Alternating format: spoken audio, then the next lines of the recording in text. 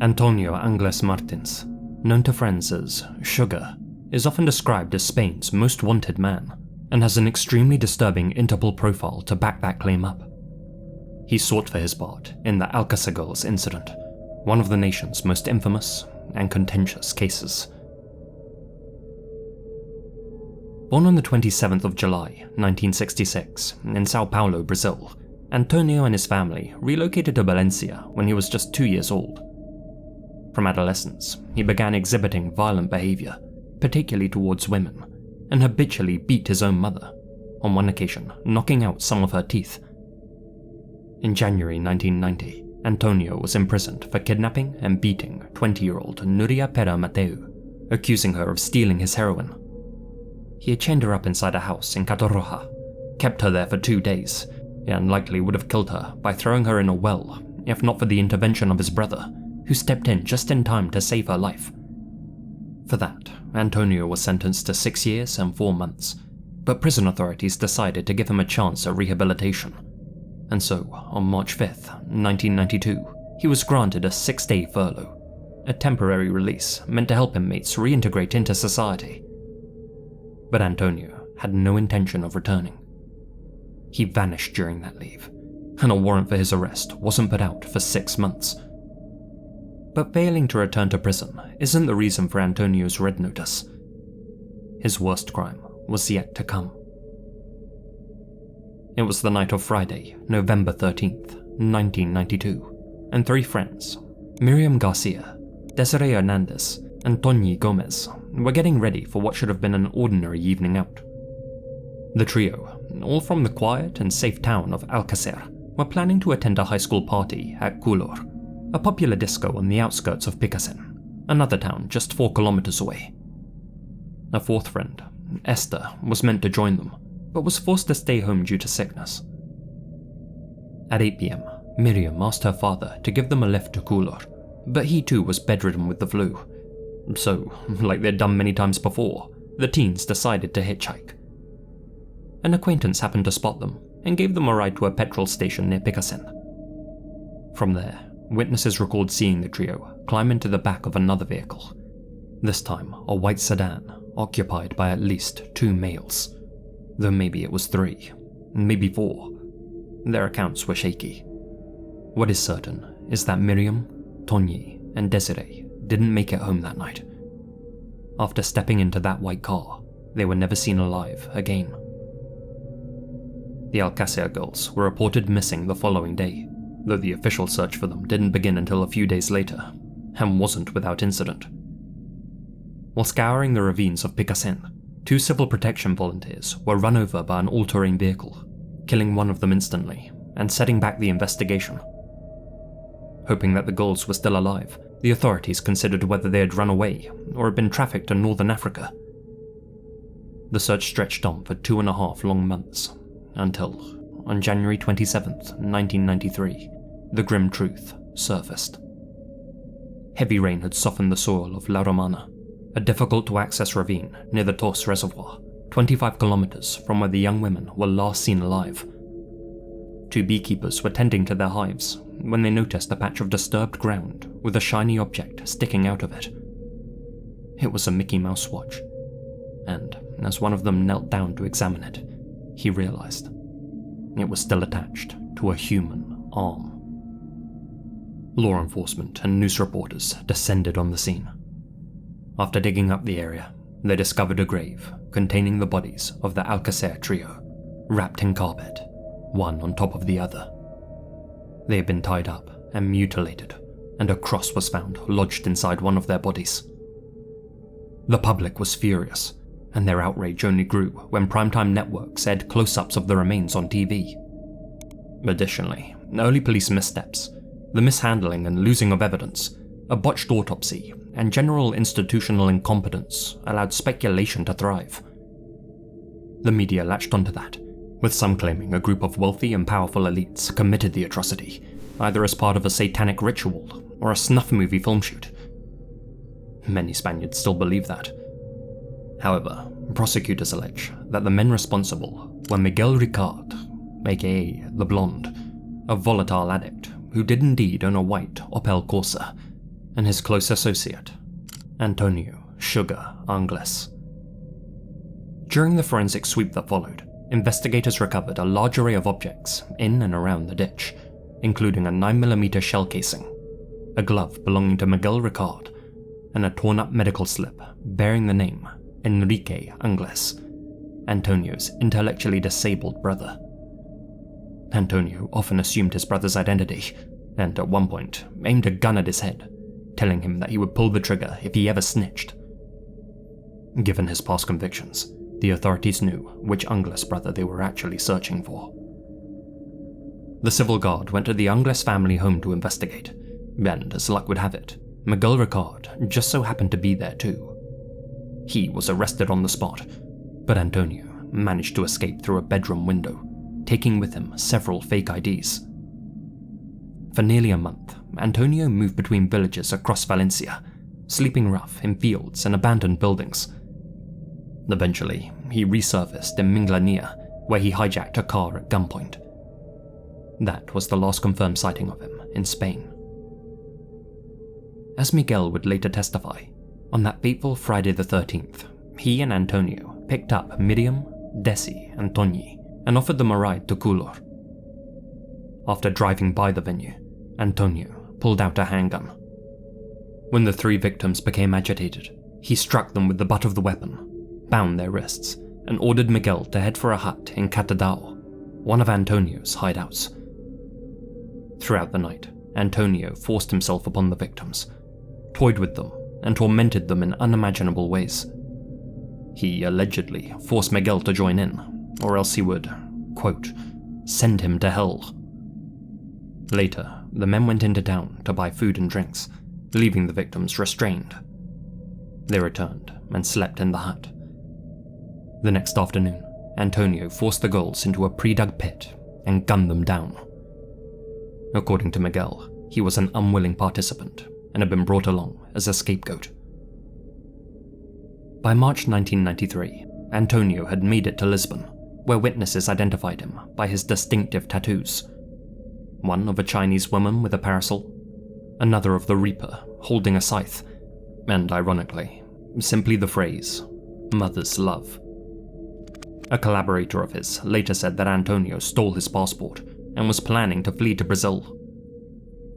From Lisbon's main port, it's believed that he boarded the ship City of Plymouth as a stowaway. Crew members discovered a man identical to Antonio hiding aboard and kept him in a room under lock and key. However, when the ship docked in Dublin, they found that the room was empty. The man had seemingly escaped into the freezing Atlantic Ocean through the porthole. A lifebelt was discovered floating in Dublin's harbour. Though some think this man drowned or succumbed to hypothermia, his body never washed ashore, and a former port worker claimed that he had seen a man slip off the City of Plymouth and vanish into the darkness, mere moments before Irish authorities boarded the vessel to question him. If this was Antonio, he may have snuck onto another ship, perhaps one bound for South America. Since then, law enforcement have conducted searches in Uruguay, Mexico, Argentina, the Dominican Republic, and his birth country, Brazil, but Antonio Angles has yet to be found. Thing is, not everyone believes the official narrative. Many still say that this whole case was a cover-up, that Antonio was selected as the fall guy, and that he was permanently silenced to protect an international cabal of VIPs. According to reports, 15 hairs were found on the bodies of Miriam, Desiree, and Toñi, and of the 12 that were actually tested, none of them matched with Antonio or Miguel. That being said, it is possible that they came from unprofessional investigators, coroners, or anyone else who looked over the remains. Though Spanish forums remain awash with speculation, I think much of it has been fanned by years of sensationalist reporting, and personally, I don't subscribe to any of the alternative theories. Neither does Interpol. The organization still lists the prime suspect, Antonio Angles Martins, as alive. A Millionaria Recompensa, or €1 million level reward, is being offered by Spanish authorities for information leading to his arrest. But the clock is ticking. In Spain, even major crimes can become legally unprosecutable after a fixed period, judicial sources have reported that criminal responsibility for the Alcacer case will expire in December 2029. But what of the suspect that was caught, Miguel Ricard? Well, he would later claim that 2 other men were involved in the murders. One of them was Antonio's brother, 16-year-old Mauricio Angles, and the other was a man referred to only as El Nano. Strands of Mauricio's hair was allegedly found at the crime scene, as was DNA belonging to another brother, Roberto Angles, but it was never proven that either of them were there on the night of the incident. Later, Miguel changed his testimony, saying he only confessed to his role in the crime after being tortured by interrogators. A medical examination of his body showed no injuries. In September 1997, following a 3-month trial, Miguel Ricard was convicted for his part in the murders and sentenced to 170 years in prison. He was released after 20 and was last seen in Madrid, trying to buy illicit substances.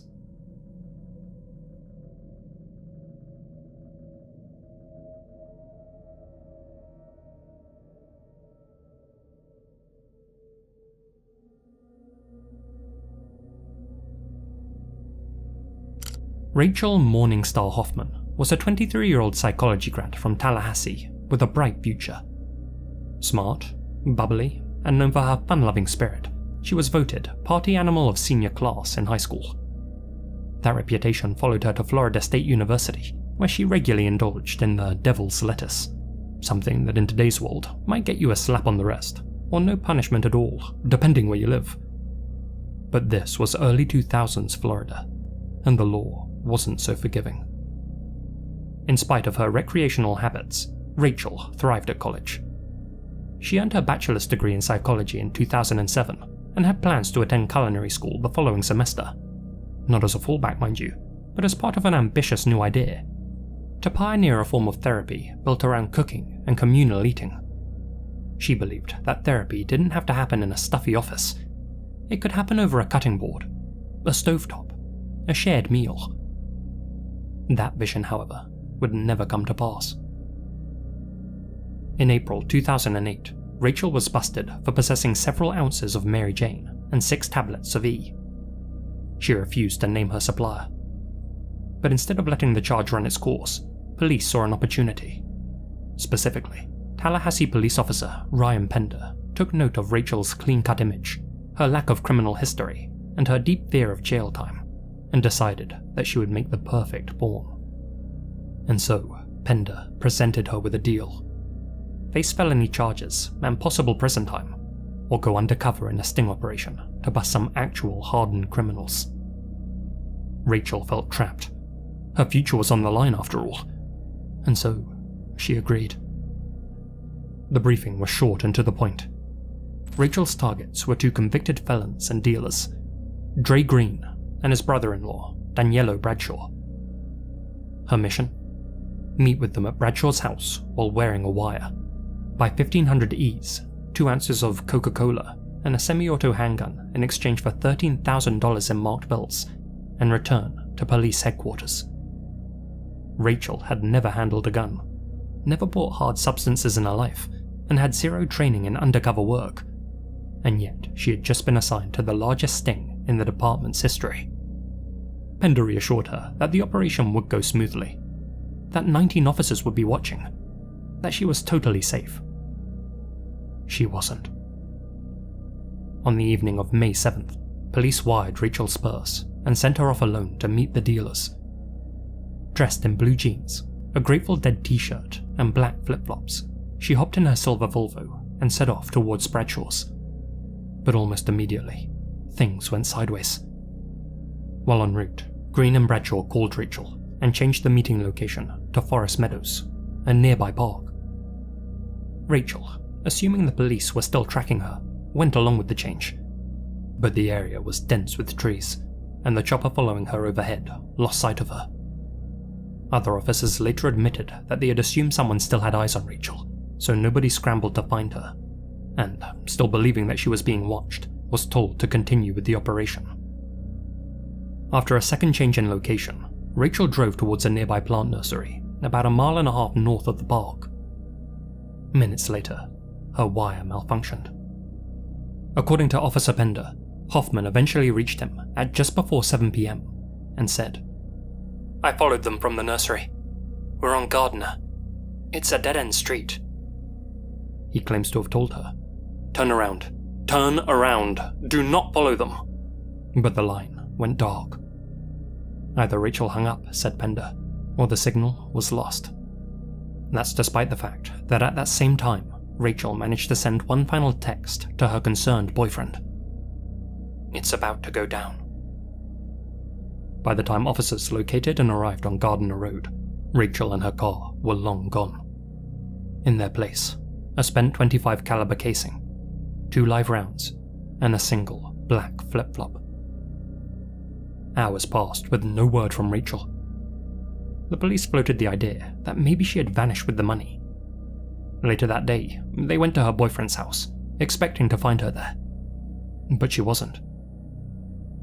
2 days after Rachel vanished, a body was discovered in a vine-choked ravine near Perry, Florida, a quiet town about 50 miles southeast of Tallahassee. It belonged to confidential informant number 112, aka Rachel Hoffman, wrapped up in her own shirt and a bright orange and purple sleeping bag. She had been shot 5 times in the chest and head with the very gun that the police had sent her to purchase. After the exchange went south, Green and Bradshaw forced her into a stolen BMW, executed her in transit, and tossed her like garbage. Both men were later arrested and admitted to killing Rachel after finding the wire in her purse. They'd suspected something shady was going on from the start. After being found out, Rachel cried into the wire for help, but her screams went unheard. On what would have been Rachel's 25th birthday, Daniello Bradshaw was convicted of first-degree murder. He was sentenced to life without parole, plus 30 additional years. Dre Green pled no contest to second degree and received the same. The grand jury also took the rare step of publicly rebuking the inept Tallahassee Police Department. Tallahassee PD, meanwhile, went into damage control. Police Chief Dennis Jones even went on ABC News and painted Rachel as a lowlife. "Yes," he said, "I'm calling her a criminal." Rachel Hoffman was committing crimes in the city of Tallahassee. Yes, she was. That's my job as a police chief, is to find these criminals in our community and to take them off the street, to make the proper arrest. That's in spite of her having never been charged with a crime or having had her day in court. He also went on to blame her for her own murder, stating that she deviated from the original plan by meeting the targets on Gardner Road. The plan that we had in place was deviated from. There was a change of plans, and unfortunately Rachel decided to deviate from that plan and not meet at the predetermined location. If she's going off the plan, and she's deviating, or she's nervous, or she's making mistakes, she's a 23-year-old recent college graduate, why didn't your officers move in right then and there and shut the whole thing down? That would have been ideal. Why didn't you do it? Brian, again, the ideal situation. No, but my question is, why didn't that happen? Have you asked that simple question? I haven't asked that question because that's what we're finding out in the investigation. Why wouldn't you ask that question? Isn't that the whole point here? When I'm given a chance to ask that question, I will ask that question. How long has it been since she died? How long has it been? May the 7th. Rachel's friends and family didn't let that stand. They fought back, hard. They reminded the public that Rachel had no relationship with the suspects, no knowledge of firearms, no training for what she had been asked to do. They forced the department to admit that she had been catastrophically unprepared, entirely unprotected, and that they had broken guidelines by blackmailing her. Eventually, several officers involved were suspended, with pay, and Officer Pender was fired, only to be rehired shortly thereafter. Many question whether he really told Rachel to abandon the mission only for the wire to go dark, or whether he and his cronies only said that to cover their tracks.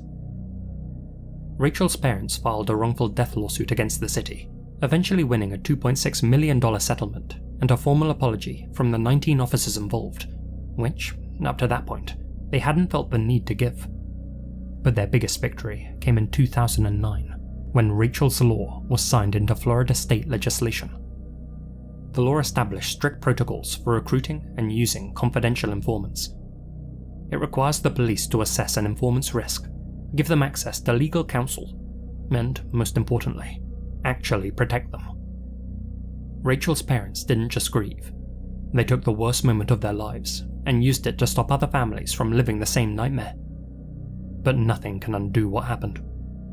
Rachel's death was a preventable failure. A young woman was coerced into a dangerous job she had no business doing, all because it was convenient for the police to use her. And then they failed her in every conceivable way.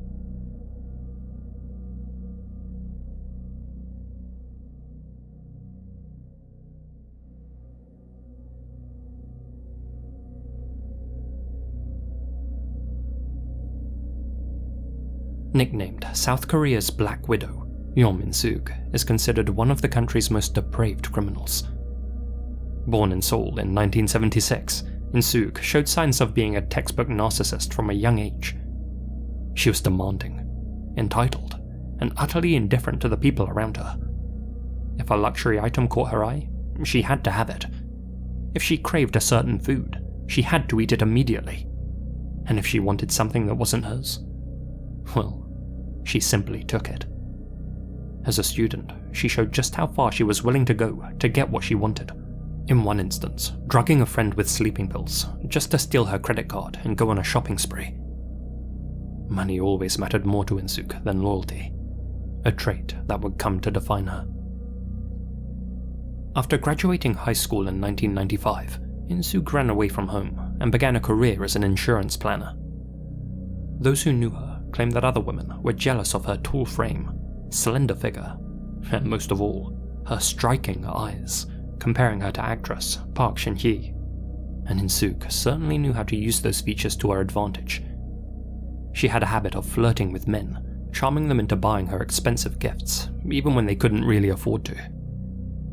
Before long, she met a man known as Mr. Lee, an employee at a nearby moving company. The two quickly began dating, and after a whirlwind romance, moved in together. Not long after, In-sook became pregnant. Despite being in their early 20s, the couple decided to get married. There was just one problem. While Lee wasn't poor, he wasn't exactly wealthy either, and In-sook had expensive taste. After the birth of their daughter, In-sook moved back in with her parents, leaving Lee to raise the child by himself. Then, in 1998, when her father passed away, she wasted no time in taking his credit card and spending his money on frivolous purchases, all without consulting her mother or siblings. This caused a major rift in the family, and In-sook was ultimately forced to move back in with her husband and daughter. Despite working extra shifts and barely spending any money on himself, Lee could never satisfy In-sook's hunger for luxury. Their arguments over money became a constant battle, one that would only escalate in the years to come. But then, on February 17th, 2000, tragedy struck when the couple's 3-year-old daughter fell down the stairs of their home and died. It was reported as an accident, but coincidentally, it was around that time that In-sook's criminal activity took a dark and calculated turn. 2 months after the loss of her daughter, the supposedly grieving mother visited a psychiatrist, complaining of encroaching dark thoughts. She was prescribed lorazepam, which in high doses can cause memory loss, and Alpram tablets, known to induce blurred vision, muscle relaxation, and, in very high doses, coma. But In-sook had no intention of taking the medication herself. Instead, the moment she got her prescription, she took out 4 separate life and accident insurance policies on her husband, ensuring that she was listed as the sole beneficiary. You see, since her husband had a visual impairment in one eye, he was prone to accidents, and In-sook planned to use that to her advantage. That very evening, she crushed up her pills and slipped a dangerously high dose of the powder into Lee's drink, knocking him unconscious. Her witch's brew not only worked, but left Lee completely at her mercy. Over the next few weeks, In-sook continued to secretly drug her husband. Lee grew increasingly concerned that he was blacking out for no reason and waking up with bruises, concussions, and amnesia. Little did he know that while he was unconscious, his wife was deliberately pushing him down the stairs or slamming his head on the floor, inflicting just enough damage to file fraudulent insurance claims, pocketing a few $100s each time. But a few $100s wasn't going to cut it, and so, in May, she decided to up the ante. After knocking Lee out once again, In-sook took a sharp metal safety pin, gently approached her sleeping husband, and pricked him in both of his eyes, permanently blinding him. This wife from hell had done her homework. She knew that aside from death, the highest payouts came from claims involving permanent blindness. While Lee recovered in hospital, In-sook played the role of the devoted wife flawlessly. Medical staff marveled at her dedication, thinking her to be an angel by her husband's side, unaware that she was weaponizing the halo around her head. Despite the suspicious pinpricks on Lee's eyes, and the sudden influx of cash in In-sook's bank account, no one even thought to question her. After all, she had the perfect disguise. A trustworthy face, a soft voice, an innocent demeanor. Even her own in-laws believed her to be nothing short of a saint. For 2 years, In-sook meticulously staged accident after accident, managing to collect a total of 58 insurance payouts. Because of her previous experience working at an insurance company, she knew how to strategically spread out the policies across different providers to avoid detection and tracking. And because the doctors always agreed that there was nothing suspicious about Lee's injuries, the providers couldn't deny her claims. As far as doctors were concerned, Lee was simply a blind man who frequently tripped in the kitchen or fell on the stairs. During those 2 years, In-sook lived the high life, splurging on shopping sprees, indulging in Seoul's vibrant nightlife, and burning through Lee's insurance payouts like pocket change, all while her human piggy bank lay in bed at home, trapped in permanent darkness. But when the money began to dry up, In-sook escalated her cruelty. While Lee slept, she poured hot oil over his face or stabbed him in the stomach, each time convincing doctors, family members, and even investigators that he had done it to himself. And strangely, they believed her.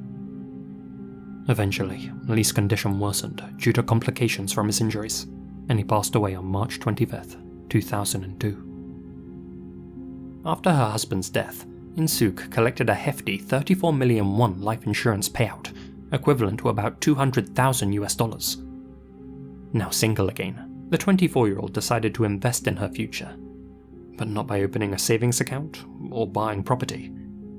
Instead, she set her sights on finding a new husband, one whose life she could eventually cash in. Just 1 month after Lee's passing, In-sook went to a nightclub where she met Mr. Hong, a former athlete from Dongdaemun-gu. The pair fell in love, and before long moved in together. Hong's friends and family were immediately charmed by his new girlfriend. "The moment I saw her, I was shocked," his brother later recalled. "Wow, she's beautiful," I thought. Wherever she walked, people turned to look. With makeup, she looked sultry and alluring. Without it, she was pure and innocent. From head to toe, she was covered in luxury brands. Hermes, Prada. Little did anyone realize that behind the designer clothes and practiced smile was a cold and calculated monster. One afternoon, In-sook drugged Mr. Hong, knocking him out as she had done to Mr. Lee. Then she pushed him down a flight of stairs, fracturing his coccyx. While he was still in recovery, In-sook slipped out to the district office, alone, and secretly registered their marriage. Now listed as his legal wife, she was entitled to the insurance policies that she had just taken out on him. Then, history repeated itself. After becoming pregnant with Hong's child, In-sook started drugging him regularly.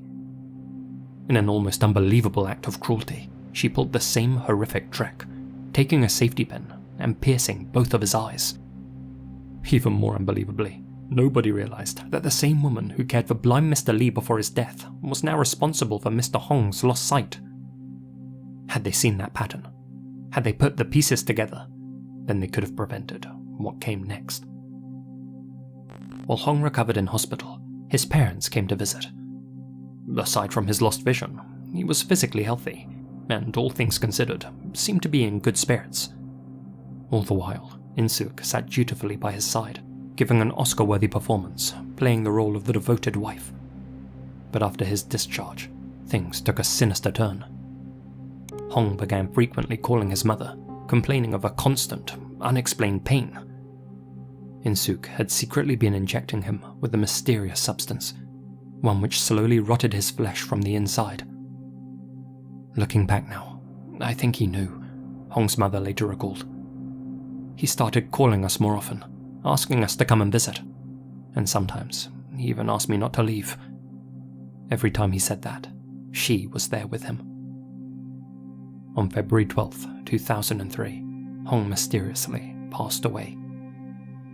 To silence any lingering suspicion from her new in-laws, In-sook orchestrated a soul wedding, a ceremonial marriage between her and the recently deceased Hong. However, after giving birth to their son, she cut all contact with Hong's family, severing any remaining ties and walking away with a generous insurance payout. But just like before, the money didn't last. After blowing it all on designer brands, beauty treatments, and lavish parties, In-sook found herself in dire straits once again. She knew that another husband's sudden death might raise suspicion. So, instead, the Black Widow decided that her next victims should be her own flesh and blood. Using her newborn son as a bargaining chip, In-sook managed to worm her way back into her mother's life, convincing her to forget about past betrayals and weaseling her way back in to the family's Namyangju apartment. Then, on the afternoon of July 26, 2003, In-sook poured her mother a cup of pomegranate juice, smiling as she handed it over. "It'll be good for your health," she assured her. You can guess what she had slipped inside. While her mother lay unconscious, In-sook took a syringe and pierced her eyes. 4 months later, she pulled the same sickening stunt on her elder brother, knocking him out and then pouring acid onto his eyes. In both cases, In-sook filed fraudulent insurance claims in their names and pocketed the payouts. But even that wasn't enough for her. After all, lives are more valuable than eyes. While her brother lay recovering in the hospital, she tried to inject poison directly into his IV drip, a move that thankfully failed. After a long period of radio silence, Hong's mother tracked In-sook down at the Namyangju apartment, hoping to finally see her grandson.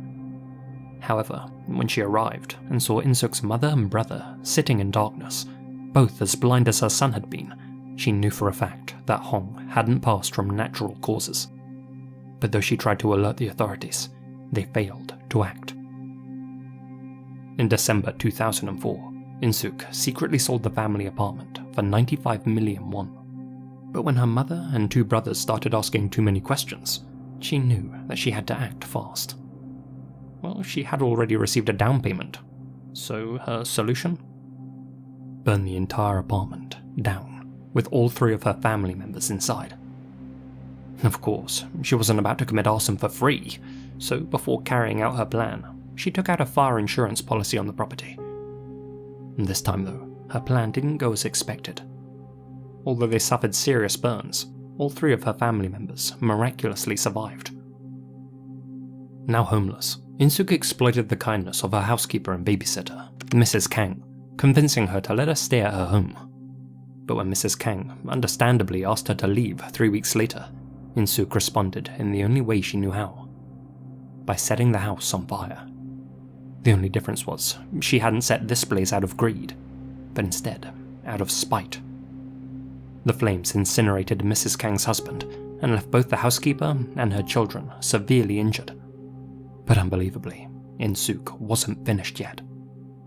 Days later, she went to the burns treatment facility where Mrs. Kang and her children were recovering, bringing with her a can of gasoline. In-sook tried to set fire to their hospital room. This time though, CCTV cameras were watching. For the first time, police finally launched a proper investigation into In-sook's actions. But when questioned, she gave them an utterly bizarre explanation for why she started the fire, claiming she felt driven to do so because she could see her daughter's spirit through the flames. Though they continued keeping an eye on her, the authorities chose not to detain her at this point.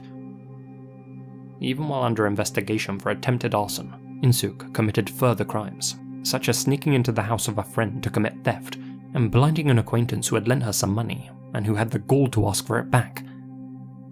Her son also passed away around this same time, officially from Kawasaki disease, though it's worth noting that Kawasaki only has a 0.01% mortality rate in South Korea, so it's suspected that she had simply had enough of paying for his hospital fees and poisoned him. On April 19th, 2005, Eom In-sook was finally arrested. Her long list of charges included slaying 3 people and blinding or burning 7 others. She was never formally charged in connection with the passing of her own children. At the time of her arrest, officers found her in the company of yet another man, one she was actively trying to lure into her web. During her interrogation, In-sook put on a theatrical display, dramatically pretending to faint in an attempt to garner sympathy. When that didn't work, she went a step further and wet herself. It was during that very round of questioning that officers snapped this infamous image of In-sook. For years, it was the only photo of her made available to the public. Following the Miryang Middle School incident, South Korean authorities had implemented strict laws to protect the identities of even the most heinous of criminals. As a result, news outlets were banned from publishing any uncensored images of her face. It wasn't until 2024, nearly 2 decades after her arrest, that an unedited version of this photo was finally made public, alongside other previously blurred images of Eom In-sook. As if the South Korean police didn't have a bad enough reputation before all this, the detectives working In-sook's case couldn't help but focus on her looks during interviews, with one of her interrogators saying, "She has the kind of looks that any man would fall in love with at least once," and another chiming in, "I used to see a lot of celebrities, but this is the first time I've seen such a beautiful woman." Investigators also praised In-sook's intelligence, saying that anyone who could evade capture for 5 years must be brilliant. Though, let's be honest, In-sook may have been skilled in the art of deception, but it wasn't her intelligence that kept her out of prison for so long. It was police incompetence. Before her trial, authorities had In-sook take the PCLR psychopathy test, which is traditionally scored out of 40. In South Korea, a score of 25 or higher is enough to classify someone as a psychopath. In-sook scored a perfect 40. Some experts speculated that she may fit the dark triad personality type, a rare combination of subclinical psychopathy, narcissism, and Machiavellianism. In court, In-sook tried every trick in the book. First, she pleaded insanity, attempting to use her diagnosis to her advantage, but ultimately she was deemed fully competent to stand trial. When that failed, she switched tactics, claiming both of her husbands had beat her and that she killed them in self-defense. That strategy didn't work either. Then she weaved an intricate story about how she needed the money because she was actually hooked on some expensive substances, and so she shouldn't be held fully responsible for her actions. The world's smallest violin echoed through the courtroom. Finally, in late 2005, a then 29-year-old Eom In-sook was found guilty and sentenced to life in prison. She chose not to apologize to her victims or their families. Today, In-sook is serving her sentence in the Cheongju Women's Prison, where, according to reports, she complains about the unbranded clothes and cheap toiletries she's provided, and often gets into fights with other inmates. Poetically, she's said to have lost an eye while doing so.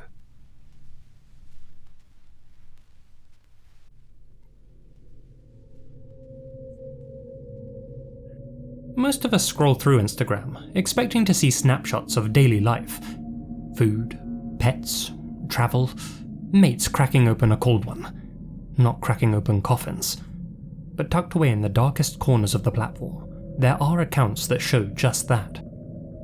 Coveiros, or gravedigger accounts, have become an unexpected, or in this day and age, totally predictable hit with desensitized social media users.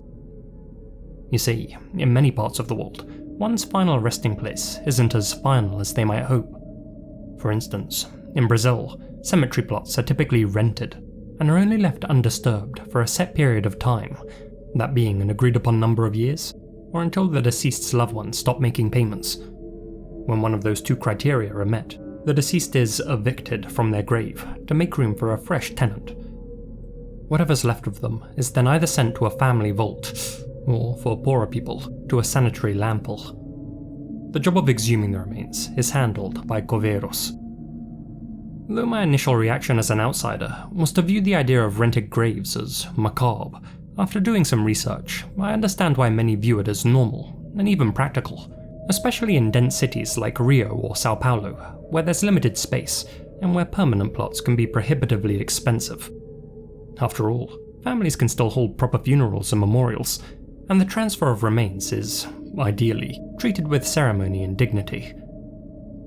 One of the most well-known gravediggers is Glebson Roberto Santos, known online as Coveiro Emaso, who has amassed thousands of followers on YouTube and other platforms. Glebson's goal is to demystify the profession and educate his viewers about the realities of death.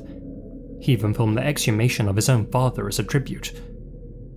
His content has of course been the subject of controversy, but whatever you think about it, he at least avoids identifying the deceased, uses the correct tools for the job, wears PPE and interacts with the bodies using tongs, explains everything he's doing while also giving anatomy lessons, and approaches each job with solemnity and respect.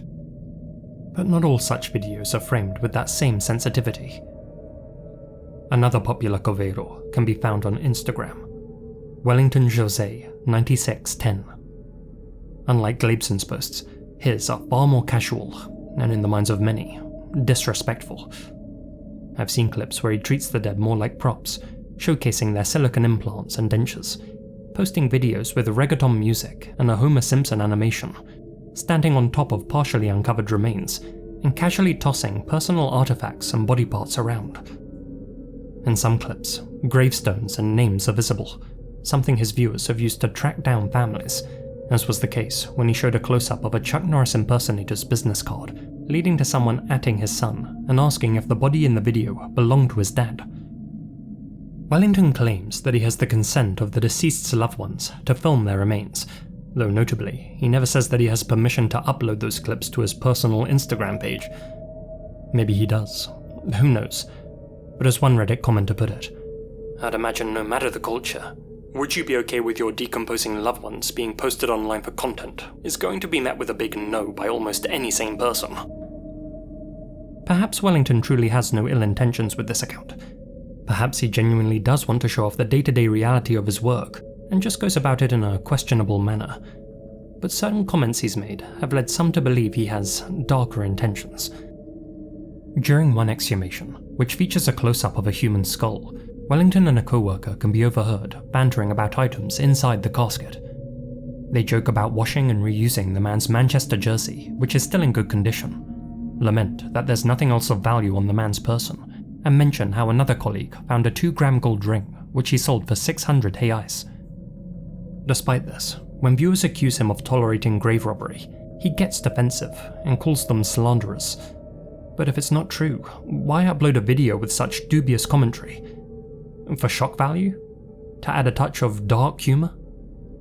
He also has a tendency to laugh with his followers in the comment sections, where people routinely describe the content as necromancy or granddad unboxings. So while some find Wellington's posts eye-opening, others find them stomach-churning, and his account is far from an isolated case. There are reports of coveiros operating on Instagram and other platforms, in which gravediggers mistreat and even mock those they're digging up, going so far as to pose their bodies and take selfies with them. In the end, there's a big difference between difficult content and exploitative content.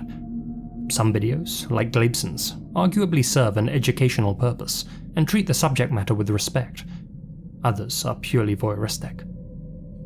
The appetite for this type of content is certainly growing, with reports of people becoming addicted to seeing real-life bodies online.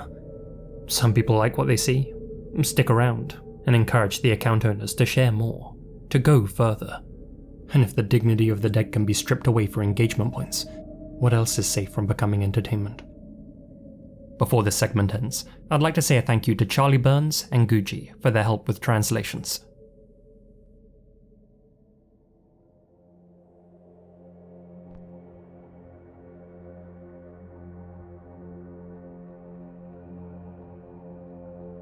Divorce in a conservative society like Japan comes with more than just legal hurdles. It carries a heavy social stigma, especially for women. On top of that, many are expected to leave their jobs after marriage and become full-time housewives, leaving them financially reliant on their husbands. As such, an unhappy marriage in the land of the rising sun can sometimes feel like a form of indentured servitude. That could explain the popularity of Danna-Shine, In English, Husband, Die, a website heavily inspired by the anime Death Note, which needs no introduction, and the more obscure, but equally compelling, Hellgirl, a 2005 horror series in which people can have their tormentors dragged to hell through the services of a cursed website. As its name implies, Danna-Shine is a forum where anonymous housewives gather to wish death upon their husbands, those who don't view till death us do part as a vow, but as an exit clause. Each post is a plea made by the writer to the god of death, asking for their partner's swift demise.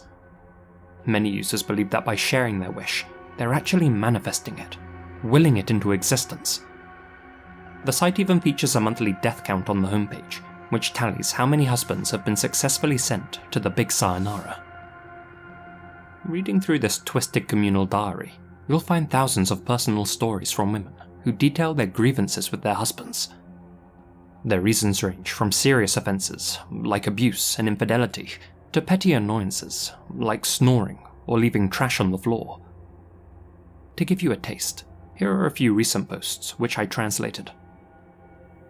The reason you're late home from work is because you're having an affair. All you can tell are lies.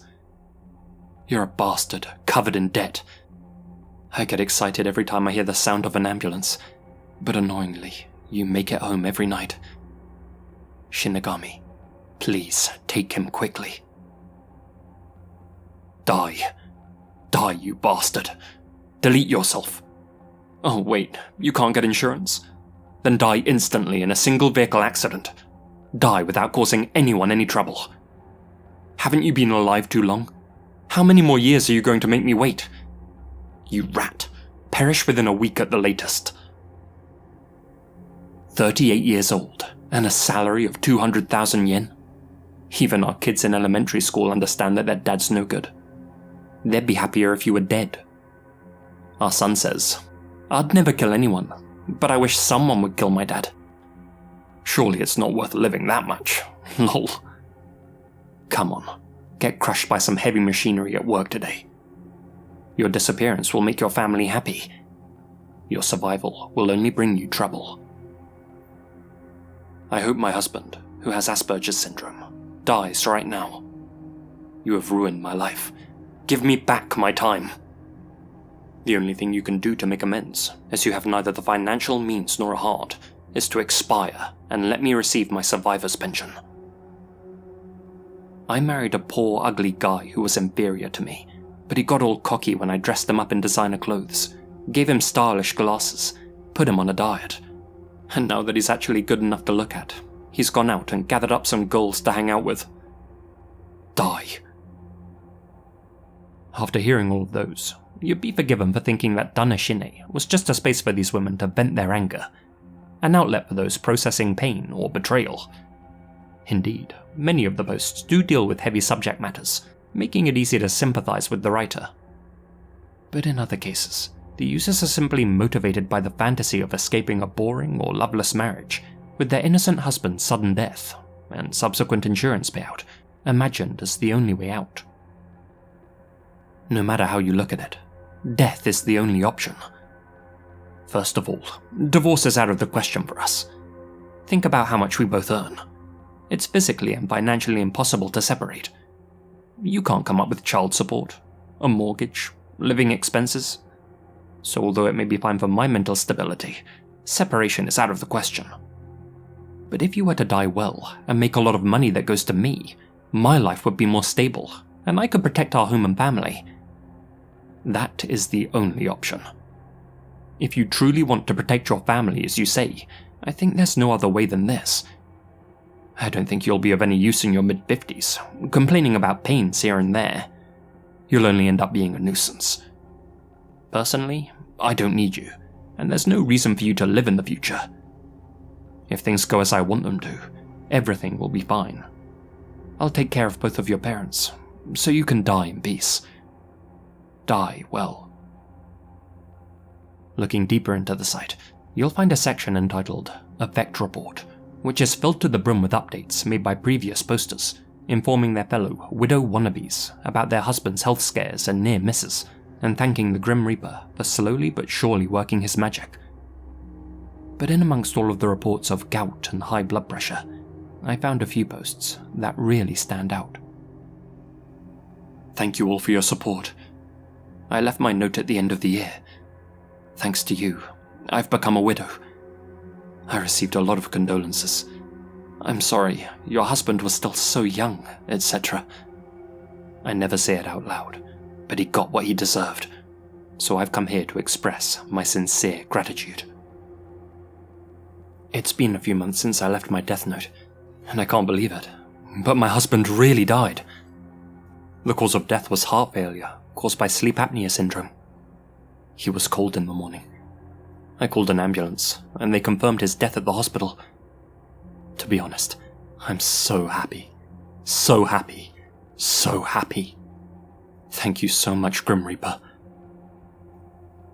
I was overwhelmed with joy when my husband, who I had just spoken ill of in this death note, was in a traffic accident the next day.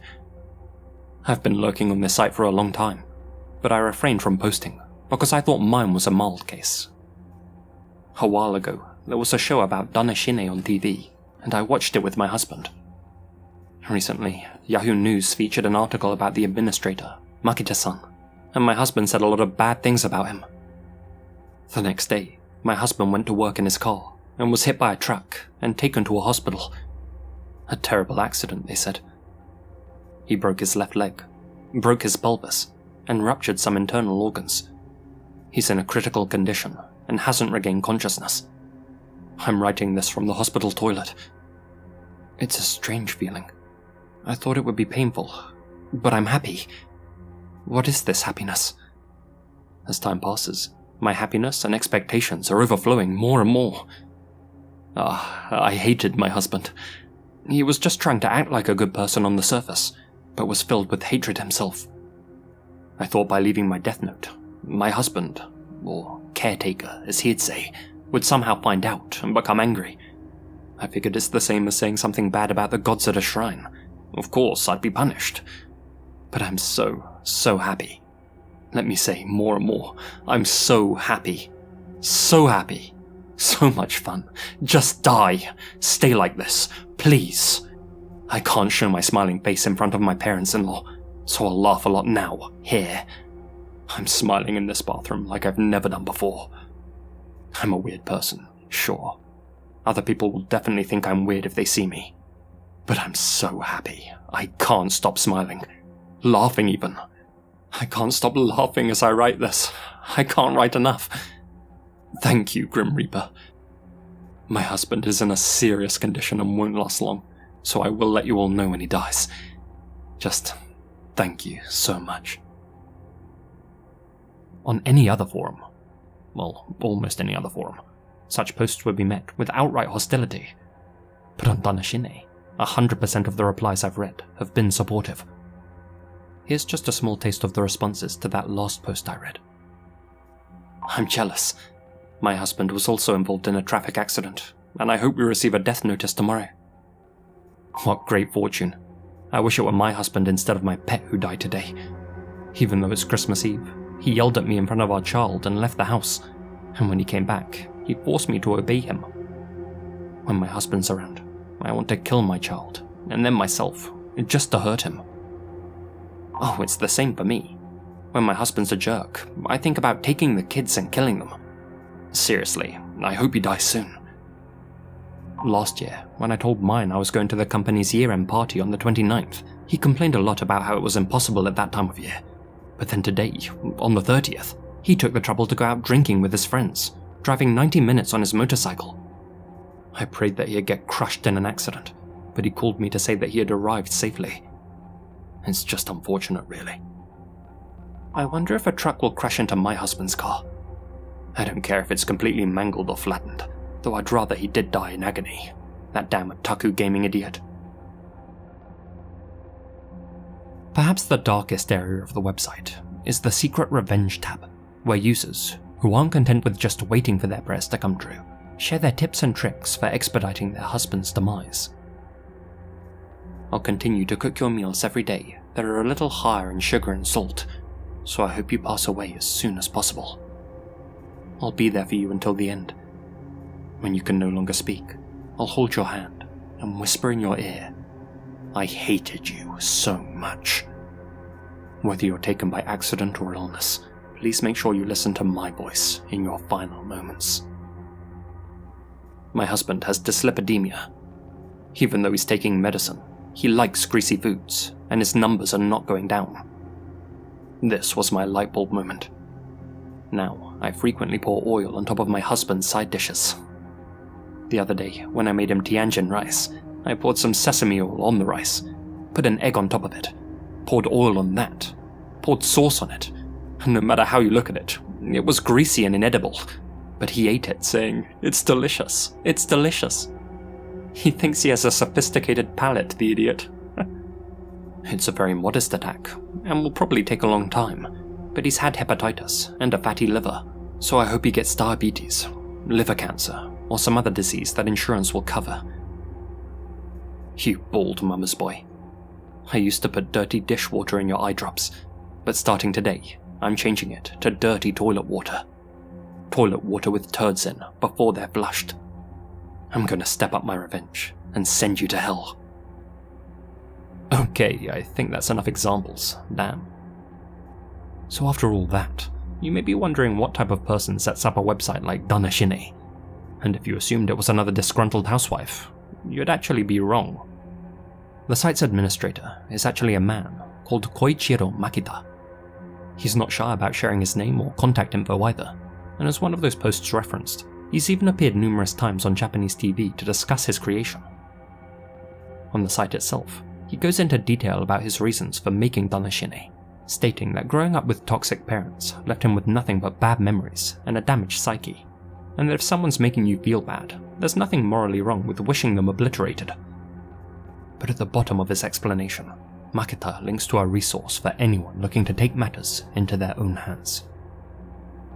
I wrote about how to kill your husband. Do not misuse. The police won't find out. How to kill your husband quietly and discreetly. How to damage your husband. Kill the people who piss you off. Happiness awaits once you have done so. This article, created by Makita himself, outlines how to, quote, slowly and casually kill your husband, using various legal chemicals that won't show up on a medical exam. For obvious reasons, I won't be displaying it here. Though he since claimed that he regrets writing this article, and now urges people not to actively follow through with their plans, Makita nonetheless still hosts these instructions on his website. As far as I can tell, he hasn't faced any legal repercussions for encouraging others to slay their partners and spreading awareness on how to covertly go about it. To date, there have been over 223,000 notes made on Danna-Shine, each one a twisted wish. The site is still extremely active and receives dozens, sometimes hundreds of new submissions each day.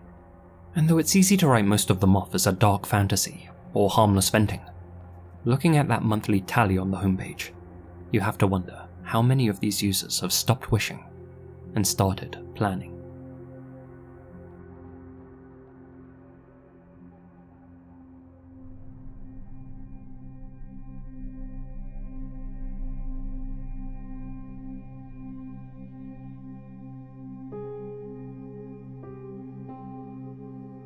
On the afternoon of July 22nd, 2024, 14-year-old Amelia Huebai was out shopping with her mother when she received a call from her 15-year-old friend, Melak, inviting her to a sleepover in Landskrona, a small town in Scania, Sweden. It was being hosted by a girl that she had never met, but Melak assured her that another girl, 13-year-old Rafaela, would also be there. The trio had met at SIS Hässleholm, a foster home where they had spent much of their youth, and though they had had their differences at the institution, they'd stayed in contact after their placements finished and had become close. Amelia had been the target of bullies at Hässleholm because of her soft nature, and as such, she didn't have many friends her age. She didn't want to let the two she had down, but the journey was a long and unfamiliar one, involving a bus ride and 2 trains. She had just moved into her mother's new house in Tollarp no more than 10 days earlier, and was concerned about taking the wrong route. Melak continued to pressure her over the phone, repeatedly telling her to hurry up. In a tizzy, Amelia asked her mum for directions and set off to pack her overnight bag. She brought with her the usual supplies: a blanket, makeup remover, extra clothes, as well as a gift card that she had received for her birthday. Her plan was to give it to her friends, who she knew had been dealt a rough hand. During her journey, Amelia sent her mother a text. "Sorry, Mum, for behaving badly because I was stressed. I love you, and you are my life." Accompanying the text was a video of herself on the train, showing off her makeup and fake nails that she had applied during the journey. Anna shared it to her Instagram story. The caption read, "My beautiful, on her way to her first pyjama party." This Instagram video was the last that she would ever receive from her daughter. Amelia never returned home. Her body was found in an industrial area the following day, lying in a wooded area just off a pedestrian path, partially concealed by branches. Her injuries were immediately apparent: 32 stab wounds, mostly to the torso and legs. Silver tape bound her wrists and ankles. A strap was also wrapped loosely around her neck, concealing further puncture marks. It quickly became apparent that Amelia's two quote-unquote friends, Melak and Rafaela, had been boasting in a group chat about taking her life. They even shared recordings of the murder, which showed them taunting their victim with a knife while she struggled. Melak and Rafaela were arrested. At first, they denied killing Amelia, but under questioning, their story crumbled apart. According to investigators, Melak lured Amelia to the rail yard, telling her that a boy she liked wanted to meet her there. When they arrived, Melak coughed twice, a signal for Rafaela to emerge from hiding. She wore a homemade mask over her face, but Amelia recognized her immediately and ran to give her a hug. Instead, she was punched in the face. Accounts differ on small details, but both girls agreed that Amelia fell to the ground and Rafaela climbed on top of her, hitting her repeatedly. The girls bound and gagged Amelia with tape and took turns stabbing her with a hunting knife. Rafaela admitted that she had delivered the fatal blow. The pair then fled the scene, throwing Amelia's overnight bag into the sea. The next morning, Rafaela called Amelia's phone 12 times and sent her a text at 7 a.m. "Rest in peace, my sweetie. I love you. I'm so proud of you." It's not clear why she did this. The two killers initially tried to claim that their actions weren't premeditated. They described how their plan to scare Amelia had gotten out of hand. However, phone records showed that the duo watched a snuff film prior to meeting with Amelia, in which a person had their throat cut, and that they had deliberately stolen the duct tape and knife from a dollar store earlier that day. Though many online have speculated whether they were jealous that Amelia had finally moved back in with her mother, official court documents state that their motive was revenge. Apparently, Amelia had made a comment about Rafaela's brother during their time in foster care, a comment which Rafaela perceived as an insult. She had been simmering ever since. When asked if she felt any regret for her actions, Rafaela coldly replied, "Sometimes I think I should, but mostly I don't." As for Melak, she had passively gone along with the plan, claiming that she was scared of what her accomplice might do if she refused, though text messages between the two indicate that she consciously chose to assist Rafaela. Psychological evaluations showed different personalities, cold dominance versus fearful compliance, but neither was considered mentally ill. In court, Melak denied murder, but admitted to aggravated assault and robbery for stealing Amelia's bag. Rafaela, appearing via video link, also denied murder, but prosecutors were clear. Both girls had planned and carried out the killing. In February 2025, both girls were found guilty of Amelia's slaying. Melak was sentenced to closed juvenile care for 2 years and 2 months, while Rafaela couldn't be punished due to her age. Sentences were limited by Swedish juvenile law, sparking debate about whether the justice system is equipped to handle crimes of such brutality committed by minors. Amelia's mother, Anna, said that she wasn't allowed to see her daughter's body. She described Amelia as deeply kind, empathetic, and always willing to help people, often at her own expense. "My daughter was an angel who always stood up for everyone," she said. Maybe this world wasn't ready for her. When the video evidence recorded by Melak and Rafaela surfaced on the web, sick individuals repeatedly spammed Anna with the footage of her daughter's final moments. and apparently as some sort of dark joke. This case left Sweden stunned, not only because of the savagery of the crime, but because of how young the perpetrators were. This wasn't the work of shadowy strangers or hardened criminals. It was a betrayal carried out by the people, the children that Amelia trusted most. And tragically, what should have been a rite of passage, her first ever slumber party, became her last night alive.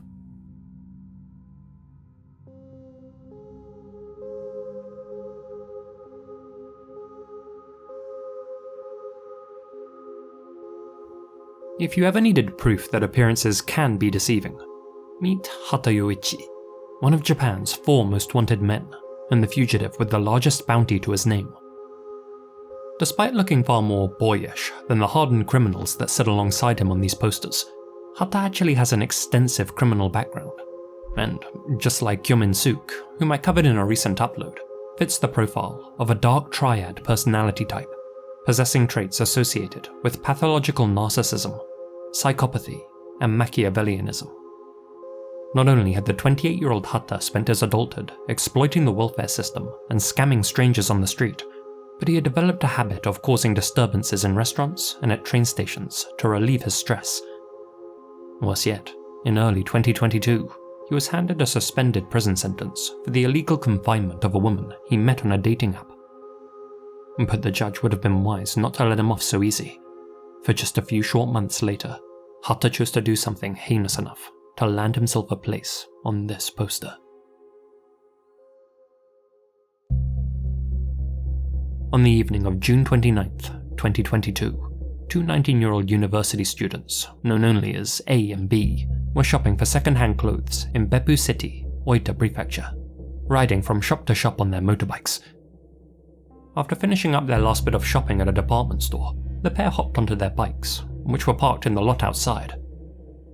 As they prepared to set off, they noticed a young man walking along the nearby path, playing music extremely loudly on his phone. A massive cultural faux pas in Japan. That man was Hatta Yoichi. A stared at Hatta, confused and honestly a little angry that this stranger was being so disrespectful to the local residents. This made Hatta visibly angry. He pointed directly at student A and shouted, "What the hell are you looking at?" Hatta then proceeded to reprimand A for walking his motorbike out of the lot through the wrong exit. Not wanting any trouble, A apologized for staring, bowed his head respectfully, and rode off alongside B. The 2 students made their way along a prefectural road when they came to a red light approximately 370 meters from the parking lot. They waited for the light to turn green, and as they did, briefly discussed the angry exchange that had occurred just 3 minutes prior. But as they sat at that red light, they heard the roar of an engine approaching from behind them. Little did they realize that Hatta had been following them in his white minicar. The last thing the 2 students noticed were his bright headlights bearing down on them. Hatta smashed his car into A and B at 100 kilometers an hour, sending their bikes flying. A died on impact, while B, who was grievously injured, thankfully survived. After striking his 2 victims, Hatta lost control of his car and crashed into a utility pole. He didn't report the accident, nor did he provide any medical assistance to A or B. Instead, he left his wallet, smartphone, and shoes inside the car and ran away from the scene barefoot, eventually disappearing at a yacht harbour about 2 kilometers away. His shirt was found on the concrete floor beside the seafront, though Hatta himself has never been seen or heard from since. In September 2023, the National Police Agency designated Hatta as one of Japan's most wanted men, stating that he was being sought for a road traffic violation. A public reward of 3 million yen was offered to anyone who could help bring him to justice. A's family also offered an additional 5 million yen to incentivize those with information to come forward. As a result, hundreds of self-professed Hatta Yoichi hunters have started looking for him, hoping to claim that bounty for themselves, and at least 9,000 tips from all over the country have been reported to the authorities. There was buzz on social media when security footage came to light, supposedly showing Hatta burglarizing a Nagoya City bar in late October 2024. Analysts noted that the man's facial structure, eye shape, jawline, and finger proportions all match with those of the fugitive. However, this individual was later arrested, and this was confirmed to be a case of mistaken identity. As it stands, the real Hatta Yoichi's whereabouts remains unknown. Since Hatta was last seen heading towards the harbour, and his shirt was found at the water's edge, some suspect that he entered the sea and drowned. But experts disagree. In their minds, Hatta left his shirt behind for a very different reason. You see, although the centre of Beppu City has its fair share of CCTV cameras, the area surrounding the harbour is notorious for being a dark spot. One theory, presented by fellow YouTuber Asianalysis, is that Hatta removed his shirt to make himself less identifiable, and then played the part of a shirtless jogger making his way along the cameraless harbour. He then ran north along the seafront towards his home, which was conveniently situated on the coastline. Though undoubtedly a long distance to jog, Hatta was in good shape and physically very fit. He obsessively worked on his physique and once cycled 10 hours straight from Chiba to Atami. With that in mind, he may have also been able to swim some of the distance to further avoid detection. At his home, he'd have been able to change his clothes, gather some money, and make his way out of the city by train. There was little chance of him being caught during his escape plan, as believe it or not, it took the authorities 2 whole days to even visit Hatta's home after the incident. That's despite the fact that they could have easily figured out who the car belonged to, just by looking at the ID in the wallet he had left behind. If you think that's grossly incompetent, then get a load of this document. Journalists had pressured them to reveal their initial investigation records, and this is what they showed them. Given that literally everything is redacted, the Oita Prefectural Police clearly are aware that they handled the case extremely poorly, which gives credence to the theory that Hatta was able to escape. As to where he would have fled to, well, given that he had a 2-day head start, he could literally be anywhere in the country. Japan prioritizes privacy over surveillance, especially outside of the major cities, so following his trail wouldn't have been an easy task, even for a competent police service. As to why he still hasn't been found, well, these days, blending in is especially easy in Japan. For example, it's completely normal to see people walking down the street wearing face masks. Add to that the possibility that Hatta has altered his appearance in other ways, such as having more plastic surgery done, then the odds of someone recognizing him on the street grow slimmer. Given his propensity to experiment with makeup, there's also a chance he's disguising himself as a female. As for money, Hatta certainly has no qualms about stealing, something that's extremely easy to do in a high-trust society like Japan. In a video he uploaded to his social media page shortly before going on the run, Hatta even explained his life plan, which didn't involve work, but rather theft. 私にとってね、人生のプラン、そんなものはありませんね。はい。ないですね。生活保護っていうシステムがあるんですよ。となると、万引きとかしたりして食べていけば、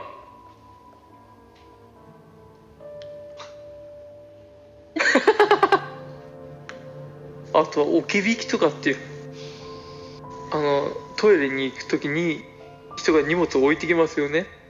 それをバレないように叩くという。するとタダで物が手に入るんですね。In terms of accommodation, it's entirely possible that someone's housing Hatta, or that he's hiding in one of the country's innumerable abandoned buildings. Going further than that, it's also possible that he's in the mountains somewhere. Hatta was an avid outdoorsman who spent plenty of time camping. He not only had the will to survive, but also the stamina and knowledge to do so in the surrounding mountains if need be. In fact, the only thing Hatta loved more than the woods was himself. Even when behind bars, other prisoners noted that he spent hours staring at himself in the mirror, fixing his hair and examining his skin, and his ex-girlfriend even confirmed that he had rigorous beauty routines. I personally can't see such a self-obsessed person intentionally ending it all, and strongly suspect that he is still out there somewhere. the mother of the deceased student, A, later told the media, "With the help of many people, our family is trying to get back on our feet and move forward one step at a time. We're worried about the fact that the charges have not been changed and that the statute of limitations is fast approaching." Indeed, Hatta is still not listed as being wanted for anything more serious than a road traffic violation, leaving many people wondering, why? The statute of limitations for a road traffic violation is 7 years. If his charges aren't changed, then Hatta will be able to eventually come out of hiding and face no repercussions for his actions.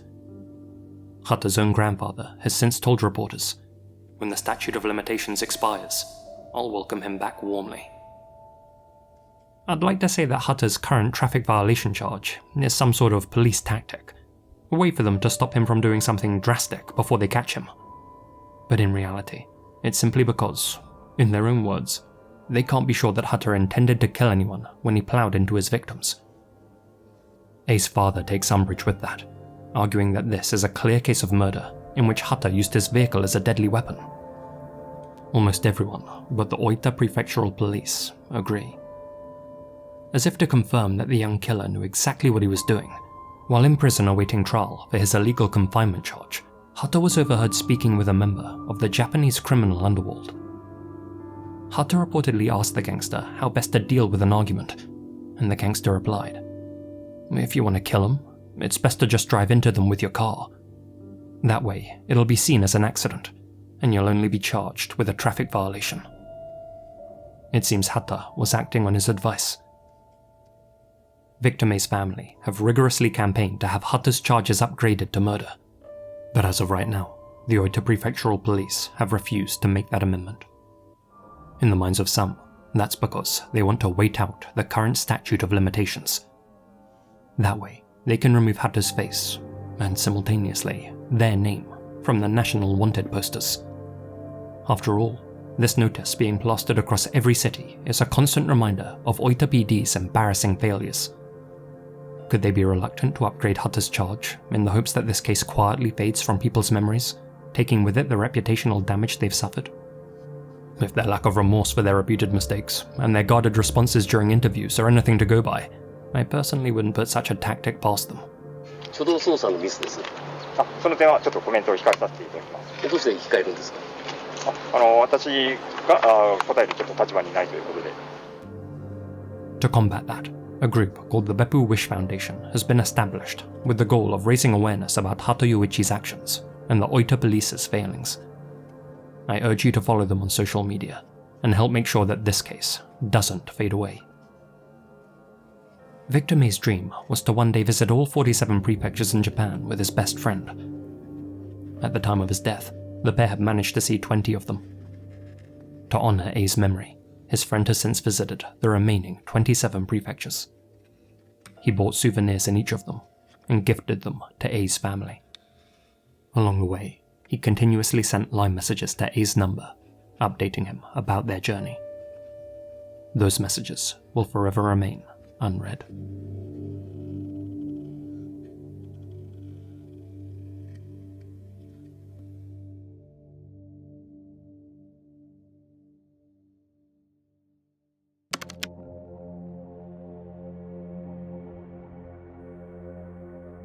In January 2017, a series of posts began appearing on various 4chan boards such as R9K and subreddits like Maladaptive Dreaming, all created by an enigmatic user who went by the name Tsuki.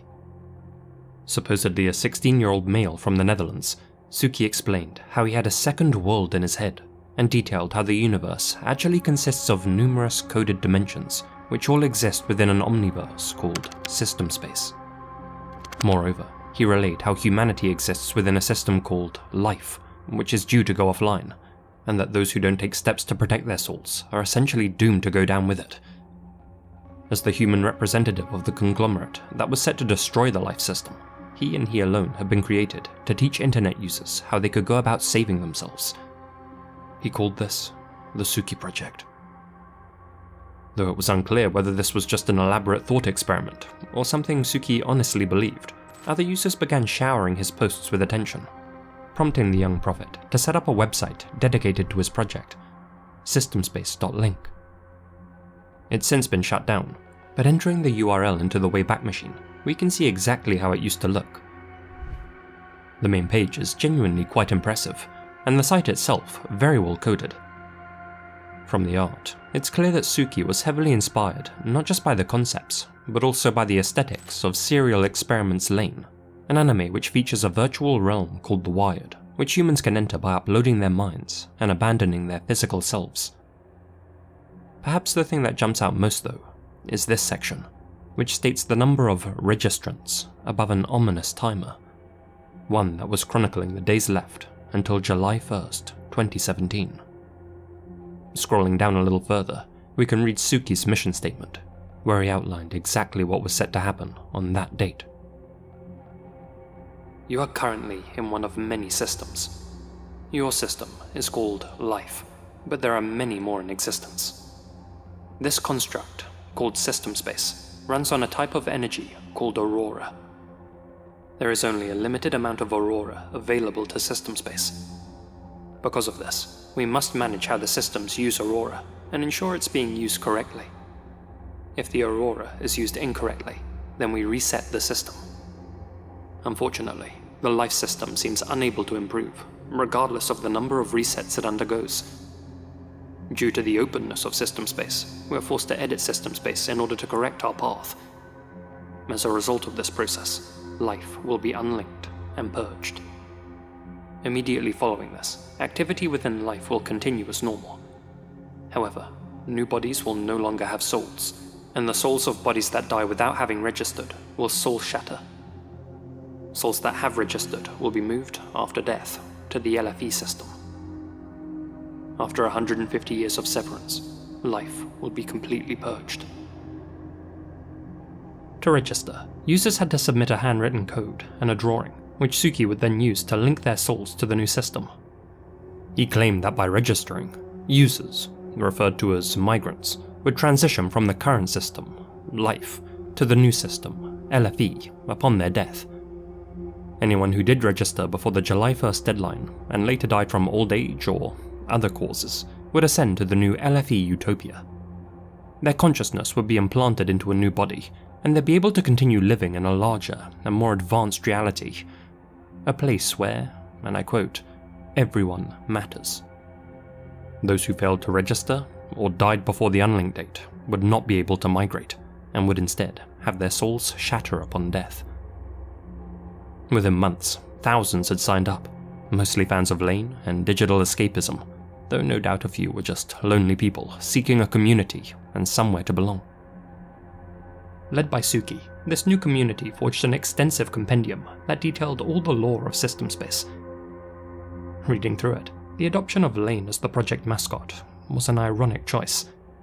The anime, which I highly recommend, warned viewers of the risks of being chronically online, and now its main character was being used as the symbol of a group dedicated to detaching from reality. The Tsuki Project gained widespread attention after being featured in various YouTube videos and discussed on multiple platforms. Inevitably, theories began to spread regarding its purpose. On the surface, the whole project was nothing more than a harmless ARG. The more cynical thought it was a marketing stunt for a new game or TV series, with the timer counting down to its release. Some called it a scam, seeing how Tsuki happily accepted Bitcoin donations to buy storage space in the LFE, and made several $1,000s doing so. But the darkest theory that started circulating was that this was a death cult. That Tsuki was encouraging his followers to end their playthrough after the countdown expired in order to respawn in the LFE system sooner, rather than waiting for their bodies in this system to wither and give out naturally. After all, why take the risk, when, according to Tsuki himself, developing dementia or brain damage would result in your memories not transferring to the LFE system with you? Indeed, some members on the site's forum began discussing their desire to self-disconnect after the unlink date, July 1st. Tsuki's defenders highlighted a disclaimer that he added to the website's main page, in which he reminded registrants that they didn't have to transfer immediately, and urged them to live out their natural lives. But his critics accuse him of preying on the mentally vulnerable, intentionally recruiting new members from subreddits like Maladaptive Dreaming, whose users are self-professed excessive fantasists, and sucking said individuals into his own daydream reality. And though on the one hand, he was telling them to stay alive and collect knowledge for their next life, on the other, he'd leave messages like, "I don't want to force you to keep going through life, and if you really wish to die, we won't stop you. If you choose to, let me know beforehand so I can open the ports early." He also told anyone that was planning on transferring early to erase their hard drives and destroy anything that linked their deaths to the project. July 1st, 2017. The unlinked date. Well, it came and went without much fanfare. It seemed as if the users who had expressed a desire to transfer to LFE ASAP were simply making dark jokes or LARPing. Some members allegedly passed away following the transfer date, sure, but there was nothing in the way of evidence to link their deaths to system space. But that would soon change. On July 13th, 17-year-old Jake Fair went missing from his home in West Kelowna, Canada. Not having social media accounts or a mobile phone, his family had no way to get in contact with him. When investigators arrived to examine his room for evidence, they discovered that Jake had both erased his computer hard drive and left a handwritten note on his bedroom table. One with 3 letters written on it. LFE. 1 month later, on August 12th, Canadian authorities discovered Jake's body in a wooded area near McDougall Creek. Foul play was ruled out. If the note didn't give it away, it's since been confirmed that Jake was an active member of the Tsuki Project. His own mother would later share a video that talked about system space and how it related to her son's death. The degree to which the Tsuki Project influenced Jake's decision to do what he did is of course unknown. Was it the main factor? Probably not. But did it encourage him to go through with a pre-existing plan? Quite possibly. I think at best, Tsuki created an ARG with some very irresponsible wording, and things got out of hand. Whether you think he should be held responsible for what happened to Jake or not, he never publicly acknowledged that his project could have pushed his most vulnerable members over the edge. Some of you may remember a 2019 video uploaded by Scare Theatre, in which he discussed the Tsuki Project. Unfortunately, Tsuki and or his followers went so far as to threaten Scare Theatre into taking that video down. In a later upload, Scare Theatre was able to uncover what he believes to be Tsuki's real identity using publicly available information. In response, Tsuki contacted the Fair family and attempted to manipulate them into having the video removed, going so far as to call his sister. Beyond this, Tsuki has a history of doxing and threatening people, and I wouldn't be surprised if he uses those tactics to silence those who allege any connection between himself, the project, and any deaths that may be linked to it. A CBC show featuring Jake Fair's sister has also mysteriously been wiped from the internet, fueling speculation about whether Tsuki was involved in its removal. Still, his repeated attempts to cover his tracks seem to have had the Streisand effect. Though archives of it still exist, the System Space website is no more. A whole drama unfolded on the project's Discord server when it became clear the concept had been plagiarized from the visual novel Rewrite, and that Tsuki was scamming and doxing his users, and as a result, the site imploded. But if you visit systemspace.net today, you'll find this cryptic video. Could this be a hint at the project's revival? Only time will tell.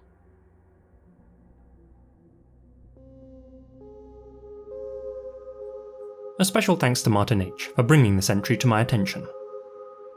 Between 2017 and 2021, Norwegian-born Marius Gustavsson, a man with zero medical training, operated a secret network of extreme body modification from his basement flat in Haringey, North London. But he wasn't offering tattoos or piercings. Gustavsson's service was far more radical and far more dangerous. What he offered was nullification surgeries. In the underground body mod scene, nullos are people, almost always men, who've had their reproductive organs removed. Most identify as having had their gender nullified, with many opting for a nulloplasty, a completely smooth look down there, akin to an Action Man or G.I. Joe. For some, it's about identity. For others, it's a fantasy or a mental compulsion. But for Gustavsson, it was a business. You see, online, Gustafsson went by a different name: Eunuch Maker. On his website, the Eom.com, he targeted those with body integrity identification disorder, a rare condition characterized by a persistent and intense desire to have body parts removed, usually because they feel like foreign objects. Specifically, Gustafsson offered to turn people into nullos for low prices. No consultation required, no pesky psychiatrists involved. Acceptance guaranteed. Problem was, BIID is so rare that building a business model on back alley operations alone wasn't going to keep the lights on. But one thing that the internet's never been short of is morbidly curious degenerates. Through his site, Gustafsson set up a pay-per-view service, a red room of sorts, though not one dedicated to snuff. He rigged his flat with cameras and turned it into a black market surgery centre. For an annual subscription of £100, or £35 during the New Year's sale, so-called VIPs could watch Eunuch Maker perform his surgeries live. Through encrypted forums and online groups, Gustafsson recruited volunteers, young men, one as young as 16, who had fallen deep into the online nullo rabbit hole. He offered to remove any unwanted bits and pieces, free of charge, provided they didn't mind their procedure being live-streamed. Then, for the viewing pleasure of his paying customers, he'd give his victims kitchen table surgeries, amputations, castrations, and penectomies, using makeshift tools like kitchen knives and livestock clamps. Some procedures involve slicing, or even worse, crushing the patient's most sensitive parts. Others included electric shocks, sub-zero freezing, or injection with various chemicals. He even branded his patients with the initials EM using a red-hot iron. To drive engagement, Gustafsson sometimes played a dice game live on stream to decide which body part should be removed next. Given how crude these life-threatening operations were, things inevitably went wrong, usually as a result of blood loss. During one episode, a patient was heard crying, "I don't want to die," while he hemorrhaged. Several patients had to be rushed to hospital to be saved by actual medical professionals, and at least one client lost function in his hands. On the phone to emergency services, Gustafsson would lie, describing how his patients had actually injured themselves. Over the years, the EM website received plenty of traffic, as many as 300,000 visits per day, with 23,000 users signed up for the VIP membership package. Analytics confirmed that this little venture had global appeal. The site had active users in every single country bar one: North Korea. Needless to say, it was a lucrative enterprise. As a side hustle, Gustafsson would pickle the removed body parts and sell them to customers. As one of his IRL friends recalled, "My partner and I were there when a sale went down. He used the money to buy pizza. It wasn't a lot." But not all of the sliced-off appendages were sold. Gustafsson kept some as souvenirs, storing them in jars and displaying them over his bed. He was even known to serve private parts for lunch and film mukbangs for his audience, the occasional sausage platter or a salad with nuts, he joked. This wasn't just a dark niche though. The EM.com had become a kind of cult of mutilation. Gustafsson surrounded himself with acolytes, fans, and partners who helped to spread his influence, and for years, nobody stopped him. He even had his closest followers perform procedures on him. In his words, he had himself turned into a Ken doll with nothing down there. Additionally, he had his left leg frozen with dry ice. From then on, he had to use a wheelchair and claimed £18,000 in disability benefits from the government. But EM's business would come crashing down in 2021, when one courageous victim approached Devon and Cornwall police with a USB stick. It contained over 5,000 WhatsApp messages, more than 100 images, and multiple videos, all documenting what had been done to him. He described how he had been drugged before the backstreet surgeon began cutting into him with a scalpel. At one point, he said that he was strapped to a bed and electrocuted. A digital viewing team of 6 officers watched over 400 hours of footage to help identify Gustafsson's numerous assistants. After a complex investigation, British authorities arrested 46-year-old Gustafsson and 6 co-conspirators. charges ranged from grievous bodily harm to the distribution of material involving minors. Prosecutors described Gustafsson as a master manipulator who controlled and exploited vulnerable young men under the guise of being their friend. For his victims, they said, the horror was both physical and psychological. Some of them later admitted to feeling coerced, misled, or even brainwashed into becoming nullos. Others said that they were mesmerized, seeing the calm and confident eunuch maker in the flesh. In response, his defense team played the Joker card, saying that the Norwegian only wanted to put a smile on people's faces, both those he was transforming and those who were watching his live streams. And besides, all of his patients had consented to their procedures. But consenting to extreme body mods isn't a defense in the UK. Aside from tattoos and piercings, pretty much every modification is illegal, or dubiously legal at best. And so, in May 2024, at the Old Bailey in London, Gustafsson was sentenced to life in prison, with a minimum term of 22 years. The judge described him as the architect of a deeply disturbing enterprise, one that blurred the line between consent and exploitation, fantasy and irreversible harm. Gustafsson showed no remorse, not for the crimes he had committed, nor for the lasting physical and psychological damage he had inflicted. This story shocked even the darkest corners of the internet. Gustafsson didn't invent the idea of nullification, but he did turn that subculture into something predatory. And even now, remnants of his network remain online.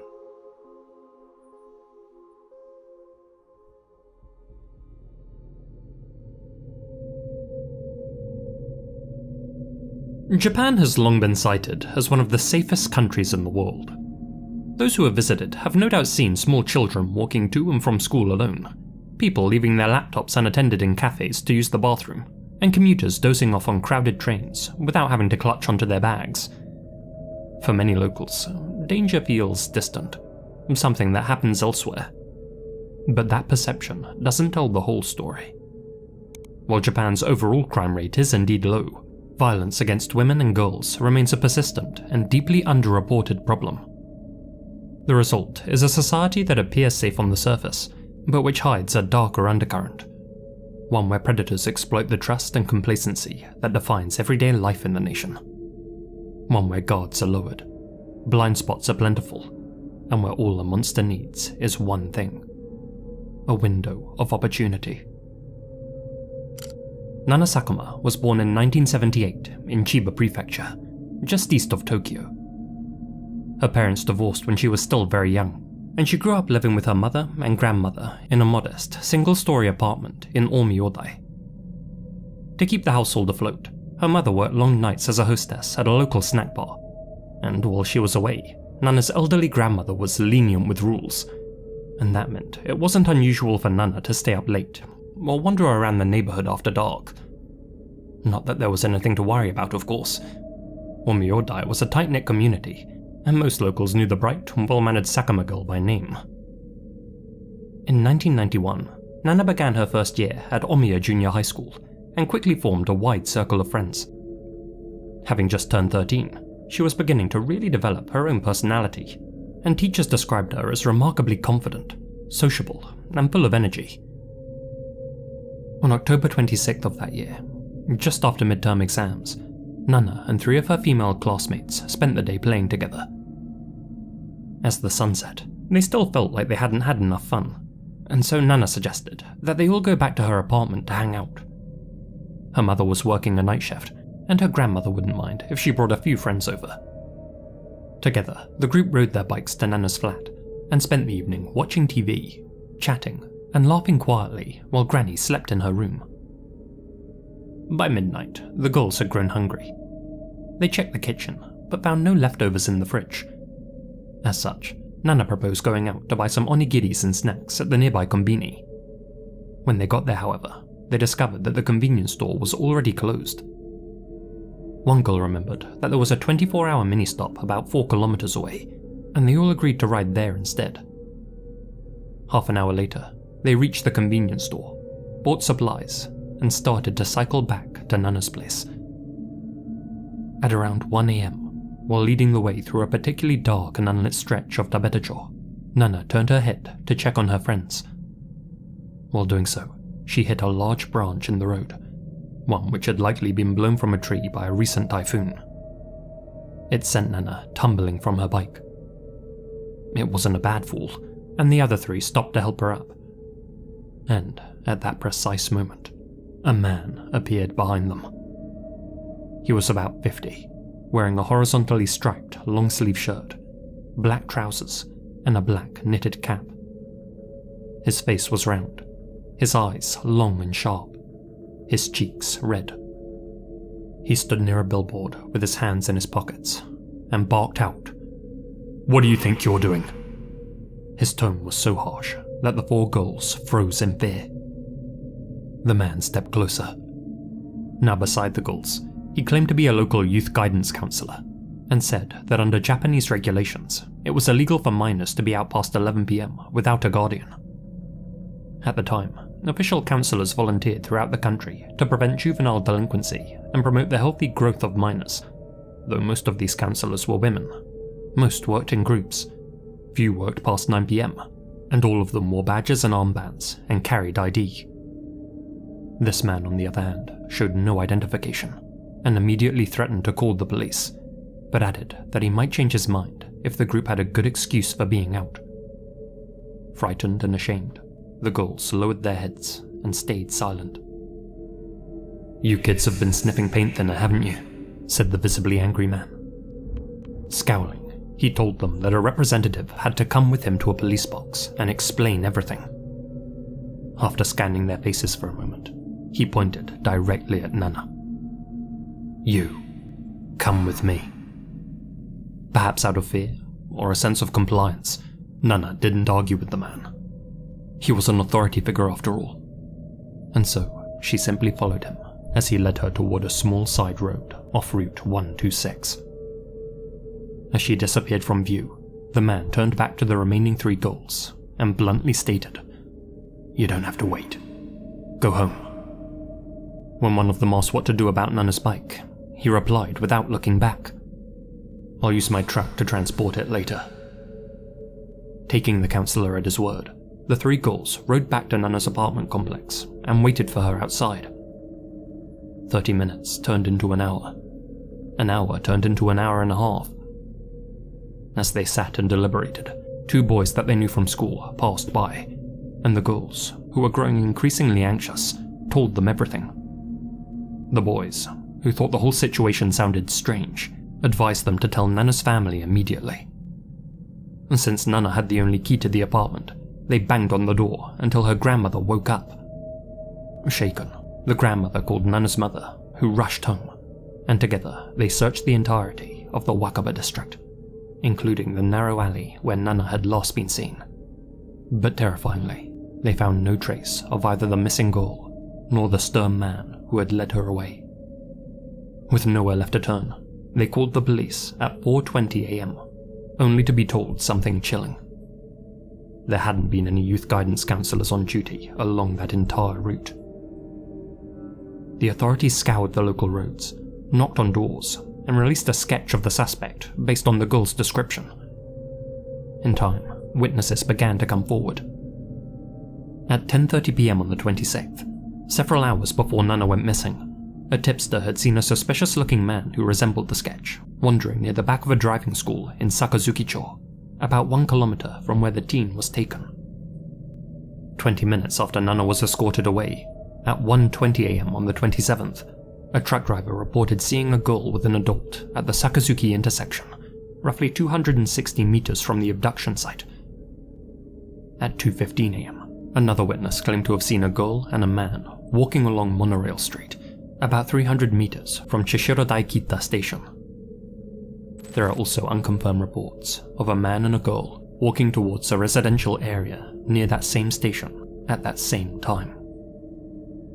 Over 150 officers searched the 4-kilometer area around the abduction site, but no evidence connected to the crime was found. No ransom call was ever made, and no further leads presented themselves. The man's confident approach suggested that this may not have been his first rodeo, but investigators were unable to link Nana's disappearance to any other missing persons reports in the local area. Despite leaflets, sketches, and endless investigations, the case stagnated. Decades passed. The other girls grew up, had kids of their own, but Nana never came home.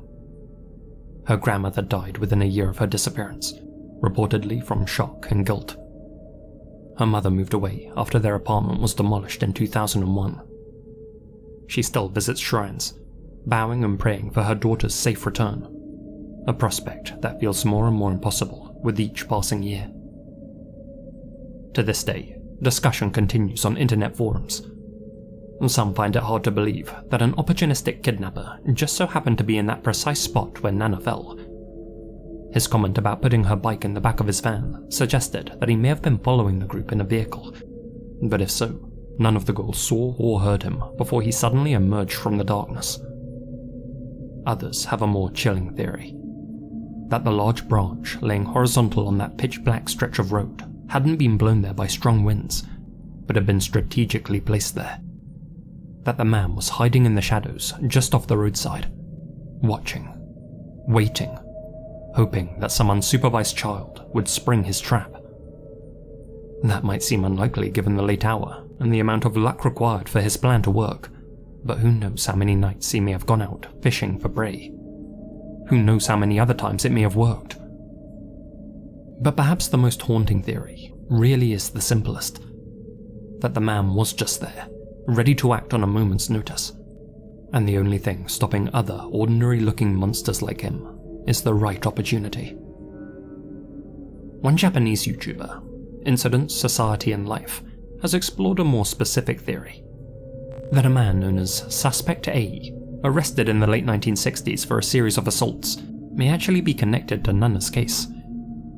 Suspect A was convicted of impersonating a juvenile officer or police officer to lure school-aged girls into isolated areas, usually stairwells or storage spaces. He was later caught in Nakano while attempting to coerce another girl.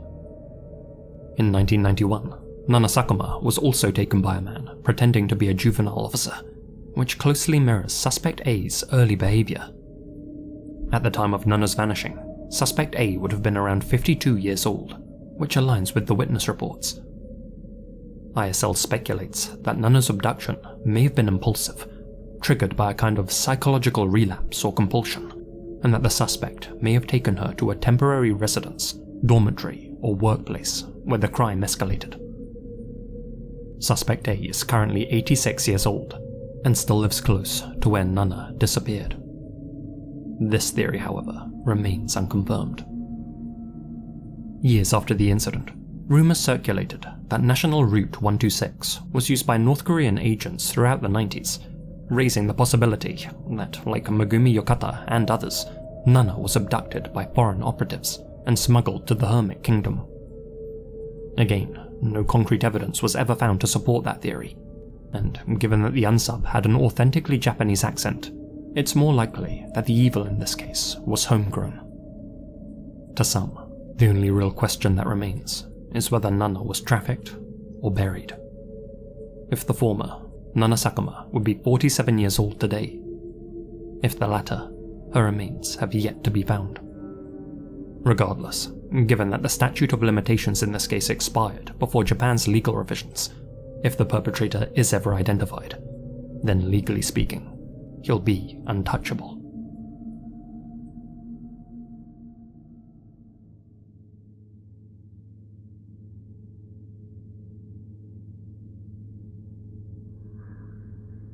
He claimed to heal the broken. He offered solutions to sensitive problems. He sold love by the bottle. But behind the ritual candles and whispered incantations, an Indonesian mystic was orchestrating something far darker. On the outskirts of Medan, North Sumatra, lived a man named Ahmad Suraji.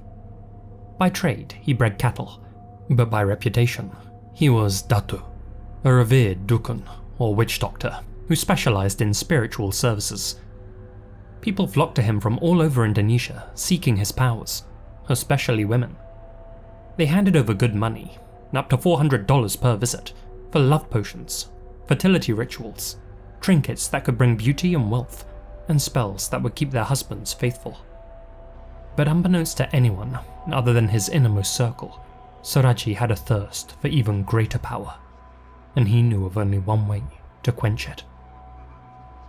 On April 24th, 1997, 21-year-old Sri Kemala Dewi, who was looking for a way to reconnect with her estranged husband, decided to pay Sorachi a visit. That night, she hired a teenage rickshaw puller named Andreas and asked him to take her to the infamous Datu. She asked him not to tell anyone where she was going, likely out of embarrassment. They arrived at his residence in Se Semayang village shortly before midnight, at which point Dewi said that she didn't need a ride back. Maybe she intended to walk home. Maybe she thought she'd be back before anyone noticed that she was gone. She wasn't. The next morning, her parents searched the streets of Medan for their missing daughter, showing passers-by this image, the last ever taken of her, in hopes that someone had seen her. 3 days later, a farmer searching for livestock feed noticed something strange in a nearby sugarcane field. Heavy rain had softened the ground, peeling back the topsoil. Just 10 meters in, he saw a mound that didn't belong. He alerted the village head, who gathered a posse of men, including Sorachi, and went to investigate. As they dug, a foul stench rushed up from the earth. Thick, putrid, inescapable. Still, they pressed on. And then they found her. A female body, disrobed, buried in the earth with her head facing in a very specific direction, toward Ahmad Sorachi's house. Dewi's mother heard about the discovery and immediately rushed to the scene. As soon as she laid eyes on the corpse's feet, she knew it was her daughter. Her family was shattered, but none of them could explain how she had ended up in a shallow grave in the middle of nowhere. By morning, the police arrived. That's when Andreas, the rickshaw puller, came forward and told them about the victim's final taxi ride. Dewi said that she wanted to go to the witch doctor's house. I was curious, because it was a little late, so I asked her why she was going there. She scolded me and told me not to be so nosy. That tip was all the police needed. They raided Sorachi's home. Inside, they found Dewi's belongings. Her handbag, her dress, her bracelet. At first, Sorachi denied everything, claiming that he had found the items in a field, but the evidence spoke for itself, and under questioning, he admitted to 16 other murders. Investigators later found a stash of jewelry and clothing tied to 25 more missing women in his home. Eventually, Sorachi cracked. He confessed to killing over 42 women in the span of 11 years, from 1986 to 1997. According to him, the method was always the same. A woman would arrive at his home, seeking his services. He'd charge them his customary $400 fee, dig a hole in the sugarcane plantation, ask the woman to sit in it with her legs stretched out, bury her up to her waist. He told all of them that it was a necessary part of the ritual. Then he'd kneel down and strangle them, sometimes with his hands, other times with a length of cable. Once they had stopped breathing, he would lean in and suck the saliva from their mouths. The self-proclaimed sorcerer believed that he was chasing immortality one corpse at a time. Why? Because the ghost of his father, Jogan, told him so. In a dream, his dear old dad, also an occultist, materialized from beyond the grave and told Sorachi, "Drink the saliva of 72 dead women, and your powers will grow." In a statement to the police, Sorachi admitted, "My father didn't specifically advise me to kill people, but I was thinking it would take ages to find 72 women who had passed from natural causes. I was trying to hit my target as fast as possible. I took my own initiative."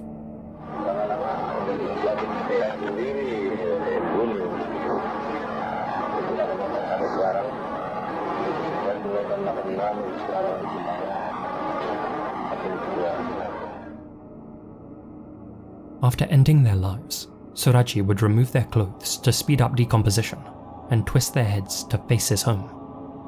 This, he claimed, made his black magic more potent.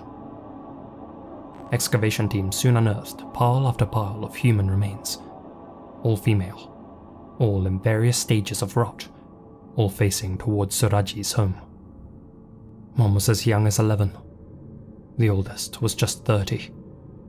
Most were never reported missing and remain unidentified to this day. Investigators believe that many were too ashamed to admit they had visited a shaman for help, hence why nobody linked their disappearances back to the mystic.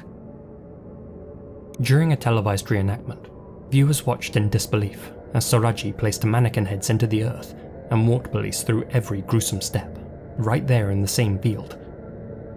In perhaps the most stomach-churning moment, he even demonstrated how he sucked the saliva which dripped from his victims' mouths. Though they didn't feature in the reenactment, he actually had 3 wives, all sisters, who helped him cover his tracks, and at least one, the eldest, Tumini, helped him carry out the slayings. Given that he only operated at night, some of Soraji's clients were too scared to follow him into the enormous sugarcane field alone, and thus he would sometimes bring Tumini with him to put them at ease. She would then help bury their remains. On December 11th, 1997, prosecutors presented a staggering 363-page indictment. Despite the mountain of evidence against him, Ahmad Soraji insisted that he was innocent and claimed that he had been tortured into giving his confession, but the jury weren't convinced. In 2008, Soraji was tied to a tree and executed by firing squad. His first wife, Tumini, believed to be his main accomplice, was also given a capital sentence, but her punishment was later reduced to life in prison. His other 2 wives, Tumina and Natia, were released without conviction. Though their role in the caper remains unclear, they were most certainly aware of what Soraji was up to, and had even helped to advertise his services. To protest their release, villagers destroyed their home, and the 2 sisters were forced into hiding. In the end, the man who sought power through death met his own at the end of a rifle. Soraji aimed to harvest 72 souls. He confessed to reaching 42, but investigators believe the real number could be higher, much higher. In his absence, the sugarcane of Medan has grown tall, but locals say it's less sweet than it used to be. They can't help but wonder if the soil below may still be harboring Soraji's secrets.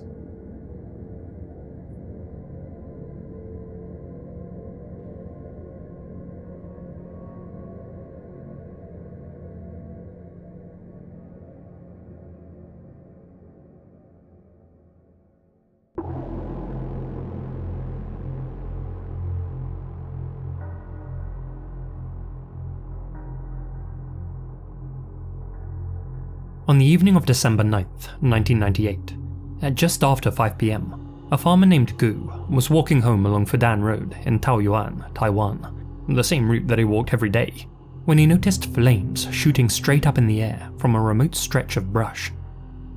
The wind carried not just the smell of smoke, but also of gasoline, and something far worse, something like burned meat.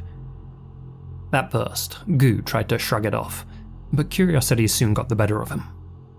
He crept closer and hid behind a stack of dried grass and noticed 4 people standing around a fire, their identities obscured by masks and caps.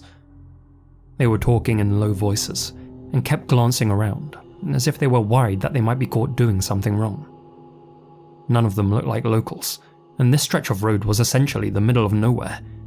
So what were they doing lighting a huge gasoline fire? Overcome with dread, Gu tiptoed backwards, then ran for home. Along the way, he bumped into his neighbor. He too had seen the same fire and had the same bad feeling. Sensing that something was wrong, they went straight into Gu's home and called the police. Officers from the nearby substation arrived 30 minutes later. By that point, the 4 fire starters were gone. The responders put out the flames and began examining the charred pile in front of them. It appeared to be a large sack with something heavy inside it. They cut it open and gazed upon its contents. Inside was the body of a young woman, burned beyond recognition. Her face was gone, and her clothes were mostly incinerated. All that remained was part of a leopard print blouse, a black skirt, and leather ankle boots. On her scorched fingers were 3 rings, 2 of them gold, 1 of them amber. Her hands had been tied across her chest, and clutched in her arms was the body of a burned black dog. A few of the officers knew exactly what that symbolized. In rural Taiwanese folklore, a black dog's blood is said to ward off ghosts, to blind a spirit so it can't come back for revenge. The police set about trying to identify the Jane Doe, but the forensic doctor could only narrow down the search so much. They worked out that her COD was mechanical asphyxiation, that she had probably been dead less than 24, maybe 48 hours, that she was around 165 centimeters tall, around 25 to 30 years of age, was slim, had perfect teeth, and had a 5-centimeter scar on her left wrist. Detectives rummaged through missing persons reports, but found nobody who matched that description. They published the case in newspapers and on TV. And still, no one came forward. With no CCTV in the area, and 2 eyewitnesses who couldn't see faces, the case inevitably stalled. And so, the woman was buried in Shuanglian Cemetery, under the name Unidentified Female, Fudan Road, Section 4. And for 20 years, that's how she was known. Then, in May 2019, a phone rang at the Miaoli police station.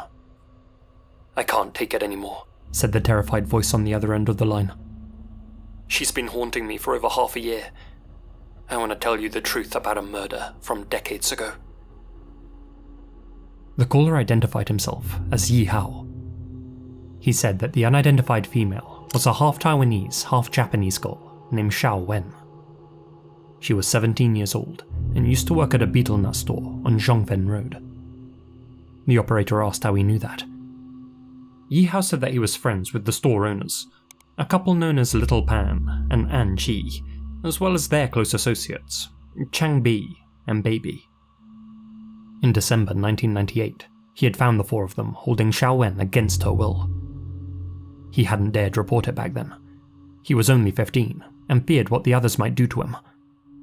What made him call now, he said, was that half a year earlier, he had reconnected with one of the group, namely, Baby. While drinking together, he asked her whatever happened to that girl that they had been holding captive. Baby calmly responded, "Oh, she was burned." After that, Yi Hao kept having nightmares, seeing Xiao Wen at night, burned and on top of him, pressing him down, asking why he still hadn't reported what he knew. The dog blood, he said, clearly hadn't worked. Yi Hao's tip was promising, but there was a problem. The forensic doctor had been adamant that the victim was between 25 and 30 years of age. Back in 1998, Xiao Wen was 17. Could the doctor really have made such a big mistake? Well, detectives decided to pursue this new lead, and, to their amazement, they learned that on December 25th, 1998, a man had actually reported his 17-year-old Taiwanese-Japanese daughter missing. Her name was Lin Mo Wen, but, as they soon discovered, everyone called her Xiao Wen. After emigrating from Japan, she had struggled to adapt to Taiwanese life. Her Mandarin skills weren't up to par, which of course led to poor grades. Lonely and unhappy, she drifted into the nightlife scene, frequenting clubs and drinking with older men. Her father routinely scolded her for her behavior and admitted to striking her on occasion. This created a rift between them, and in 1996, Xiao Wen dropped out of school and moved north to Pingzhen. Despite running away from home though, she stayed in weekly contact with her father. He reported her missing in 1998 after 2 weeks of radio silence. The name, the age, the dual nationality, the district, the time frame, all the details matched Yi Hao's tip. It began to appear as if this case could have been resolved decades earlier had detectives not discounted Xiao Wen as a possible match due to her age. Feeling embarrassed, detectives decided to compare the DNA samples collected at the scene years prior against Xiao Wen's father. But at some point, those sample boxes had been thrown out. No matter, they thought, they'd simply unearth the burned woman's grave and take a sample of her DNA directly. But unbelievably, no one had kept a note of where she was buried. The cemetery had been redeveloped in the intervening years, and the two men who had handled the burial had since passed away. It looked like they were stuck again. Without hard evidence, Yihao's tip was nothing more than a convincing story. But then, they got lucky. The forensics office found out that someone had mixed up the 1998 and 1999 sample boxes. That meant the victim's DNA hadn't been thrown out after all. They compared it, and got an exact match. The burned woman was indeed 17-year-old Xiao Wen. With the victim officially identified, and a living witness on record, police moved to arrest the 4 suspects Yihao had named. 3 of them were still in Taiwan: Anqi, Baby, and their supposed ringleader, Little Pan. However, the 4th suspect, Changbi, had long since fled overseas. Officers debated whether they should pick up the 3 who were still on the island. Doing so would no doubt tip off Changbi, and he had likely never returned to face justice. They held fire for a year, but ultimately decided that catching 3 out of 4 perpetrators wasn't so bad. Little Pan, Anqi, and Baby were all living in completely different areas by that point, leading quiet, unassuming family lives. And thus, 3 separate police units picked them up simultaneously and drove them straight to Fadan Road, Section 4. When they got there, the lead officer asked them, "Do you know who was burned here 2 decades ago?" The officer expected them to say no, or throw each other under the bus. But instead, all 3 dropped to their knees and began apologizing to Xiao Wen. From there, the full story came out. After running away from home at age 15, Xiao Wen drifted into the betel nut shop, run by Little Pan, his girlfriend Anqi, their friend Changbi, and a younger girl nicknamed Wawa, or Baby. Pan was the de facto leader, and he quickly took a liking to the new runaway. She was cheerful, energetic, and eager to please. Before long, he offered her a job as a betel nut beauty, a young, scantily clad woman, or in this case, way too young girl, who attracts customers by sitting in the window or standing on the street. She was an immediate hit with the store's sleazy clientele, who referred to her as the Cherry Blossom Girl, a reference to her beauty and heritage. The place wasn't much, but Xiao Wen finally felt like she had found a place to belong. Over time, she grew especially close to the boss lady, Anqi. At first, they were inseparable, laughing together, sharing food, gossiping. It was the closest thing that she had had to family in months. But the closeness didn't last. Envy, petty complex, and shifting alliances simmered beneath the surface, and Anqi began to suspect that Xiao Wen had feelings for Changbi. Problem was, so did Baby. Word spread, jealousy festered, and Baby made it her mission to, quote, teach that snake a lesson. With the help of a few friends, she pinned Xiao Wen down, beat her, and shaved her head. Humiliated and distressed, Xiao Wen called up her father, and through floods of tears, said that she needed money for a wig. But instead of offering sympathy, her father reprimanded her for getting involved with such lowlives, and hung up. He would have acted more appropriately had he known it would be the last time he would ever speak with his daughter. On December 6th, 1998, Little Pan realized that money was coming up short. Someone, he said, was skimming from the register. Baby immediately accused Xiao Wen of stealing from the business, saying that she had used the money to buy expensive jewelry and wigs. And in Little Pan's volatile mind, that checked out. In a violent rage, he dragged the 17-year-old into a room above the store, tied her up, and locked her inside. And so began Xiao Wen's 72 hours of hell. From then on, Pan declared that Xiao Wen was the store's punching bag. Whenever anyone felt in a bad mood, he said, they were welcome to go upstairs and beat her. And all 4 of them did. Repeatedly, with fists and sticks. The atmosphere only became more sadistic as the night wore on, and on December 7th, things continued to spiral. The group denied Xiaowen food and water, sliced her face and thighs with a machete, and beat her with a baseball bat, all while trying to force a confession out of her about the missing cash. But her condition had deteriorated rapidly overnight, and she could barely speak in her own defense. That's when Little Pan started to panic. If you couldn't tell from his reaction to the skimmed money, he was a regular amphetamines user, and feared that Xiaowen would tell the police about his drug addiction. As an active duty soldier, partway through his mandatory national service, Little Pan knew that if he was reported, he'd be tried in a military court and face an extremely severe punishment. On December 8th, his paranoia peaked, and he decided that Xiaowen had to be silenced, permanently. The other three agreed to go along with Pan's plan. After all, they were already in deep. There was just one problem.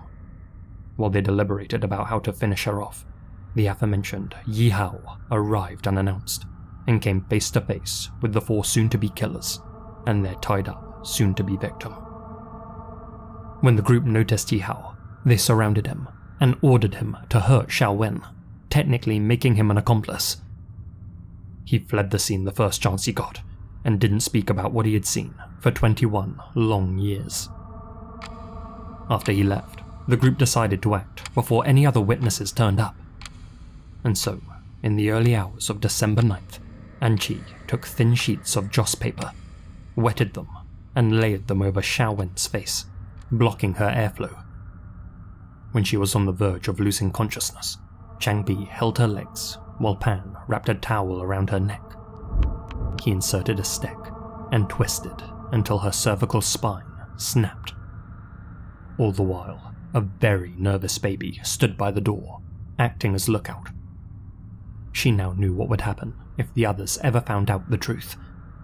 That she was the one skimming money from the register, not Xiaowen.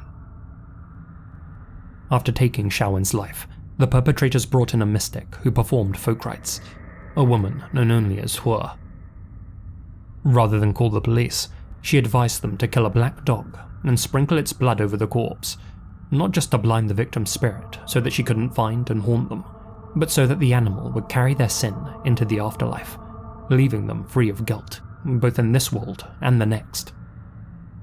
They followed the mystic's advice. After driving Xiaowen out to Fadan Road and setting the fire, the group immediately dissolved the betel nut stand, scattered in different directions, and cut all contact with one another. 21 years later, 3 of those perpetrators were finally in court, in a trial which began just 45 days before the statute of limitations would have expired. Despite their past confessions and expressions of remorse, in front of the judge, they all pled not guilty and tried to pass the blame, each saying they only watched as the others killed Xiaowen.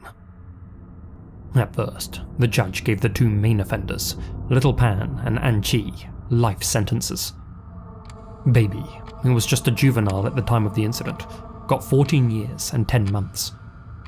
However, on appeal, the court said that the offenders had all been young, impulsive, and still reformable at the time of the crime, and cut the main sentences to 14 years and 6 months. According to some reports, Baby's was also reduced to 14 years and 2 months. Xiaowen's father got nothing. His civil claim was rejected, and his daughter's remains, buried under the name Unidentified Female, were never located for a proper funeral. He told the media that he regretted not being a better father. If he had been, he said, Xiaowen would still be alive. He passed away in 2023, still angry and full of guilt. It's crazy to think that this case could have been resolved much earlier, had the forensics team not been so adamant about the victim's age. It's even crazier that it was finally resolved because a witness waited 21 years to pick up the phone, all because he said he was being haunted by a ghost and couldn't sleep anymore. And it's just infuriating that the perpetrators are serving such short sentences, with one of them getting away scot-free. Xiaowen may finally have her name back, but she still hasn't been given the justice that she deserves.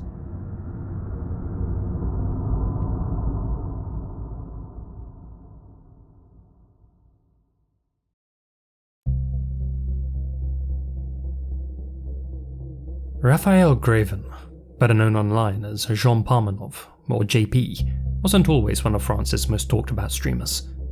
In his early years, he had served in the military, an institution where he struggled to fit in, and where he reportedly endured relentless bullying. But what Raphael lacked in social skills, he made up for with a big heart.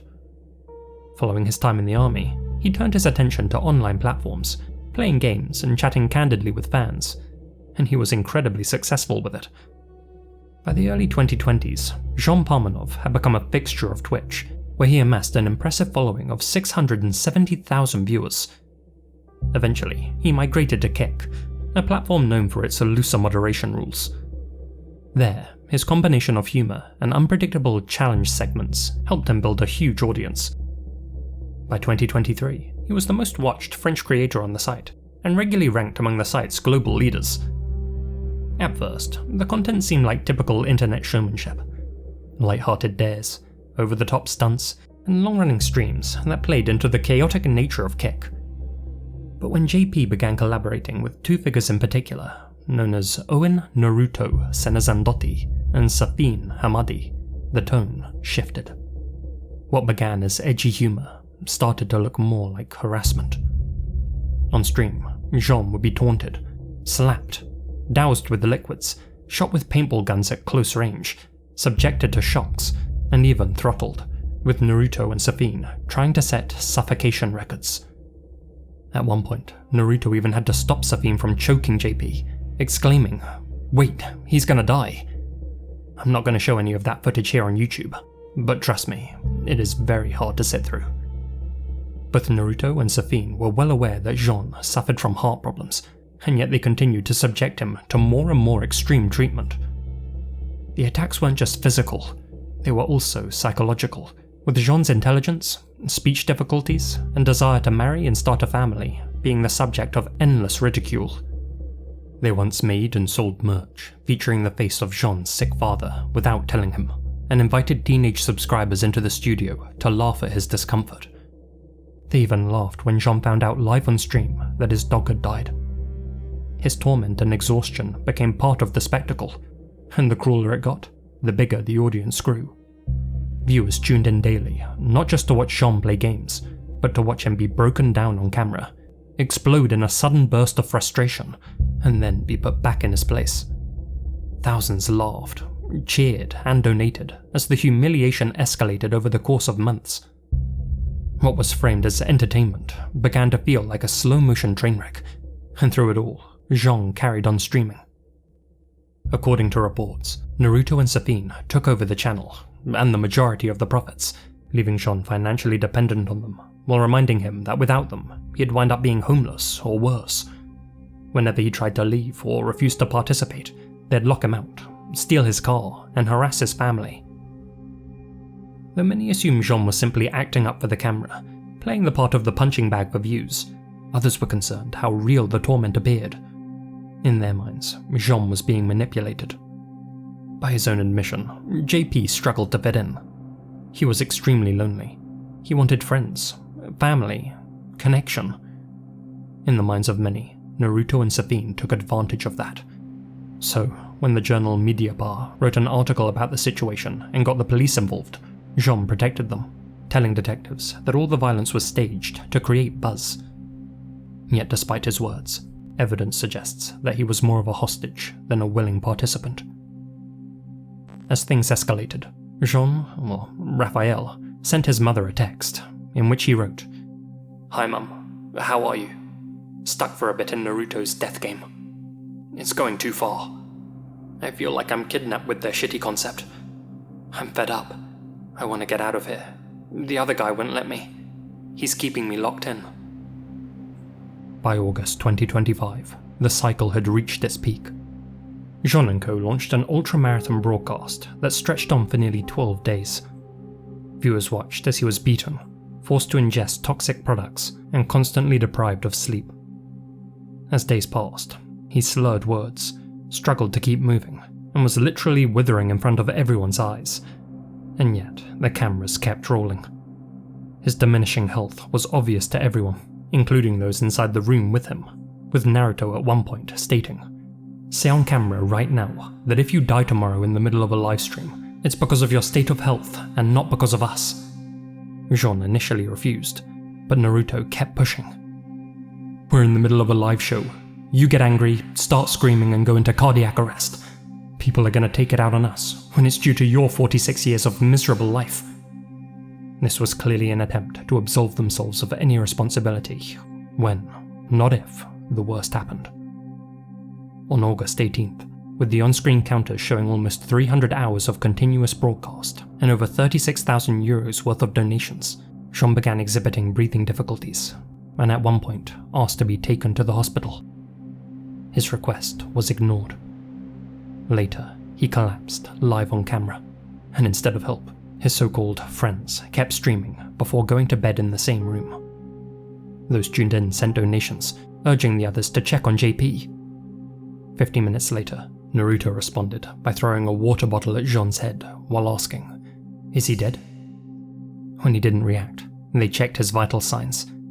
The atmosphere became tense, and the stream cut to black. Hours later, Naruto made an announcement on Instagram. "Unfortunately, JP has left us. I love you, my brother, and we will miss you terribly." He also urged viewers not to share clips of Jean's final moments out of respect, which many interpreted as damage control. Following an autopsy, it was determined that there were no fatal injuries, no blow that killed Jean, and that his COD was likely medical and/or toxicological in nature. Yet despite having defenders, many believe that Naruto and Safin should still face criminal charges, arguing that their treatment of Jean likely exacerbated his medical conditions. Indeed, he had repeatedly stated that he was feeling increasingly stressed doing the live streams, and near the end was constantly looking for ways out, yet the others kept finding ways to reel him back in. Others attributed the same blame to the thousands of people who tuned in day after day to laugh at Jean and financially contributed to his mistreatment. Indeed, if you scroll through any of the Jean Parmenoff uploads on YouTube, you'll find plenty of people making jokes at his expense and encouraging Naruto and Safin. Others still argue that Kick France, who were well aware of the Jean Parmenoff streams, were grossly negligent and should have shut them down rather than advertise them, which they did on social media time and time again, plastering Jean's bruised and muddied face on merch, comparing him to Deadpool, putting profits before people, and acting like a company straight from a Black Mirror episode. Kick has since banned Naruto and Safin's accounts, but though they initially took down the Jean Parmenoff channel as well, it has since been reinstated. Unbelievably, Kick themselves deleted all of the clips showing Jean's obvious torture, only leaving behind the ones which fit with their narrative of consent, all to protect their own image. Aiden Ross, one of Kick's biggest streamers, and Drake, who has business ties to Stake, the crypto gambling company behind Kick, announced that they would cover Raphael Graven's funeral expenses, which to me reeks of PR damage control. France's digital ministry blasted the platform's moderation, and the site is now facing a potential $49.5 million fine. French regulators Arcom have also been dragged into this. Their role is to regulate online content, but despite Mediapart warning them almost a year earlier about the streams, they sat on their hands. Now politicians are weighing in, pushing for new internet regulations like those recently implemented in the UK, essentially using Raphael's death as a pretext for greater surveillance. Following Raphael's passing, prosecutors opened an investigation, not into murder, but into what's known as abuse of weakness, a charge that can only apply when someone is manipulated or exploited, especially while in a vulnerable state.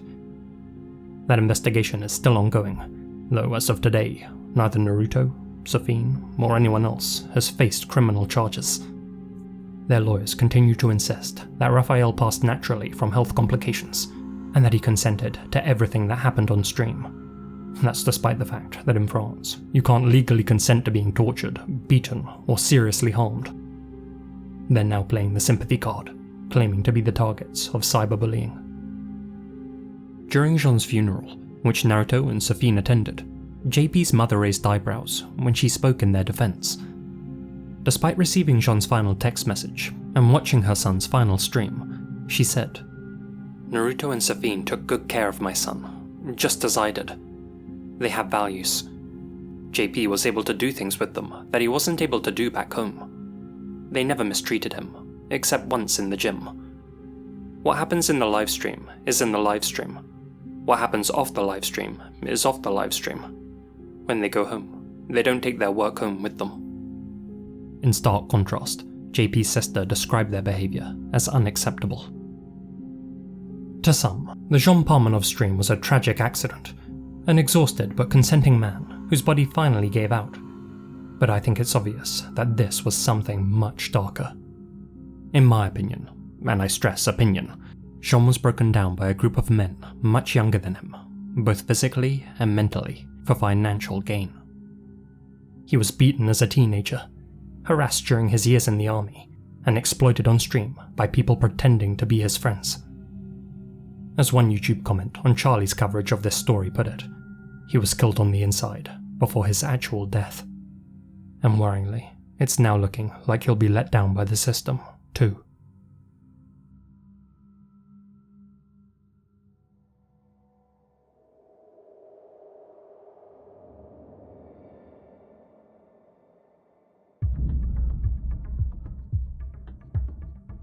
In the 80s and early 90s, New York City's nightlife scene pulsed with neon, glitter, and rebellious energy.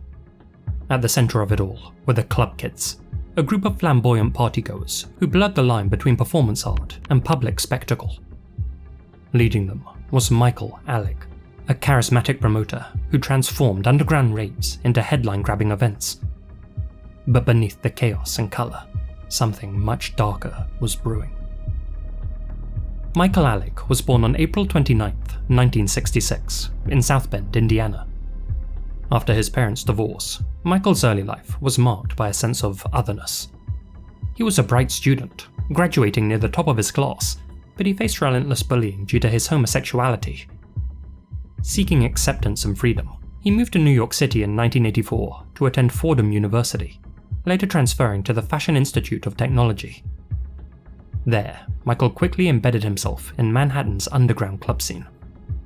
He started out as a busboy at Danceteria, but soon made his name as a promoter at The Limelight, a deconsecrated church turned nightclub where customers flocked to worship live acts like Marilyn Manson, Grace Jones, and Cyndi Lauper.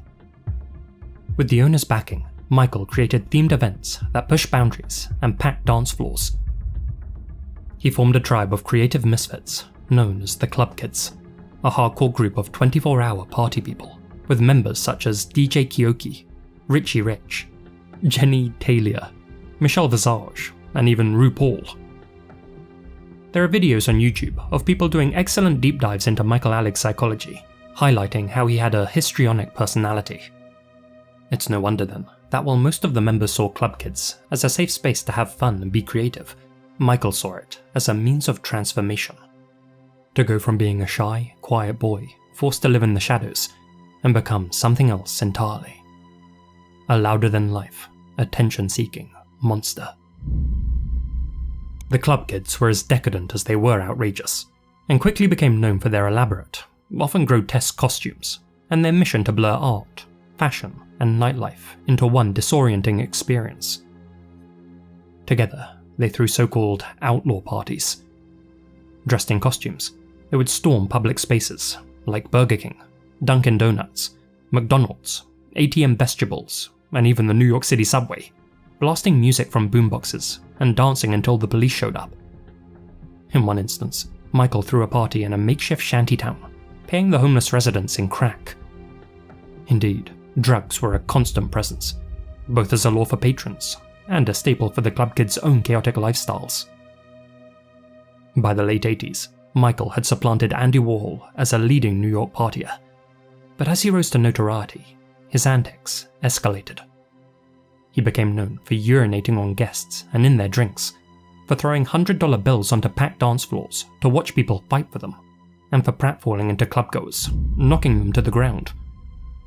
Being a fan of horror movies, he and his cohort also hosted a blood feast themed event and decorated the Limelight with fake severed limbs. In time, the Club Kids became talk show fodder, appearing on shows like Geraldo and The Joan Rivers Show. But behind the glitter was addiction. And to put things in a YouTube-friendly way, Michael began using H, and Special K regularly. Around that same time, he grew close to a young drug dealer named Andre Melendez, better known by his party moniker, Angel, so nicknamed for the feathered wings that he wore as part of his signature look. Angel, hoping to be embraced as a fully fledged club kid, often gave Michael substances at a discount, and eventually ended up moving into his riverbank apartment on West 43rd Street. But their friendship deteriorated as Michael sank deeper into addiction and racked up a significant amount of debt. On March 17, 1996, Angel confronted Michael over unpaid drug money. Michael's other roommate and fellow club kid, Robert Riggs, aka Freeze, was also present. According to court testimony and Freeze's own confession, the argument inside the apartment erupted and escalated into violence, with Michael calling out for help. Freeze struck Angel in the head with a hammer 3 times, after which Michael tried to suffocate him with a pillow. According to Michael's own testimony, he also filled a syringe with Drano and injected Angel with it, then poured Drano down his throat and stuffed a rag in his mouth before duct taping it shut. He would later retract those details. Whether Angel passed from the hammer strikes, the chemicals, or asphyxiation remains unclear. Once he was well and truly gone though, the 2 killers stored his body in the bathtub. Michael covered Angel in baking soda, while the appropriately named Freeze filled the tub with ice. The pair then went right back to their substances. A week later, the stench from the bathroom had become unbearable. Freeze gave Michael 10 bags of H in exchange for dismembering the corpse. Michael, who agreed to the deal, cut off Angel's legs and packed them into a duffel bag, which he threw into a dumpster outside. The torso was placed in a box, which they sealed tightly and dumped in the Hudson River. In the weeks that followed, Michael continued partying and began confessing to people that he had killed Angel, going so far as to scrawl the word guilty on his forehead and accidentally making slip-ups during press interviews. He was one of those copycats that we hate, so we killed him. I killed Angel, and that's the kind of thing that gets me in trouble. Friends assumed that he was simply attention-seeking, as per usual, and that was definitely true. So were his confessions. It's clear a part of Michael wanted to be caught, if only because it would put his name on everyone's lips. Still, time passed without incident, and despite being so open about his actions, Michael no doubt thought that he had gotten away with everything. That is, until a group of children found a box washed up on Staten Island. They opened it and were greeted by the sight of a legless torso. The body remained unidentified for months, partly because the coroner misidentified the ethnicity, but also because of poor interborough communication. Meanwhile, Village Voice published a blind item alleging that Michael Alec was responsible for Angel's demise. In November 1996, Angel was finally identified through dental records, and the police began to take Michael Alec's boasts seriously. But before they could arrest him, he fled. He was found hiding in a motel in Toms River, New Jersey, and was taken into custody on December 5th, 9 long months after the slaying. Freeze was arrested soon after. The authorities were initially hesitant to charge Michael, as they wanted him to testify against his old boss, who had allowed employees to sell substances at the lighthouse, but public pressure twisted their arm. Despite claiming to have little memory of the event due to the drugs that they were on, both men took a plea deal, pled guilty to first-degree manslaughter, and were sentenced to 10 to 20 years in prison. With their reputation now in tatters, the club kids soon disbanded. Michael Alec's time behind bars was marked by instability. He was placed in solitary confinement for using substances because he found prison life too boring without them, and reportedly spent 5 years in isolation, where he wrote his memoirs, Aligula. Despite being in prison, he remained in the public eye, giving interviews and even dictating tweets through friends. He was denied parole twice, in part because of a failed drug test, but also because parole officers had seen the 2003 film Party Monster, a dramatization of Michael's life starring Macaulay Culkin. Finally, on May 5th, 2014, Michael was released on probation after serving 17 years. he tried to re-enter society, pursuing a career as an artist and media personality. He exhibited paintings and even released a song. Yet his return to public life was controversial to say the least. Critics questioned whether he truly felt remorse or whether he was simply capitalizing on his notoriety. Those question marks only multiplied when he'd say things like this during interviews. What a nice place to dump a disposable body. Oh, a great spot. We should come back every year and see make pebbles. We should throw another body. We should throw a body over here. Though he'd later brush this off as a dark joke, if you ask me, it's clear Michael hadn't used those years in solitary to reflect on his actions, and chose to use Angel's demise as a way to increase his own profile. All that's to say, if he couldn't have fame, he'd settle for infamy. On Christmas Eve, 2020, Michael Alec fatally overdosed in his Manhattan apartment at the age of 54. His passing marked the end of a tumultuous life that had both captivated and horrified New York. Michael's story isn't just a tale of excess or tabloid-ready scandal. He was a man who mistook notoriety for significance, one who left behind a legacy that remains as controversial as it is cautionary. While Michael's actions were unforgivable, his life serves as a stark reminder of the consequences of unchecked indulgence and the human capacity for not only reinvention, but also self-destruction.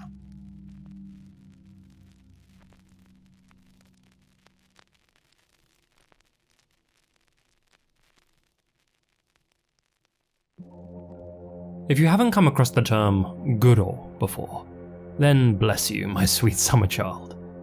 I hadn't either. That is, until I stumbled across this well-presented video by the Internet Investigator, in which he covered the mystery of Dissected Chan.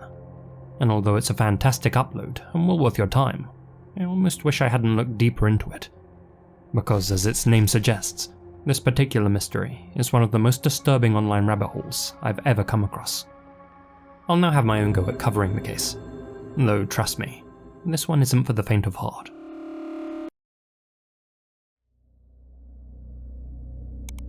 For context, Guro, or Ero-Guro, emerged as a Japanese artistic movement in the 1920s and 30s, and originally existed to push boundaries. The word Guro itself is a Japanglish interpretation of the word grotesque, so as you can probably guess, artists were creating unsettling and gory pieces, and were doing so to explore themes linked to the nation's history.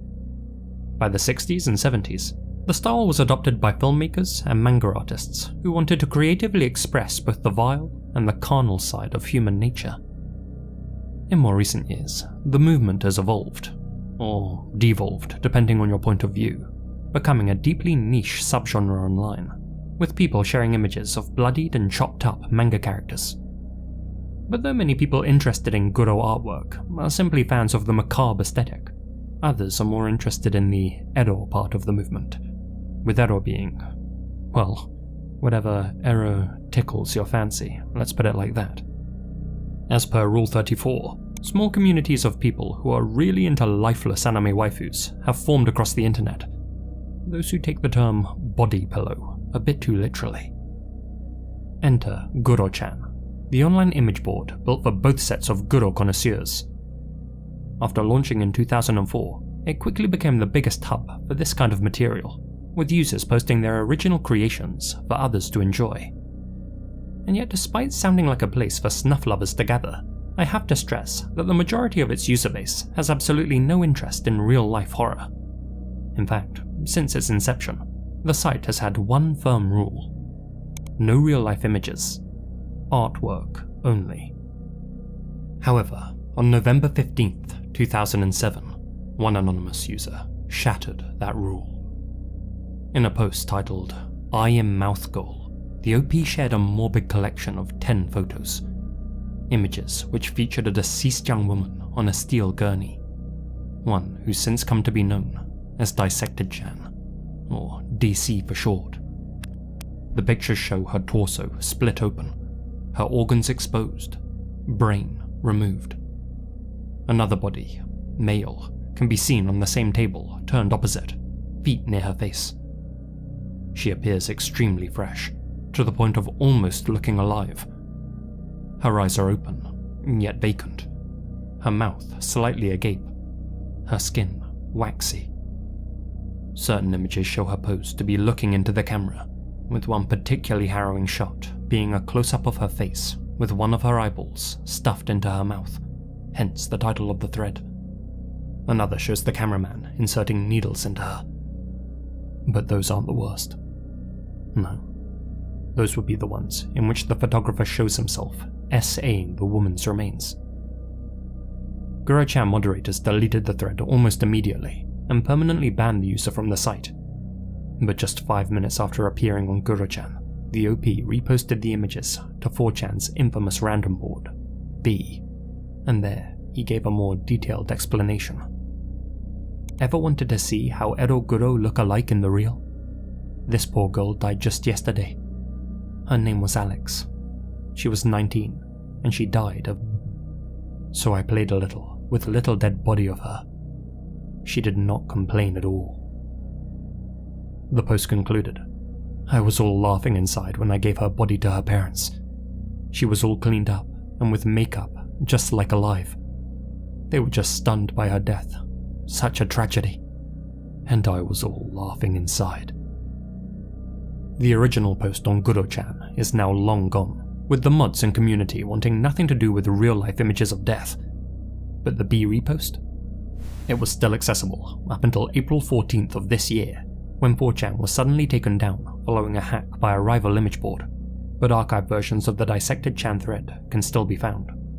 Though if you want my advice, don't go looking for it, because it's not just the images that are hard to stomach, it's the replies underneath them. On B, the photos weren't just tolerated, they were cheered on, and other users were encouraged to join in and mock the dead girl. This is awesome. I love you, Anon. Only thing to outdo this would be to find her parents and mail the images to them. I certainly hope this guy won't get caught. Anyone who participates in his tracing and contacting the law enforcement is an ugly rat. Unfortunately, this isn't the only time something like this has happened. The infamous Dr. Gloves springs to mind for starters. But while the identity of Dr. Gloves was never uncovered, many sleuths wanted to make sure that this monster's name and face were. And so, while most B users were content with making dark jokes, edgy memes, and childish threats, others began investigating. After looking into the metadata of the images, a few users learned that the photos had been taken just 1 day before they first appeared online. That ruled out the idea that they were recycled from the depths of the dark web, or some dusty, well-hidden corner of the surface net. Disgustingly, they had almost certainly been taken by the original poster on Gurochan. According to him, Alex had supposedly passed away just a day before he made his post. Assuming that to be the truth, GamerChair detectives began scouring online resources for possible IDs, and one user did find a possible lead. They learned that a 19-year-old woman named Kelly Nascimento had lost her life in Florida on November 11th, 2007, just 4 days prior to the DC photos appearing online. She was in a car that crashed into a canal. The timing was almost spot on. The age was a perfect match, and though she wasn't called Alex, it's possible the OP simply gave her an alias. So, could this be her? Probably not. When people compared the public photos of Kelly to DC, some of their facial features didn't seem to match up, most noticeably her nose and eye colour. More than that, the English in the original post was poor. Broken grammar, odd phrasing, words missing. That doesn't necessarily rule out the possibility of the images originating in the US, but others began to consider the possibility that they had been taken abroad, and so users began studying the background of the images. Early on, the presence of a potential second perpetrator was pointed out when viewers noticed this boot in one of the frames, though to me, that looks more like a table leg with another object at the base. However, what everyone agreed on was that this was a medical facility of some sort. The OP had alluded to this incident taking place in a hospital autopsy room, but the old, cracked, hexagonal tiles suggested that this could have also taken place at a rundown medical school. Thing is, in the US, cadavers donated to science are typically stored in a secure fashion, so if that theory is to be believed, it also suggests that these images didn't originate in the States. A lot of people who saw the original post seemed to be under the impression that they had been taken somewhere in Europe, that the woman was Eastern European, and that the OP was Dutch. Though where they got those ideas from remains unclear, as the Gurochan post was completely erased. But sticking with that European angle, could these photos have actually been taken in the UK? You see, some users began to wonder if this wasn't an isolated case, but actually the work of a repeat offender, and there was one particularly vile suspect that fit the timeline. David Fuller, a convicted murderer who operated in Royal Tunbridge Wells, England. Fuller was responsible for taking the lives of 2 women in 1987, Wendy Nell, 25, and Caroline Pierce, 20, whom he had strangled after breaking into their respective homes. It would take 23 years for DNA advancements to link him to their slayings. During those years of freedom, he worked as an electrician, and eventually got himself a job at 2 local hospitals, playing the role of a mild-mannered, ordinary family man. However, upon his arrest in 2020, officers discovered 4 secret hard drives hidden in his home, taped behind a chest of drawers, and what they found on those drives churned their stomachs.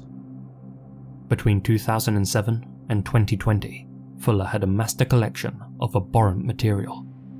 Images of himself essaying 101 female bodies, aged between 9 and 100. And whatever you're imagining he was doing with them, trust me, it's worse. He had used his swipe card to enter the hospital mortuaries on his lonesome night shifts, and with everyone who worked there gone, he was free to commit unspeakable acts with them on camera. The hard drives contained thousands of photos and videos he had taken of himself violating the bodies, some captured just a few days before his apprehension, as well as millions of other images he had downloaded from the internet. It took 9 officers 5 months to work through their contents, and my heart genuinely goes out to them. Disturbingly, Fuller's collection had been categorized into folders with titles such as Necrolord and Best of the 2000s. Others were simply labelled with the names of the women he had desecrated, which he had learned by peeking at their hospital charts. Further investigation showed that Fuller had thoroughly researched each of his victims online, browsing their social media pages to get a sense of who they were in life. In the face of monumental evidence, Fuller pled guilty to the murders of Wendy and Caroline, as well as to creating and possessing his twisted content. I want to admit I am admitting the offences, but I don't really want to go into detail. Yeah. He was given a whole life order, meaning he'll never be released. In her closing remarks at sentencing, Justice Chimagrup stated, "Among those who abused were women who led fulfilling and rich lives. They were the best. One had flown across the Atlantic in a propeller-driven airplane via Iceland alone. Another was a talented skier. One had worked at Bletchley Park. A number had worked in hard professions such as teaching or in the NHS, caring for others and looking after the interest of their students, clients and patients. And all had families they nurtured and loved. Some spent the last parts of their lives in suffering, whether through disease or old age. But they didn't lose their dignity until you decided to take it from them. The depravity of what you did to those you killed and those you defiled after death reveals that your conscience is seared. It's almost impossible to believe that a single man can cause the misery to so many that you have done. But you did it, and in consequence you are paying the price that human justice can exact, the rest of your mortal life in prison." All of the images found on Fuller's hard drive were subsequently destroyed. The names of most of Fuller's victims have since been discovered, though to this day, the identities of 10 of them aren't known. So, could Dissected Chan be one of Fuller's unidentified victims? Well, given that he began documenting his sick actions in 2007, and that the images first appeared on Gurochan in November of that same year, many suspect that the OP responsible for uploading them may well have been Fuller himself, or at least someone that he had shared the images with. In my opinion though, David Fuller wasn't behind this particular set of images. and not just because of the broken English in the Gurochan post, which he could have easily faked. First and foremost, Fuller was an opportunistic electrician, not someone with medical experience. Given that DC's body was in a mid-autopsy state, with her brain removed and organs exposed, for Fuller to have taken these images, we'd have to believe that a medical professional left her like that overnight, rather than concluding their work and storing her away. Sure, Fuller could have befriended one of the medical staff members and convinced them to let him take the photos, but I highly doubt a doctor would risk his or her job for someone else's sick thrill. It's much more likely that whoever was conducting the autopsy took these images and played with the body themselves. Unfortunately, if we've learned anything over the years, it's that there are plenty of abominable people out there. Furthermore, these don't strike me as tals you'd find in a UK hospital, particularly not in an affluent area like Tunbridge Wells, but I'm happy to be corrected on that. As far as I'm aware, Fuller also kept his treasure trove of morbid content for private consumption, as there's no mention of him sharing his images online, though given the anonymous nature of both Chan sites, we of course can't rule that out. Despite all the digging over the years, no one ever figured out definitively who the woman in the DC photos was, nor the identity of whoever posted them on Gurochan in the first place. But what makes this story truly chilling isn't just the horror that was shared, or the fact that justice was never served. It's the way that these images were consumed so casually, even gleefully, by anonymous strangers online. And in the years since, things haven't changed. Just last month, shortly before the site went dark, another photo emerged on the B-board, showing a supposedly Vietnamese woman who had clearly just been butchered inside a bedroom, alongside a piece of paper with the date, time, and board name written on it, confirming the picture's authenticity. And the general response? Edgy jokes, reposts, and appreciation. Just like with DC, the post was treated like a tidbit of internet lore to be remembered fondly. And that says a lot about who some people truly are behind closed doors, where they're allowed to hide behind a keyboard.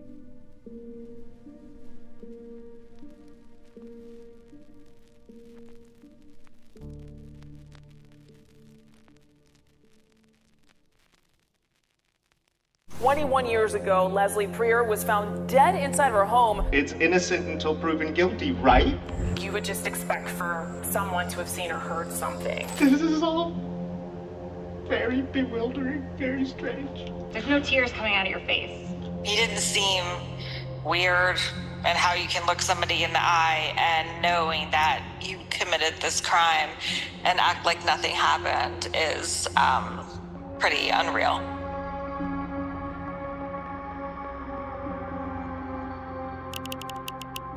May 2nd, 2001. Just another beautiful spring morning on Drummond Avenue, a quiet tree-lined road in the affluent suburb of Chevy Chase, Maryland.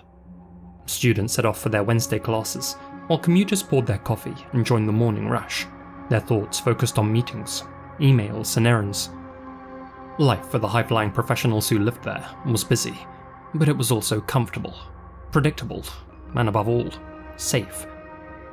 The idea of something dark, something violent, unfolding just a few doors down? Unthinkable. But behind the door of one red brick home on the street, that illusion of security had already been crushed. 4 miles away, alarm bells were sounding at Specialities Inc., a DC-based ad firm. One of the company's most diligent account executives, 49-year-old Leslie Prier, still hadn't shown up for work.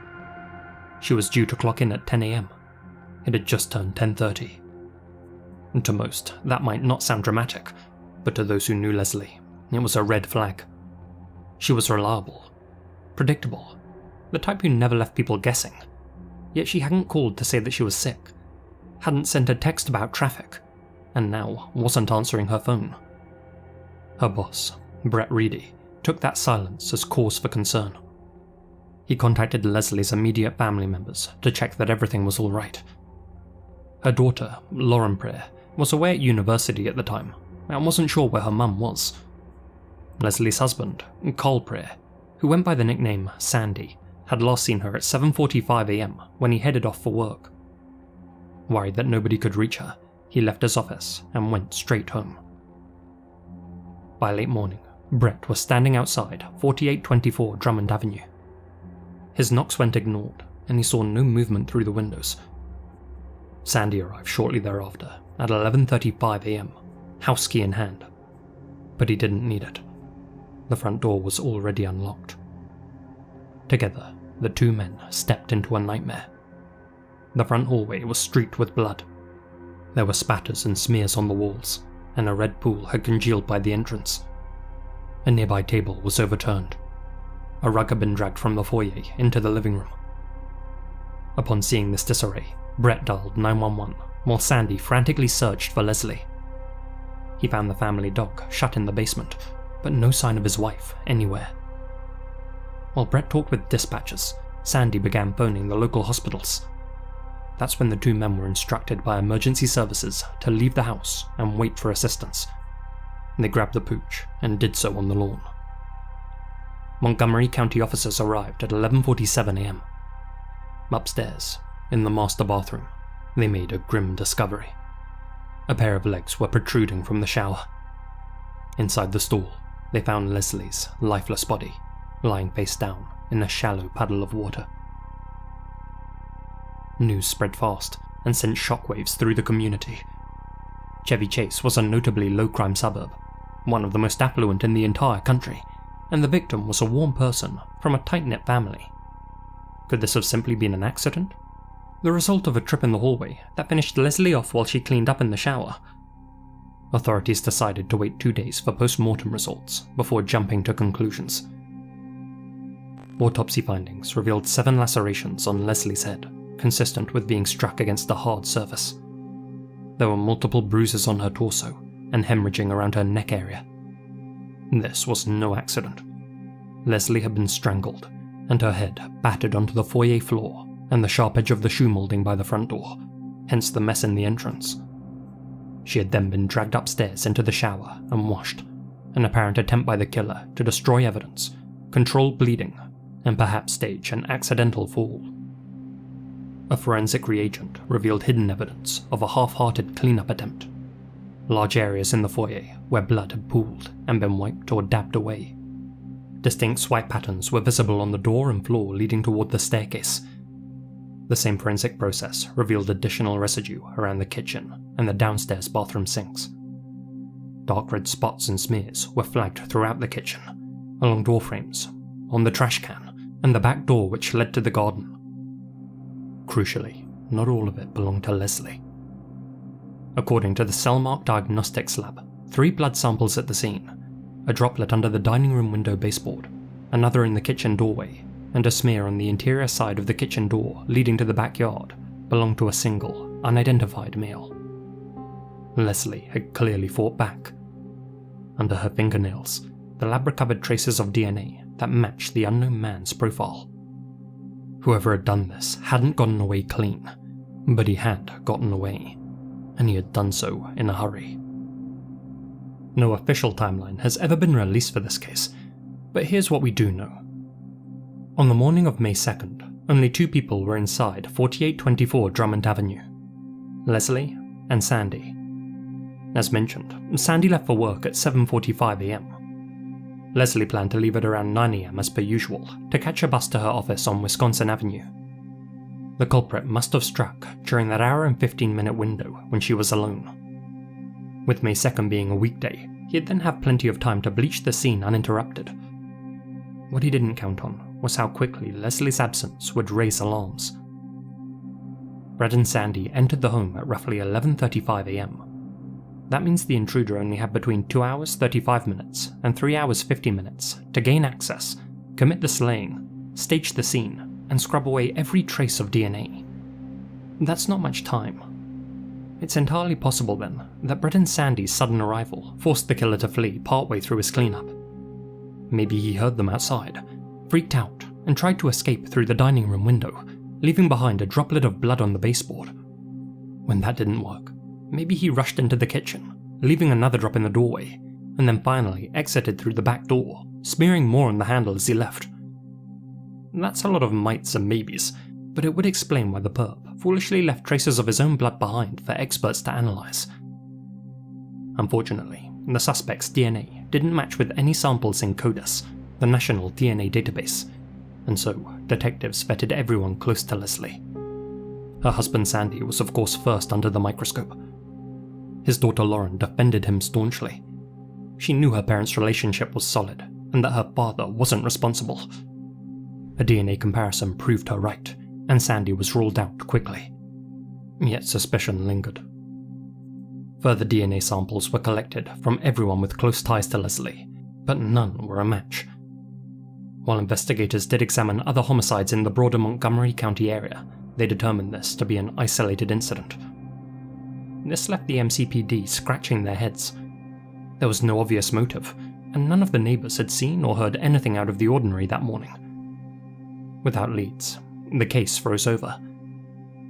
Lauren stayed in contact with the authorities, but years passed without any new developments. Sadly, Sandy passed away in 2017, never knowing who killed his wife, never fully clearing his name of suspicion. But the Montgomery County Cold Case Unit didn't let go, and with each year that went by, technology improved. Specifically, in 2018, there was a massive breakthrough in forensic science: genetic genealogy, a revolutionary method that uses DNA from crime scenes to track down suspects via their distant relatives. The technique has since been used to solve over 500 cold cases and has brought some of America's most elusive monsters, like Gary Hartman, William Earl Talbot II, and Joseph James D'Angelo, out from the shadows and into jail cells. But the question on Montgomery County PD's mind was, could genetic genealogy help identify Leslie Prior's killer too? In September 2022, cold case investigators submitted the preserved DNA found under Leslie's fingernails to Othram Inc. There, they conducted forensic-grade genome sequencing, the first time the technique had been used in Maryland state history. After analysing the samples, the lab identified shared markers to an individual living in Romania. This person was one of the killer's distant relatives, one they'd probably never met, one who had innocently submitted their DNA to a commercial genetic database in order to research their ancestry, one who had unwittingly cracked this case wide open. Working backwards, detectives were able to draw up a family tree, and after 2 years of building branches, they honed in on one name in particular: a man living in the United States. Eugene Gligor. He was an ex-boyfriend of Leslie's daughter, Lauren, but hadn't been considered a suspect as the two had lost contact years before the murder. In chatting with Lauren, investigators learned more about her past with Eugene. They had met when she was 15, were high school sweethearts, lived just 10 minutes apart, and frequently visited one another.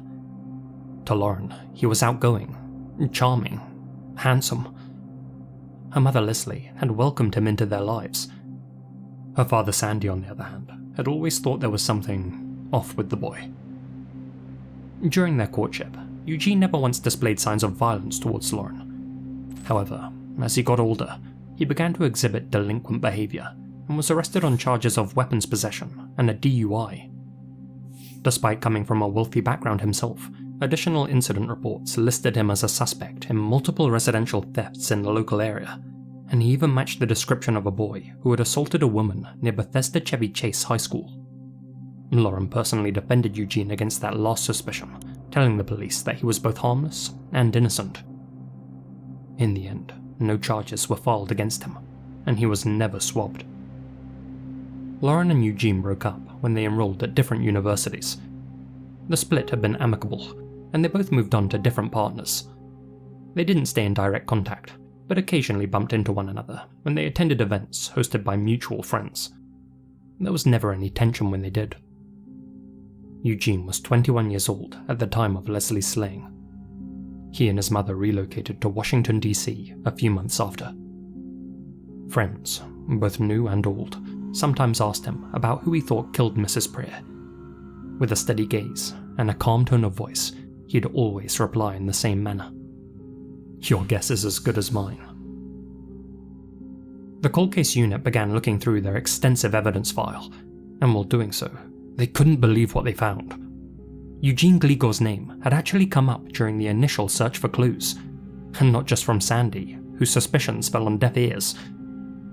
In January 2002, A tip came in from one of Eugene's old neighbours in Kenwood, who had told investigators they suspected he may have been connected to Leslie Prior's death. The tipster noted that the police had frequently visited the Gligor household in the past for issues like noise complaints, underage drinking, and marijuana usage. After talking with this neighbour, the original investigators still didn't consider Eugene a suspect. Though a mischievous youth, he had seemingly straightened himself out at college, had stayed out of trouble, hadn't stayed in contact with the Priors, and in their eyes, had no conceivable motive. He wasn't asked to submit a sample of his DNA, wasn't so much as questioned. In hindsight, it was a missed opportunity, but more diligent officers had since taken over the investigation. They identified Eugene Gligor living in the U Street corridor, a trendy nightlife district in Washington, D.C. There, he worked as an account executive for a firm specializing in surveillance equipment.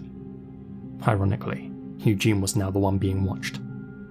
But before officers could act, they needed a DNA sample to compare with the matter found under Leslie's nails. So, they staged a covert operation. On June 9th, 2024, Eugene landed at Dulles International Airport after returning from a trip to Europe. Under the guise of a routine secondary screening, a US customs officer led him into a room where several plastic water bottles had been placed on a table. Eugene took the bait, grabbing one of the bottles and drinking its contents. Detectives watched through surveillance monitors as Eugene left his mock screening, discarded the bottle in the trash, and went on his merry way. Agents collected the bottle shortly thereafter and sent it in for testing. The lab results were irrefutable. The DNA found on the bottle matched the crime scene profile. The person Leslie had scratched while fighting for her life, the person whose flesh was under her nails, was most certainly Eugene Gligor. And so it was that one piece of trash had just helped to apprehend another. On June 18th, 2024, a US Marshal Task Force apprehended Eugene Gligor outside his DC apartment. He was sipping coffee and scrolling on his phone as they approached him. From there, he was taken to the station for interrogation. What followed was a 24-minute confrontation. Detectives Augustin and Dupuy entered the room. After advising Eugene of his rights, they began.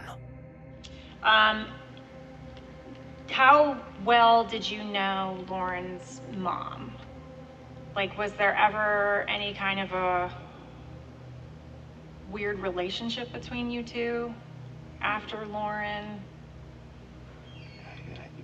No. Okay. I mean, I wasn't in touch, so I don't... Okay. So you were never, like, dating Lauren's mom or anything like that, behind the scenes? No. Okay. I wasn't ever in touch, that. Okay.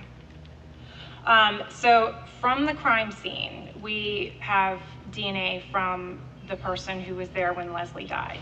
So there's Leslie's blood all over the place, obviously, but then there's also another DNA profile that was picked up from the crime scene. So we realized that they never talked to you, never did anything, and we wanted to find out more about you and if there was any kind of situation where you could have been at the house at that time. I'm a little confused. So to find out more and talk to me, why not just call me and ask me to come in and talk to me versus have marshals come and arrest me and bring me in? I'm just confused as to why that's the case. Well, because we needed to talk to you in a controlled environment, and because there's a little bit more to it than what we've told you so far. Could you tell me? Well, we're getting there. I'm trying to give you an opportunity to be a little bit forthcoming before we... I mean, I feel a little bit trapped here, like... Well, you're under arrest, so you should feel trapped. Right, okay? And so I think, I mean, probably asking for a lawyer is my best course of action at this point. That's totally fine. And we don't have to ask you any more questions, but we are going to just tell you some stuff. Okay? So from the crime scene, the DNA that was taken, we actually have a sample of your DNA, and it was compared to the crime scene DNA, and it matched.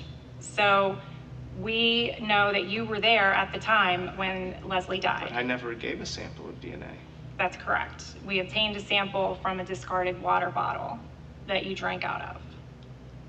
So you were followed, and we collected it after you discarded it into the trash, and it was swabbed and it was compared. So your DNA matches the crime scene DNA. I don't know what to say. I have no recollection. I have no memory. I don't know what to say. Okay, well, that's why we wanted to talk to you, to find out if there's any other explanation. But we can't ask you any more questions if you want a lawyer present. Yeah, I think I should have a lawyer present. I don't know what to do or say. It doesn't make sense to me, so I don't know. I don't know what to do. Do you have a lawyer that you... No. Okay. I don't have to call. I don't know. I probably call my girlfriend and ask her to help Fox. I don't know. Okay, that's fine. We're not gonna ask you any more questions.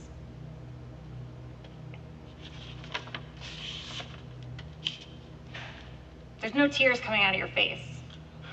I'm very dry right now. You're dry? I'm very dry. I'm parched. I'm dehydrated. You can probably see my eyes are bloodshot red because I'm just tired and drained. I don't know what's going on. You want me to drink water so I can tear? Like, what the f is wrong with you? I don't want you to tear. I just don't want What are you trying to say? I'm just trying to say that this seems a little put on. Are you kidding me? Are you kidding me? No. Oh my God, you're so full of it. You're after. This is the police. This is, yes, like it makes sense. You know, it's in your eyes, it's guilty until proven innocent. I get it. Well, honey, your DNA was in the crime scene. That's why, like, there's a reason. There's due process, right? Sure. Due process. So you're saying I'm guilty before I've even been put into a court of law? I'm saying that there's probable cause to believe that you were there when I think what you were saying was the contrary to that. So, okay.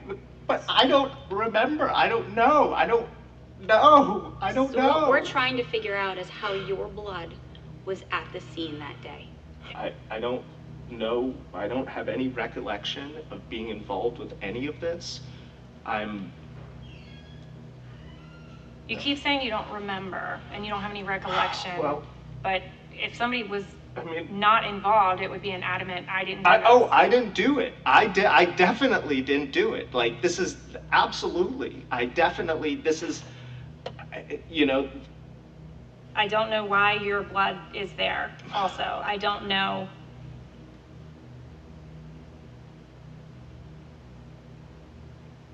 Wow. The only person that knows is Leslie, and she can't tell us. Wow.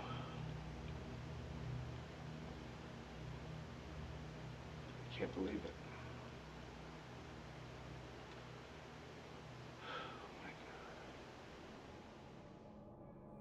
It was clear Eugene was putting on an act, playing for more time, as if getting away with murder for nearly a quarter of a century wasn't enough. Thankfully, he wasn't fooling anyone, and was subsequently charged with first degree. His friends and neighbours were shocked. In their words, Eugene was a zen, happy, and positive person, focused on personal growth. He was community-driven. He gave generously to charity. A former co-worker said he couldn't imagine Eugene hurting a fly.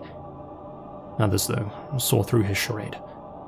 One colleague stated that although he appeared receptive and warm at first, when challenged, Eugene could be a, quote, giant, condescending prick. One of his two ex-wives accused him of being aggressive, throwing things and punching walls during arguments. His own brother had expressed fear that Eugene might one day hurt him. Even so, nobody suspected his dark secret, especially not Lauren. In her words, she never imagined the person that she had once dated, the gentle young man who had once sat around her family's table, whom she had once cared for and defended, would one day be responsible for such a grievous betrayal. When she had first told Eugene about her mother's death, he had embraced her and convincingly said, "I'm so sorry." When she ran into him again at a restaurant shortly before his arrest, he appeared calm and collected. "He didn't seem weird," Lauren recalled. "And how you can look at someone in the eye, knowing that you committed this crime, and act like nothing happened, is pretty unreal." Clearly, Mr. Gligor's act wasn't just for his interrogators. He had convinced almost everyone in his social circle that he was a mild-mannered man, leaving them to grapple with the reality of his actions. Could their charming, helpful, long-time friend also be a cold-hearted monster? By his own admission, yes. In May 2025, Eugene Gligor, now 45 years old, pleaded guilty to the lesser charge of second degree, meaning he admits to taking Leslie's life, but that his actions weren't premeditated. He's now facing up to 30 years in prison. State's Attorney John McCarthy remarked, "It doesn't bring Leslie back, but now they know who did it to her. There's no such thing as closure, but I'm proud of what we do together, and I'm proud of our continuing search to find creative ways to make people in this community safer." The last question on most of your minds is likely this: why? What exactly compelled Eugene to enter the Prier family's home and so callously take the life of a woman who had been nothing but nice to him? A woman who had cooked him meals, who had taken him on trips to the beach, who had played board games with him. A woman who he hadn't seen in at least 2 years. Some have speculated that he was motivated by lust, anger, or simple murderous curiosity. Indeed, given that there was no sign of a forced entry, it's possible Eugene simply knocked on the door, and Leslie, recognizing a friendly face from the past, led him inside. But if this had been a premeditated homicide, Eugene had been extremely inept. He hadn't brought a weapon, needed to brutally finish Leslie off with his own hands, and had sustained a wound in the process. In the state attorney's words, the circumstances suggest that this was more likely a spur-of-the-moment thing. As mentioned, Eugene had been a suspect in a string of burglaries during his teenage years. I can't help but wonder whether this was another break-in gone wrong. He knew the layout of the house, knew where the valuables were kept. What he didn't know was that he would come face to face with Leslie, a woman who knew his name, his address, a woman who, from everything I've read, would almost certainly have helped him mend his ways had he only stopped there.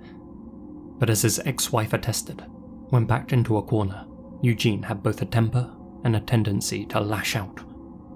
Perhaps when he encountered Leslie, he panicked, and his aggressive side reared its ugly head. Then, instead of stealing anything, he focused on covering his tracks as best he could. That's all speculative on my part. Ultimately, the only person who knows why Leslie died is Eugene, and he has yet to give an explanation. Not to the police, not to the Prier family, not to the court. After 24 years, that question of motive remains unanswered. But hopefully, not for much longer. Eugene's sentencing hearing is scheduled for August 28th, 2025. That's the day that Lauren and the rest of her family hope to hear something, anything, about why.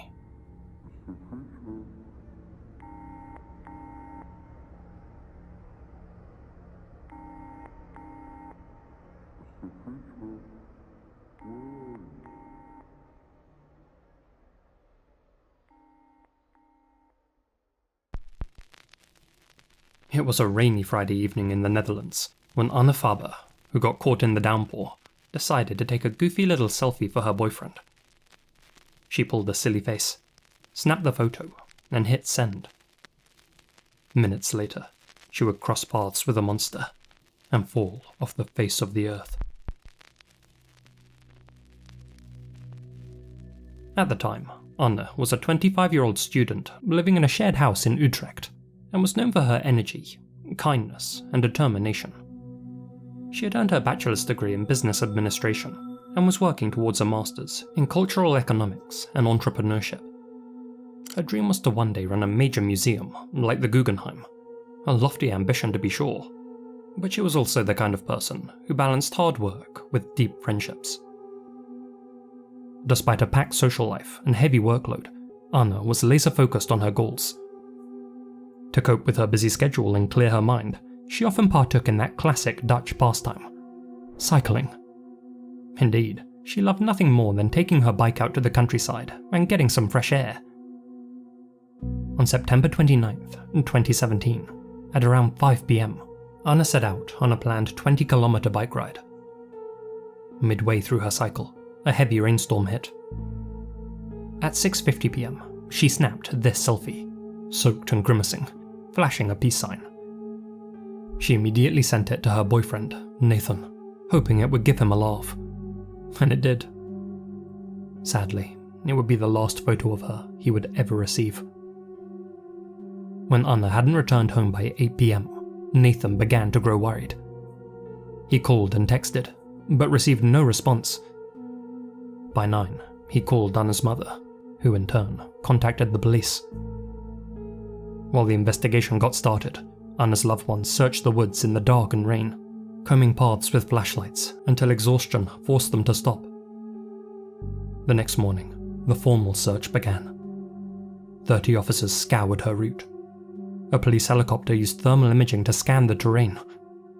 Still, nothing. Then, on October 3rd, a breakthrough. Friends found a jacket near Amersfoort. It was Anna's. 2 days later, on October 5th, Anna's bicycle was found submerged in a pond in Blucher Park. A day later, her backpack was discovered in the same area. At first, the evidence led nowhere, but DNA recovered from Anna's jacket changed everything. It pointed to a 27-year-old man named Michael P., who was living in a psychiatric facility in Den Dolder.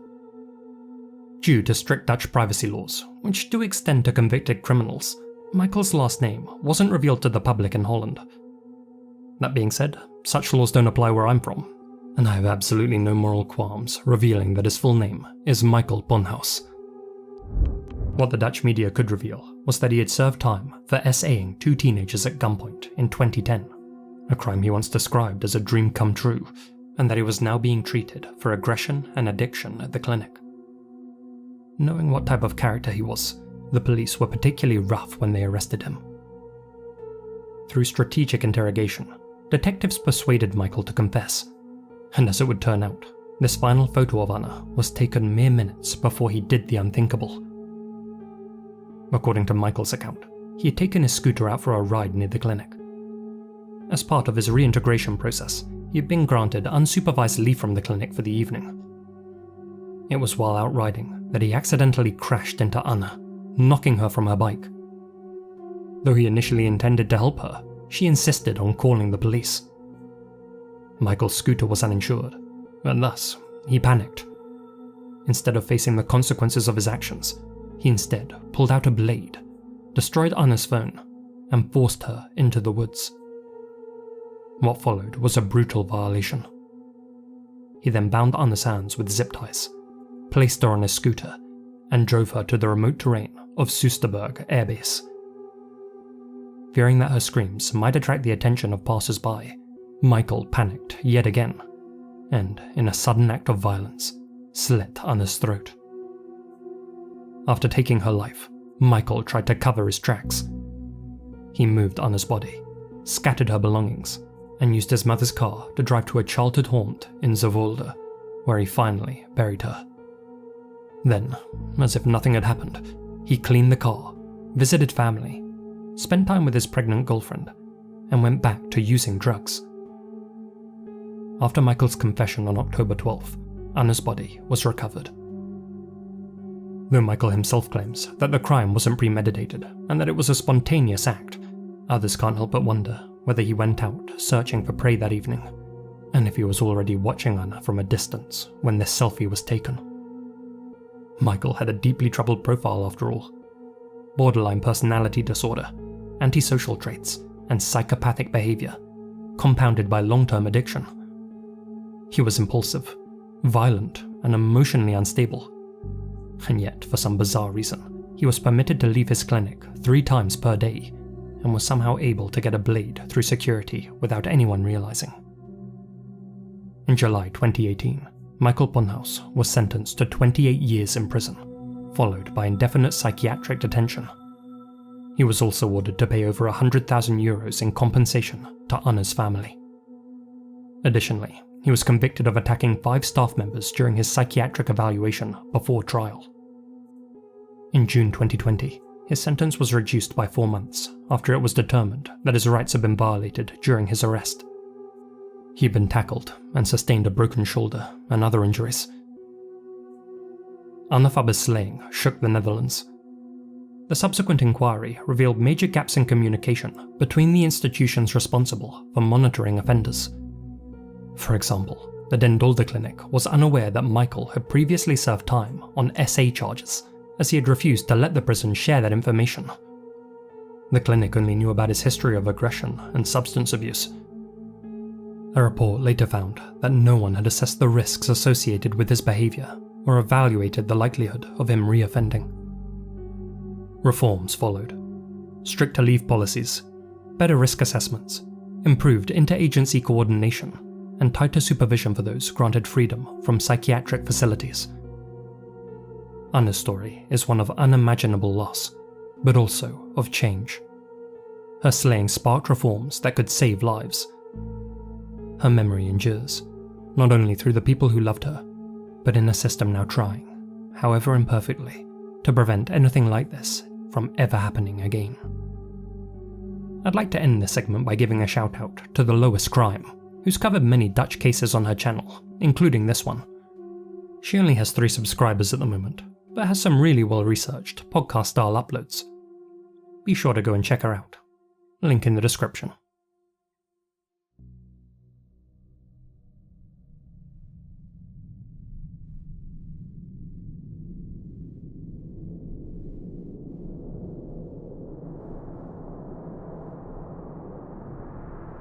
Mount Aconcagua. Standing at almost 23,000 feet, it's the highest mountain in the Western Hemisphere, and one of the most dangerous. Those who brave this Argentinian Goliath occasionally stumble upon items that have remained nestled in the snow for months, years, and in some cases, decades, be that some discarded packaging, old climbing equipment, or even a body. At least 153 people are known to have perished while ascending Aconcagua over the years, among them number 26, John Cooper, and number 27, Janet Johnson, both experienced mountaineers who attempted to reach the summit 52 years ago. Unfortunately, they'd never make it back alive. Even stranger, lead investigators believe they may not have succumbed to the elements or an accidental fall, but rather met their end at the hands of their fellow climbers. It was January 1973, and a disparate band of mostly amateur climbers from the US had come together to conquer Mount Aconcagua. Their leader, a lawyer named Carmi Defoe, was the one to organize the expedition, and formed a team consisting of Mazamas Climbing Club members Jim Petrosky, Bill Eubank, Arnold McMillan, Bill Zeller, and John Shelton. The second to last member to join the team was John Cooper, a highly intelligent NASA engineer who had helped put men on the moon. Last to sign up was Janet Johnson, a quiet and reclusive school librarian from Denver who was easily the most experienced climber in the group. Whereas most other members were described as weekend hikers, Janet had scaled some of the highest peaks in the world, and did so regularly. Their guide was to be Miguel Alfonso, a local who had reached the summit 5 times, and who really should have been allowed to lead the team, but Carmi was determined to have that honor. The team reached base camp on January 21st, and met with the manager, Roberto Bustos. He and Miguel quickly realized that they were dealing with an unprepared group of strangers who had no allegiance to one another, and, as one news outlet put it, an every man for himself attitude. Indeed, a reporter covering the story of their climb decided to take a picture of each member before their attempt, as, in his words, he didn't think they'd all be coming back. As expected, things started poorly, with the members bickering amongst themselves about hiking speeds and targets. Still, they all made it to Camp 1, navigating their way through icy stalagmites and rugged terrain. But as the climb wore on, the party became more and more fragmented, both figuratively and literally, splitting off into 2 different groups. 3 of them stayed behind at Camp 1, having become disoriented and irrational, while the rest of the crew struggled on to establish Camp 2 at 18,000 feet, and then Camp 3 at 20,000. That's where they sheltered for the night. By breakfast, one member, Jim Petrosky, began showing signs of high-altitude cerebral edema, a swelling of the brain. As such, their guide Miguel escorted him back down the mountain. Now out in front were Janet and John, along with police officer Bill Zeller and dairy farmer Arnold McMillan. The four of them didn't know the mountain and barely knew each other, but thankfully, weather conditions looked good for that day, and so they soldiered on, making it to 21,000 feet and reaching a sheet of ice called the Polish Glacier. But at that point, sudden bad weather and darkness forced them to set up a makeshift camp. Using their ice axes, the four desperados carved a shallow shelter into the glacier. They spread space blankets to cover the icy ground, their only barrier against the cold in the absence of their tents or sleeping bags, which they had left with most of their other equipment at Camp 3. Cramped and uncomfortable, Janet and Bill eventually moved outside, sitting together as they shivered in the freezing cold. Their sole mission now was to survive until dawn. By morning, John Cooper was found partially buried beneath a blanket of snow. Shivering and utterly drained, John announced that he was heading back to Camp 3. His life was more valuable than glory. Either due to hubris, ignorance, apathy, or oxygen deprivation, his three co-climbers decided to let him go it alone. They instead chose to continue on, ascending the Polish glacier and making it to a ridge that led to the summit. But as darkness fell once again, both Bill and Arnold apparently turned to see that Janet had disappeared. Because they had climbed the glacier unroped, the three weren't connected, and there was no telling at which point they had lost her. Bill and Arnold would eventually make it back to base camp, where they met up with the rest of their party, all having given up reaching the summit. But two of their group were still unaccounted for: John Cooper and Janet Johnson. Immediately, the authorities were called.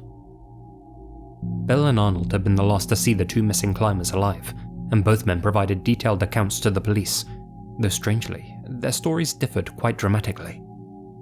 According to Arnold, once Janet disappeared on the Polish glacier, they began calling out her name.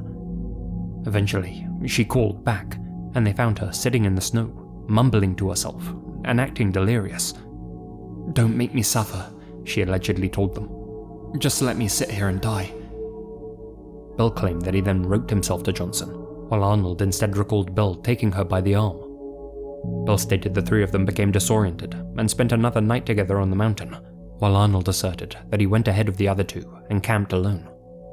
They claimed to have fired off a flare gun, which nobody saw or heard. When the weather let up, Arnold attempted to make his way down the mountain solo to get help, when he stumbled upon what he thought was a dead soldier. But that was a hallucination. What he had really found was John's body. According to Arnold, John was sitting with his head in his hands and frozen, completely solid. Arnold made it back to Camp 3 and decided to rest before continuing on to base camp. Meanwhile, Bill and Janet stumbled down at a far slower pace, at one point taking a serious tumble. They too passed John's remains and knew they must be close to Camp 3. That's when Bill alleges that he went on ahead, leaving Janet to make her own way down, believing her to now be in a good condition.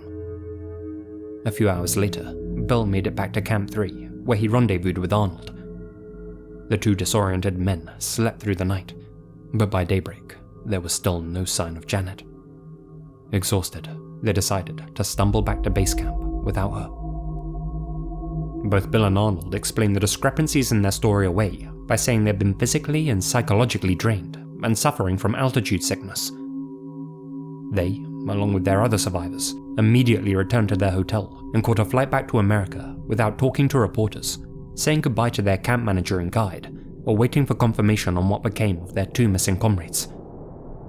As they boarded their flight home, a reporter approached them on the tarmac and asked them to clarify what happened on the mountain, but the lawyer leader, Kami, blocked him. When the group made it back to the States, Kami held a top-secret meeting at his law office, where the group typed up and published their official expedition report, painting both John and Janet as fanatics, desperate to reach the summit at all costs, and saying they died from pulmonary edema, an assertion that would soon be disproven. Later that same year, Miguel led a 4-man team to search for the 2 missing climbers.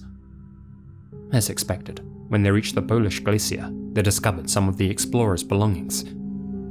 A little further down, they came upon John Cooper's frozen body, about 150 meters from Camp 3.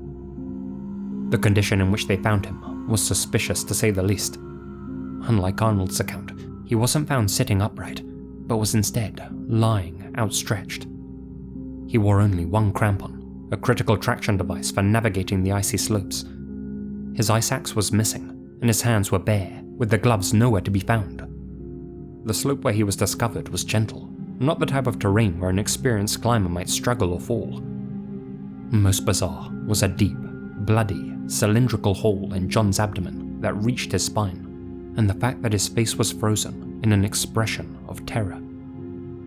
The survivors rationalized the discovery, saying that John must have fallen on his ice axe, stumbled down the mountain, and then died. John's body was recovered and brought in for an autopsy. The complete findings of the postmortem were sealed from public access, but it was revealed that he had sustained skull and brain injuries, which were listed as the official cause of death, not pulmonary edema or exposure as one might expect. He had no broken bones, indicating he hadn't taken a major fall either. More suspicious was the fact that his abdomen wound was perfectly round and not very wide. The report noted that it looked less like he had fallen on an ice axe and more like someone had stabbed him with an ice screw. Over a year passed before Janet's body was discovered, very close to where John's had been found. A trio of experienced climbers stumbled upon her by chance and immediately recognized some unsettling and suspicious details. Janet's body was found face up. One of her facial bones was exposed, the skin having degloved over time. She was wearing only one crampon, and her climbing ropes were wrapped around her body. Like John Cooper, she too was missing her ice axe and gloves. A rock was resting atop her body, which was in an otherwise empty field of ice. According to those that found her, it looked as if someone had set up the scene to make it look like she had had an accidental fall, when really she had fallen victim to foul play. The coroner in Mendoza agreed, and once again, documented the cause of death as injuries to the skull and brain. In the assistant medical examiner's words, they were killed, no doubt about it.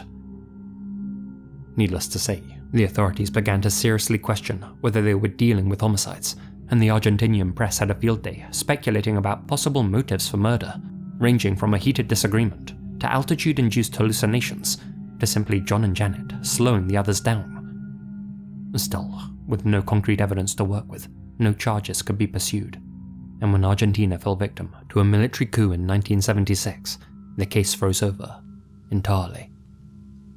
That is, until 2020, almost 50 years after the incident, when 2 climbers scaling the Polish glacier made an extraordinary find.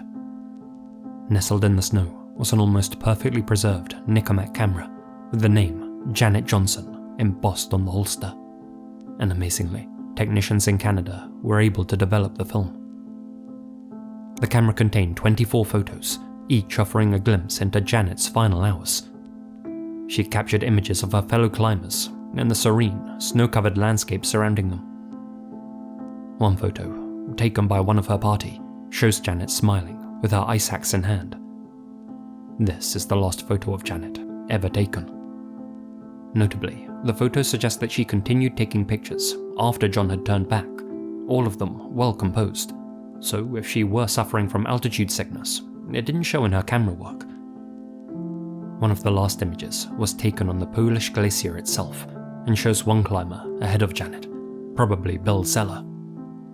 Both Bill and Arnold said that they had climbed the Polish glacier unroped, hence how they were able to lose Janet in the first place, but this image proves otherwise, clearly showing that she was roped up to her fellow climbers. What happened after this image was taken remains a mystery. Though an invaluable piece of evidence, the camera provided no concrete answers, but it did serve to reignite interest in Janet and John's case, and 5 decades after their deaths, had people questioning once again whether they were victims of unfortunate accidents or something more sinister. The condition of their bodies is hard to overlook, but it is conceivable that the pair, frozen and confused, were killed by Aconcagua herself, and not their fellow party members. But even if that is the case, should Bill and Arnold still be held responsible for leaving them to fend for themselves? Or, when up in those cold and lonesome heights, with a team who knew the risks, is it fair enough to look out only for oneself?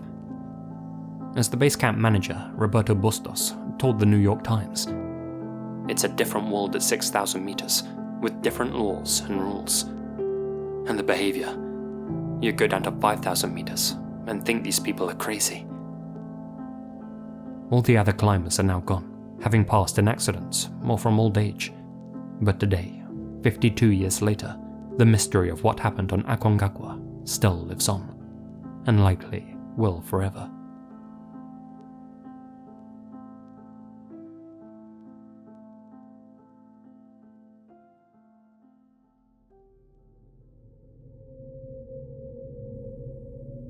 "61-year-olds Carol and James Reggie Sumner were quiet, generous, trusting people, though both in poor health. Reg was diabetic, and Carol was recovering from cancer. They had left behind their old life in South Carolina and settled in Jacksonville, hoping for peace in their later years. But in the summer of 2005, their kindness was betrayed in the worst way imaginable. The story begins with Tiffany Cole, a young woman whose father once lived next to the Sumners. Tiffany wasn't especially close to Reggie and Carol, but when the couple decided to sell their home in Charleston, she bought a car from them on installments. From then on, she would periodically visit their new place in Florida to drop off the payments, and when she showed up in June 2005 with her boyfriend, Michael James Jackson, the Sumners, true to form, offered them a bed for the night. It was a gesture of hospitality, but when Michael learned that Reggie and Carol had sold their old home for nearly $100,000, he no longer saw them as generous hosts. He saw two elderly, frail targets, isolated and now newly flush with cash. Back in South Carolina, Michael and Tiffany spent several weeks plotting how to get their hands on the Sumners' money. Together, they agreed to raid the aging couple's home, steal their valuables, and access their bank accounts. However, the Sumners were well aware of their faces, and so they would need to employ some heavies. Thus, they approached their two 18-year-old accomplices, Alan Wade and Bruce Nixon. On the night of July 8th, 2005, Alan and Bruce knocked on the Sumners' door, pretending to be lost teenagers looking to use the phone. Of course, Reggie and Carol let them in. But unbeknownst to the Sumners, the boys carried with them a black bag packed with duct tape, gloves, and a convincing toy gun. Within moments, the Sumners were bound and gagged. Michael and Tiffany waited outside in a rented Mazda RX-8, keeping their heads low. Meanwhile, Alan and Bruce ransacked the home for valuables and bank details before forcing the Sumners into the trunk of their own Lincoln Town Car. Then, the convoy set off, the Mazda in front to draw police if necessary, the Lincoln behind, with Reggie and Carol sealed inside. At a gas station, the group stopped for fuel, then pressed on into Georgia. Hours later, in the woods, Reggie and Carol were dragged from the trunk of their own vehicle. They were forced to give up their bank pins before being tossed into a pre-dug hole in the ground. You see, days earlier, the four co-conspirators had driven out to that wooded stretch of southern Georgia and dug a grave. Before they had even set their plan in motion, they had decided there should be no witnesses. Michael became enraged when he saw the duct tape over the Sumners' eyes had loosened, saying that he didn't want them to see his face in their final moments. It was a mind thing, he said. After the tape was stuck back down, Reggie and Carol were made to lie down in the dirt. They were then callously buried alive. The killers abandoned the Lincoln in a field, then returned to the Sumners' home to steal the couple's computer, which they pawned for cash. Over the following days, they began draining the Sumners' accounts, hitting ATMs across Florida, withdrawing several $1,000s in total. Surveillance footage from one machine captured Michael Jackson withdrawing money from Reggie's account, money which he, Tiffany, and Alan spent on champagne and limousine rides. Aware that the couple had been reported missing, 2 days after the murder, the killers tried another trick. A phone call to the police in which they pretended to be Reggie and Carol. How you doing? My name is Reggie. I'm out of town with my wife right now. Her sister passed away. A friend of ours that lives in the neighborhood called this morning and said that the garage was open and that the Lincoln was missing. We just moved actually to there not long ago from South Carolina. Do you have anybody that we can contact to help us make sure that everything in the house should be there? No, sir. My family lives in another state. When this recording was played to the Sumner's daughter, Rhonda, she confirmed that the voices didn't belong to her parents. On July 14th, investigators traced the ATM withdrawals and tracked the group to a motel in Charleston. Inside, they found some of the Sumner's stolen belongings. Michael, Tiffany, and Alan were arrested. Bruce Nixon, who was later picked up in Jacksonville, cracked almost immediately. He told investigators everything, including the location of the burial site. 8 days after the murders, Reggie and Carol were finally found buried in that shallow pit. According to Bruce, they'd been clinging to each other when they were forced into the trunk and into their grave. Even in death, they hadn't let go. The medical examiner later confirmed what investigators already feared. Sand and soil were packed into their throats and airways. They had suffocated slowly, inhaling the dirt as it filled the grave. After a lot of finger-pointing, downplaying and denial, Michael Jackson, Tiffany Cole, and Alan Wade were all charged with first-degree murder, kidnapping, and robbery. Tiffany claimed that she had no intention of killing her old neighbors, insisting that Michael was the mastermind behind the entire heist. Yet despite pleading ignorance, she couldn't explain why she had pretended to be Carol Sumner on the phone to the police, nor why she had happily enjoyed the Sumners' money in the aftermath of their deaths. Ultimately, Michael, Tiffany, and Alan were all found guilty and sentenced to death in 2007. Because he cooperated with the investigation, Bruce Nixon was instead sentenced to 45 years behind bars. In 2016, the US Supreme Court ruled that Florida's death penalty system, which allowed for non-unanimous jury votes, was unconstitutional. This meant that all 3 death sentences were overturned and had to be reconsidered. In 2022, Alan Wade was resentenced to life without parole. In court, he told the judge that the version of himself who committed those crimes no longer exists.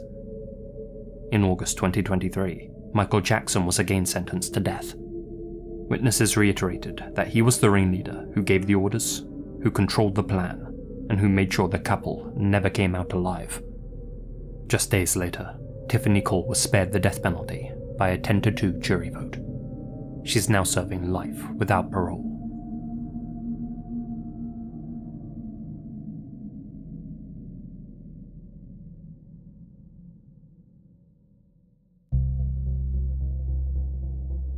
Heloísa Borba Gonçalves is a Brazilian serial killer accused of marrying, deceiving, and slaying a string of wealthy men for financial gain.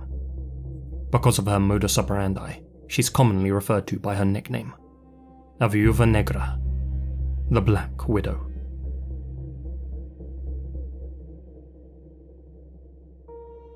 Because she's maintained multiple identities throughout her life, large parts of Heloísa's background are difficult to verify. What is clear is that she was born in Porto Alegre on March 13, 1950.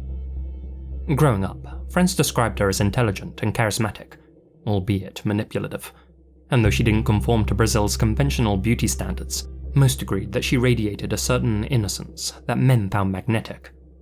Men like Heloísa's first partner, Carlos Pinto da Silva, with whom she had her first child, Patricia, at the age of 19.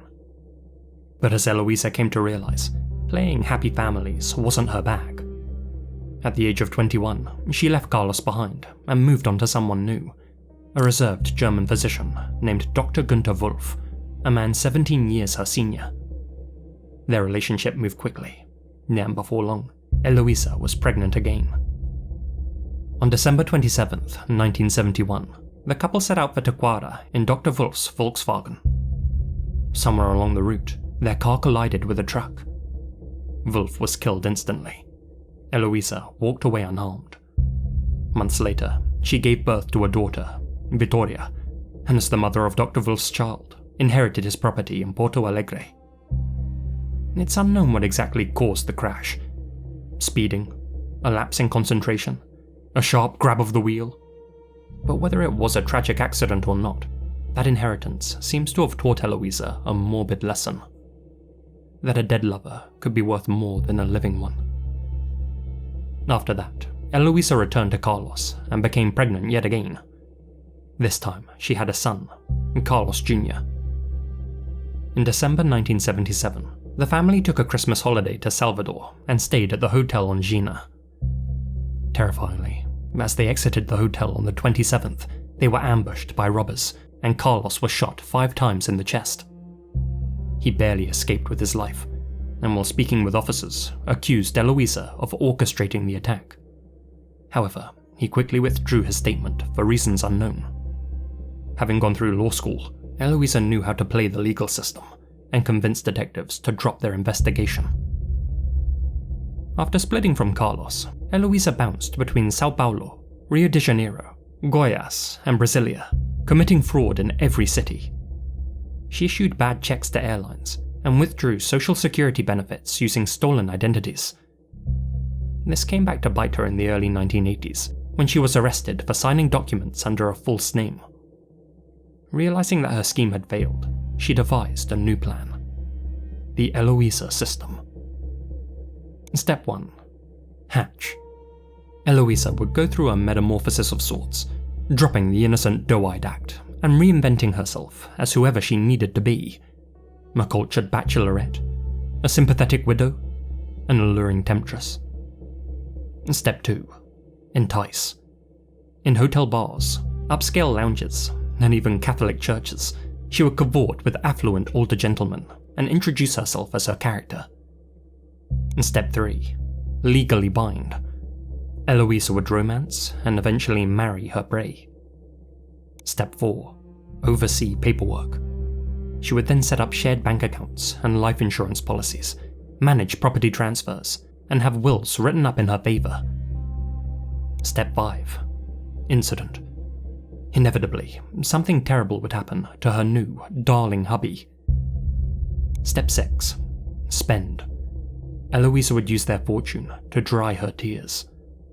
And then finally came Step 7. Do it all over again. First to the plate was Ireneo Duque Suarez, an insurance broker from Ipanema with whom she had another child, Daniel. The couple married on May 13th, 1983, but their union was short-lived. While driving through Rio, their car was flagged down by another vehicle.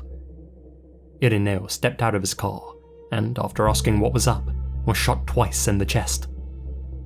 Eloisa inherited 3 apartments in the south of Rio, a car, and a substantial amount of cash. She used it to purchase designer clothes and hats. In the late 1980s, Eloisa bigamously married 2 men at the same time.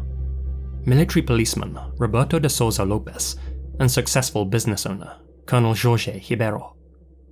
Using her old and new IDs, she managed to wed both men under different names and maintained both marriages by convincing Colonel Ribeiro that they should live separately in a modern arrangement. While juggling 2 husbands, Eloisa also began dating Syrian millionaire Nicolau Sard. Amid these relationships, she became pregnant with a 5th child, Marcelo. Each man assumed that he was the father. Later that year, on May 8th, Eloisa married Nicolau, and in November, divorced Roberto, ending one of her 3 overlapping marriages. On December 29th, 1991, Nicolau Sard was found dead at his home. The official cause was recorded as heart failure, but coroners noted that he had a broken arm, which in his family's mind indicated that he had been forced to drink something. According to Nicolau's nephew, the police showed little interest in investigating the incident further, and Eloisa received a hefty inheritance of $5.5 million, as well as several properties which generated significant rental income. Around that same time, Eloisa's relationship with the colonel started to sour. Fearful that he may divorce her, she decided to take the initiative. In early 1992, she hired a hitman to break into her husband's office in Copacabana.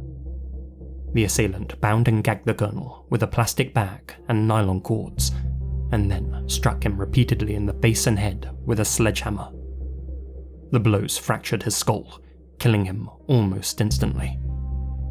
Eloisa was not only present at the scene, but aided in the execution. She was questioned only once by detectives. Months later, a new victim became entangled in Eloisa's web, an elderly Lebanese businessman named Wagi Murad, whom she married in late 1992. Months later, while stopped at a red light in Recreeros dos Banderanches, Wagi and his friend, Wagner Leno, were shot dead in their car. Despite having been married for less than a year, Eloisa inherited the bulk of Wagi's estate. By that point, the unlucky widow had amassed tens of millions of reais. Authorities failed to connect the glaringly obvious dots, but someone else had. Behind the scenes, Wagi's son, Eli Murad, had begun his own investigation. Suspicious of his stepmother, he hired private eyes to dig into her past, and what they found was staggering. A trail of dead husbands and boyfriends, stretching back years. Eli became convinced that Eloisa had orchestrated his father's murder as well. In October 1993, Eli set out for the police station to hand over his evidence. On the way, 2 gunmen ambushed his car. Eli watched as his bodyguard, Luis Marquez, was gunned down beside him. Before Eli could unbuckle his belt, a bullet tore through the back of his head, and his world went dark. But miraculously, Eli survived. After 2 weeks in intensive care, he took his findings to the police, accusing Eloisa of not only attempting to take his life, but of successfully eliminating Luis Marquez, Wagi Murad, Wagner Leno, Colonel Ribeiro, Nicolau Saad, and Ireneo Duque Suarez. Though she used her considerable net worth to fight the charges and push back the proceedings, Eloisa was forced into hiding circa 2010. After missing hearings, she was tried in absentia under Brazil's empty chair law in 2011 and was sentenced to 4.5 years in prison for fraud and bigamy, and a further 18 years for double qualified homicide. Officers scoured Rio for her, and a reward of 11,000 reais was advertised for tips. But it was too late. Eloisa had already fled the country. Unsurprisingly, given the police's incompetence, it fell on Eli to track her down. He managed to uncover a paper trail that led to California, New York, and Virginia in the USA. This information was passed on to the federal police, who in turn forwarded it to Interpol. A red notice was swiftly issued. As it stands, the Black Widow is currently believed to be residing in Florida, where she signed documents as Eloisa Saad Lopez, combining the surnames of one of her former partners and a more recent American husband. At least 2 of her children, Patricia and Carlos Jr., are also living in the Sunshine State with her. One helps foreigners become US citizens, while the other is a pilot with his own air transport company. Both Patricia and Carlos Jr. have since faced charges of document fraud after Eloisa tried to put her deceased husband's properties in their names.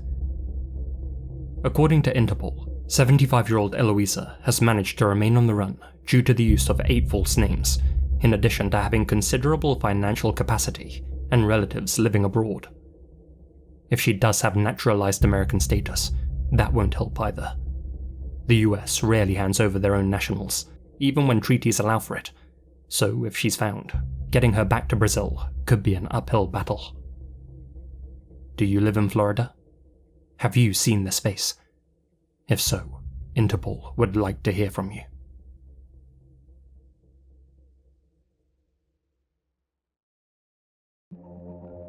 If you've been to Japan recently, there's a good chance you've seen this woman's face plastered on a TV screen in a store window or a passenger's smartphone on a crowded train. If you did, it's not because she's an idol or a rising star. It's because she's at the center of one of Japan's most polarizing incidents in years. One that made headlines as recently as March 2025, and one that's bound to leave a lasting scar on the internet, as the whole thing was broadcast live to thousands. Airi Sato was a 22-year-old streamer with a sizable online following. Known by her online moniker, Ai Mogami, a name which she had taken from a popular voiceover actress, Airi had built a dedicated community on Who Watch TV. Fans tuned in not to watch her play games or talk passionately about a hobby, but rather just to hear her chat and perform challenges. You see, Airi's main draw was her charm. She knew how to win people over, how to gain their loyalty. She had a Platinum Plus badge on her profile to prove it, which marked her out as one of the platform's top live streamers. Considering that she had grown up in a children's home, estranged from her family, had been living alone since 15, and had only received a basic education, the young Airi had done well for herself. Offline, Airi had another job in Yamagata City. A lot of English sources say that this was at a restaurant, but in reality, she worked as a hostess in a kyabakura, clubs where men pay exorbitant amounts of money to spend time drinking and chatting with glamorous female employees, who in return pretend that they're interested in them. It's not uncommon for these hostesses, particularly younger ones who are strapped for cash, to engage in what's known as papakatsu, a term which broadly translates into sugar daddy hunting. Since the men who visit kyabakuras tend to be lonely salarymen starved for affection, it's often the case that they form one-sided relationships with their favourite hostesses and shower them with money and gifts in exchange for cold comfort and plastic companionship. The sad fact, though, is that they can't always afford the expense financially, but also feel like they can't afford not to emotionally. But if Airi was such a successful live streamer, why did she have to work nights at a kyabakura and partake in papakatsu? Well, although she was one of the more recognisable faces on WhoWatch, the platform itself wasn't mainstream, and it's estimated that she was only earning 300 to 400,000 yen per month, approximately $2,000 to $3,000 US. Recent reports state that she was a single mother at the time too, so it could be argued that she was just doing what she needed to in order to support her child.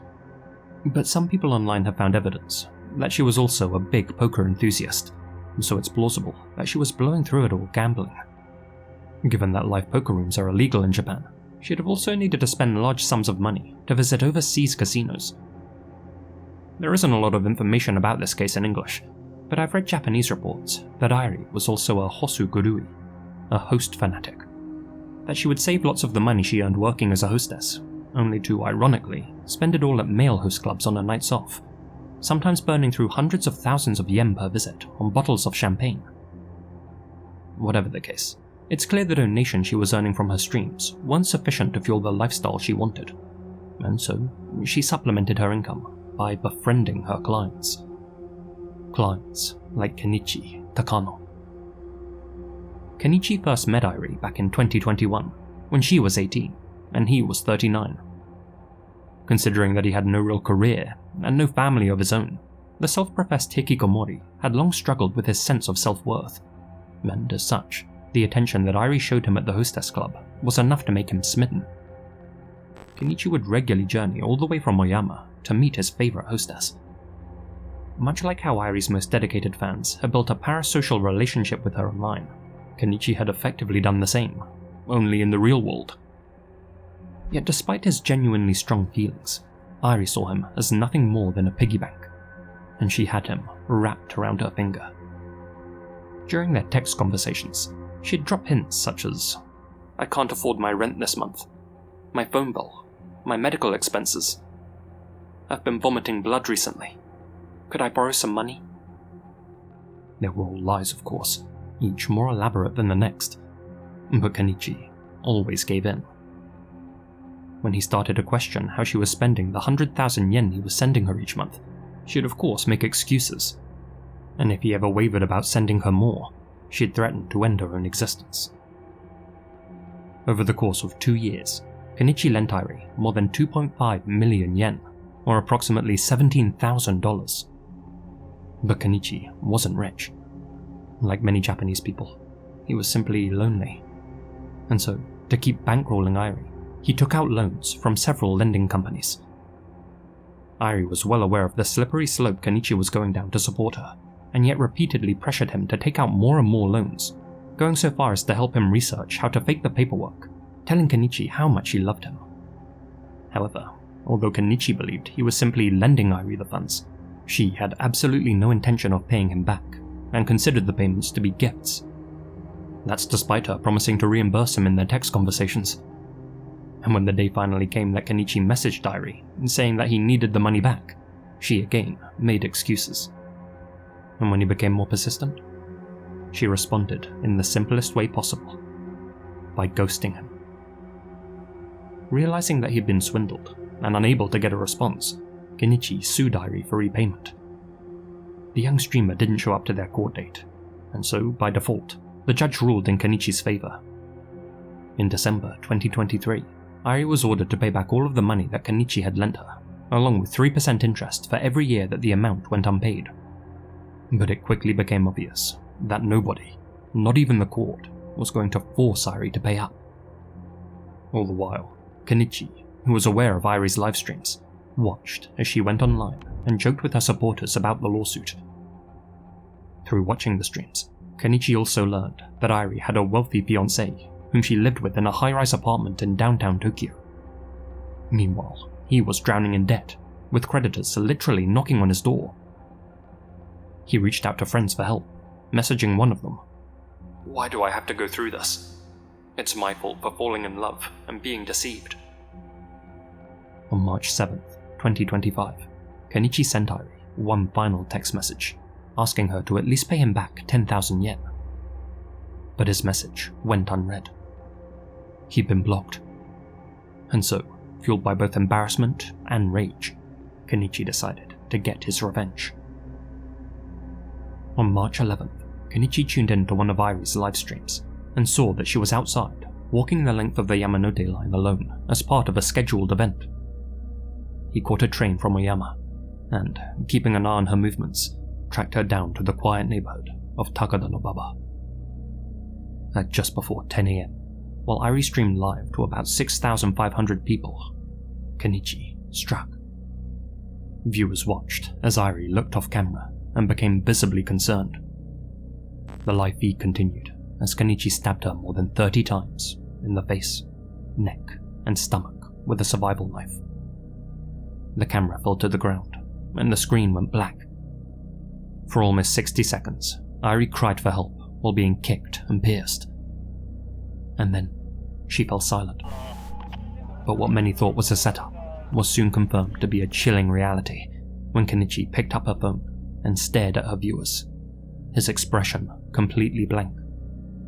As one of his friends would later put it was like the light in his eyes had gone out. He continued to aim the smartphone at his face as he coldly asked Irie, "Are you still alive?" The following shot of her bloody body confirmed that she wasn't. Officers arrived 5 minutes after the incident. At first, Kenichi seemed calm, like a good Samaritan standing over Irie, trying to help. But when they approached the 42-year-old, he calmly admitted to taking her life, citing their financial dispute as the motive, and later stating, "I thought that if I caused an incident, the world would know what Miss Sato had done to me." He's currently being evaluated to determine whether he's mentally fit to be held criminally responsible, as his lawyers are claiming he suffers from schizophrenia. As a side note, when news of the slaying broke, most assumed that it was the famous voice actress Ai Magami who had been targeted, and her socials were flooded with condolences and RIPs. Both she and her agency were forced to assure her fans that she was indeed still alive. As previously mentioned, this incident has caused a massive stir in Japanese social media.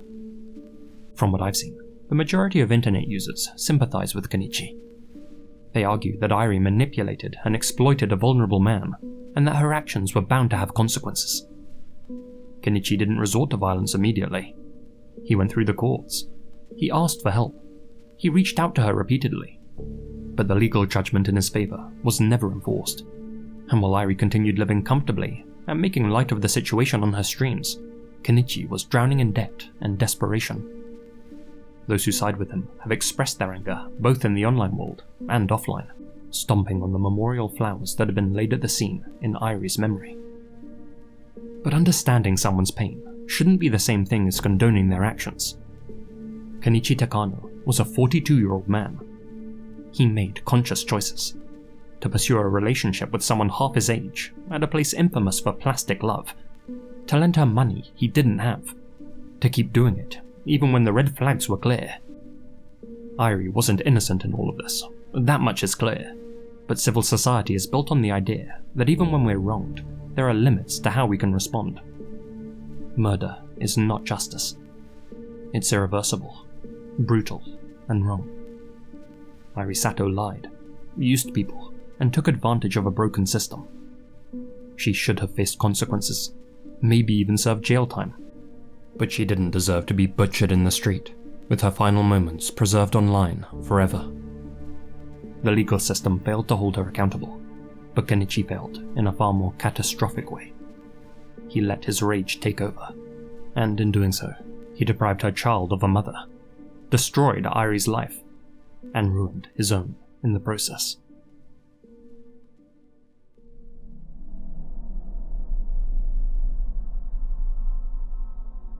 Doppelgangers, mirror image lookalikes so uncanny they could fool even your closest relative, have long been a staple of folklore. In myth and superstition, encountering one isn't just strange, it's extremely ominous. Crossing paths with your double is said to herald great misfortune, with some stories going so far as to say that we all have an evil twin out there, searching for us, hunting for us, with a goal to end our lives. But those are of course just stories. With 8 billion people walking the earth, it's inevitable that a few of them will look near identical to you. The odds of you bumping into a psycho version of yourself is low. But what if, when you did, it wasn't just a funny coincidence, wasn't a mere bad omen? What if it was a death sentence? On the afternoon of August 16th, 2022, Sharaban K, a German Iraqi beautician, left her family home in Munich, telling her parents that she was going to rendezvous with her estranged husband. The pair had separated, but were apparently meeting to straighten out their fraught relationship. By nightfall, the 23-year-old still hadn't returned home. Calls to her went to voicemail. Messages went unread. Concerned, her loved ones decided to search for her. Driving through Ingolstadt, the Bavarian city where she went to meet her ex, they spotted something chilling. Sharaban's black Mercedes, parked awkwardly near a wooden stretch on the banks of the Danube. At first, it was just the sight of the car that made their stomachs tighten, but then they noticed it. A dark, viscous stain running down from the passenger's side door. Peering through the window, they saw what looked like a person slumped unnaturally across the back seat. Whoever it was, wasn't moving. Officers arrived and forcibly gained access to the vehicle. The lifeless young woman on the back seat was drenched in blood. More than 50 stab wounds covered her and were concentrated around the neck, upper torso, and head. Indeed, her face had been savagely mutilated, as if someone wanted to destroy not just her life, but her identity. They ran the license plates and confirmed that the car was registered to Sharaban K, but they still needed confirmation. Thus, they solemnly explained the situation to Sharaban's parents and asked them to identify their daughter's body. Even though the young woman's face had been obliterated, they took one look at her hair, her build, her olive skin, and her clothes, and tearfully said that there was no question about it. The victim was Sharaban. Suspicion, of course, fell on Sharaban's ex-husband, supposedly the last person to see her alive. However, that lead soon evaporated when the coroner dropped a bombshell. DNA and fingerprint analysis confirmed that the body didn't match Sharaban K. Through forensic testing, the victim was later identified as Khadija O, a 23-year-old Algerian beauty blogger from the Heilbronn area. She had vanished the same day her body had been found. The resemblance between her and Sharaban was striking. They had the same long dark hair, same complexion, makeup style, fashion sense, facial structure, and age. The authorities started hearing rumours that Sharaban had been seen driving around Ingolstadt and entering a pizzeria. Less than 48 hours later, detectives made an announcement. They had arrested Sharaban K and her Kosovan boyfriend, Shakir K, on suspicion of homicide. After taking the pair into custody, investigators began looking through their phones. They soon learned that Sharaban had created numerous fake Instagram accounts and posed as men and women to DM strangers. Not just any strangers though, girls who looked like her. In the weeks before the murder, investigators say that Sharaban contacted Khadija using a string of fake profiles. First, she posed as a man connected to the music industry, claiming Khadija had the perfect look for an upcoming rap video for the artist Luna. She even gave details about the supposed shoot in Offenburg. Khadija, suspicious of the offer, messaged the real Luna on Instagram, who confirmed that she was being scammed. When that failed, Sharaban switched tactics. Now pretending to be a female beauty professional, she offered Khadija a free cosmetic treatment in exchange for the promotion of her salon. This time, the offer sounded genuine, safe, and Khadija agreed to meet with her. On August 16th, 2022, Sharaban and her boyfriend drove to Eppingen in their black Mercedes and met with Khadija for the first and last time. The victim got into their car, expecting to be taken to her beauty appointment. Instead, they drove her to a secluded forest area between Heilbronn and Ingolstadt. There, the two killers struck Khadija in the head and viciously stabbed her 56 times, disfiguring her face to mask any differences between victim and killer. By all outward appearances, Sharaban seemed to be leading an ordinary life. So what on earth inspired her to take someone else's in cold blood? Well, although Sharaban's Instagram feed made her life seem perfect, behind the carefully curated selfies was a storm of personal problems. Conflicts with her family caused by her failing marriage, and a strong desire to vanish, to fake her own death and go into hiding. By killing someone who looked like her and leaving the body in her own vehicle, Sharaban hoped that her family, and indeed the world, would believe that she was dead. Her husband would take the heat, while she and her boyfriend started a new life elsewhere. And yet, despite spending months planning the scheme, neither Sharaban nor her accomplice considered that the police would test the victim's DNA. They also naively assumed that Khadija didn't have any loved ones who would report her missing. Following a review of the recovered chat logs, investigators learned that Sharaban had also tried to hire a contract killer to eliminate her former brother-in-law who opposed her plans for divorce, going so far as to give the hitman a €5,000 deposit. The job was thankfully never carried out. If that weren't enough, in the lead up to their trial, her boyfriend Shakir tried to hire a fellow inmate to murder key witnesses. Again, the plan fell through. The trial, which began in 2023 with all witnesses still breathing, lasted nearly a year and involved over 50 days of testimony. Prosecutors laid out how Sharaban had messaged multiple people on Instagram before settling on Khadija, describing her in messages as the ideal doppelganger. In January 2025, both Sharaban and Shakir were sentenced to life. The court classified the killing as being of particular gravity, meaning that parole, which is usually considered after about 15 years in Germany, likely won't be granted. This case is a grim reminder of how social media, while connecting people, can also be used as a hunting ground. It's hard to comprehend the coldness required to scroll through profiles, compare faces, and think to yourself, yeah, this one could die in my place. No doubt there are several candidates living ordinary lives in Germany, completely oblivious of how close they had come to being Sharaban's target, all for the simple crime of looking like her. Buried deep in the footnotes of old troll posts is a cursed link, one which led millions of oblivious internet users to a simple landing page.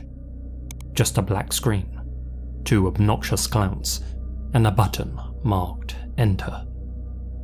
This was kekma.ga, a bait-and-switch shock site, which, though age-gated, certainly shouldn't be viewed by anyone. It was launched in April 2019 by notorious internet sadist Obok Meatgod, the same gentleman behind womansalliance.xyz, who chose a domain name that blended kek, or lol, with MAGA. The site's purpose? To protest the safe and sterile, social media-dominated internet that had spread to browsers. To draw traffic, trolls and morbid pranksters advertised Kekma in bad faith. Bait links were shared on Discord servers, in the comment sections of historical and political YouTube videos, and on subreddits populated with young and naive users, like r/teenagers. Cool new Reddit alternative, they'd say, or underground webcomic, a political discussion board, a meme treasure trove, anything to get a click. Within seconds of entering, unsuspecting users were hauled into one of the most violently offensive experiences the web has ever offered. Even if your volume was set to low, the site would emit a deafeningly loud, sustained screech, designed to damage the hearing of headphone users and give a minor heart attack to everyone else. At the same time, their browser window would forcefully switch to full screen mode. What appeared changed often. One of the many central videos was a medical recording of pork tapeworm cysts being squeezed from a human liver. Later, it evolved, or devolved, into a clip of a bloodied man squatting in a bathtub, forcing a large metal object into his urethra.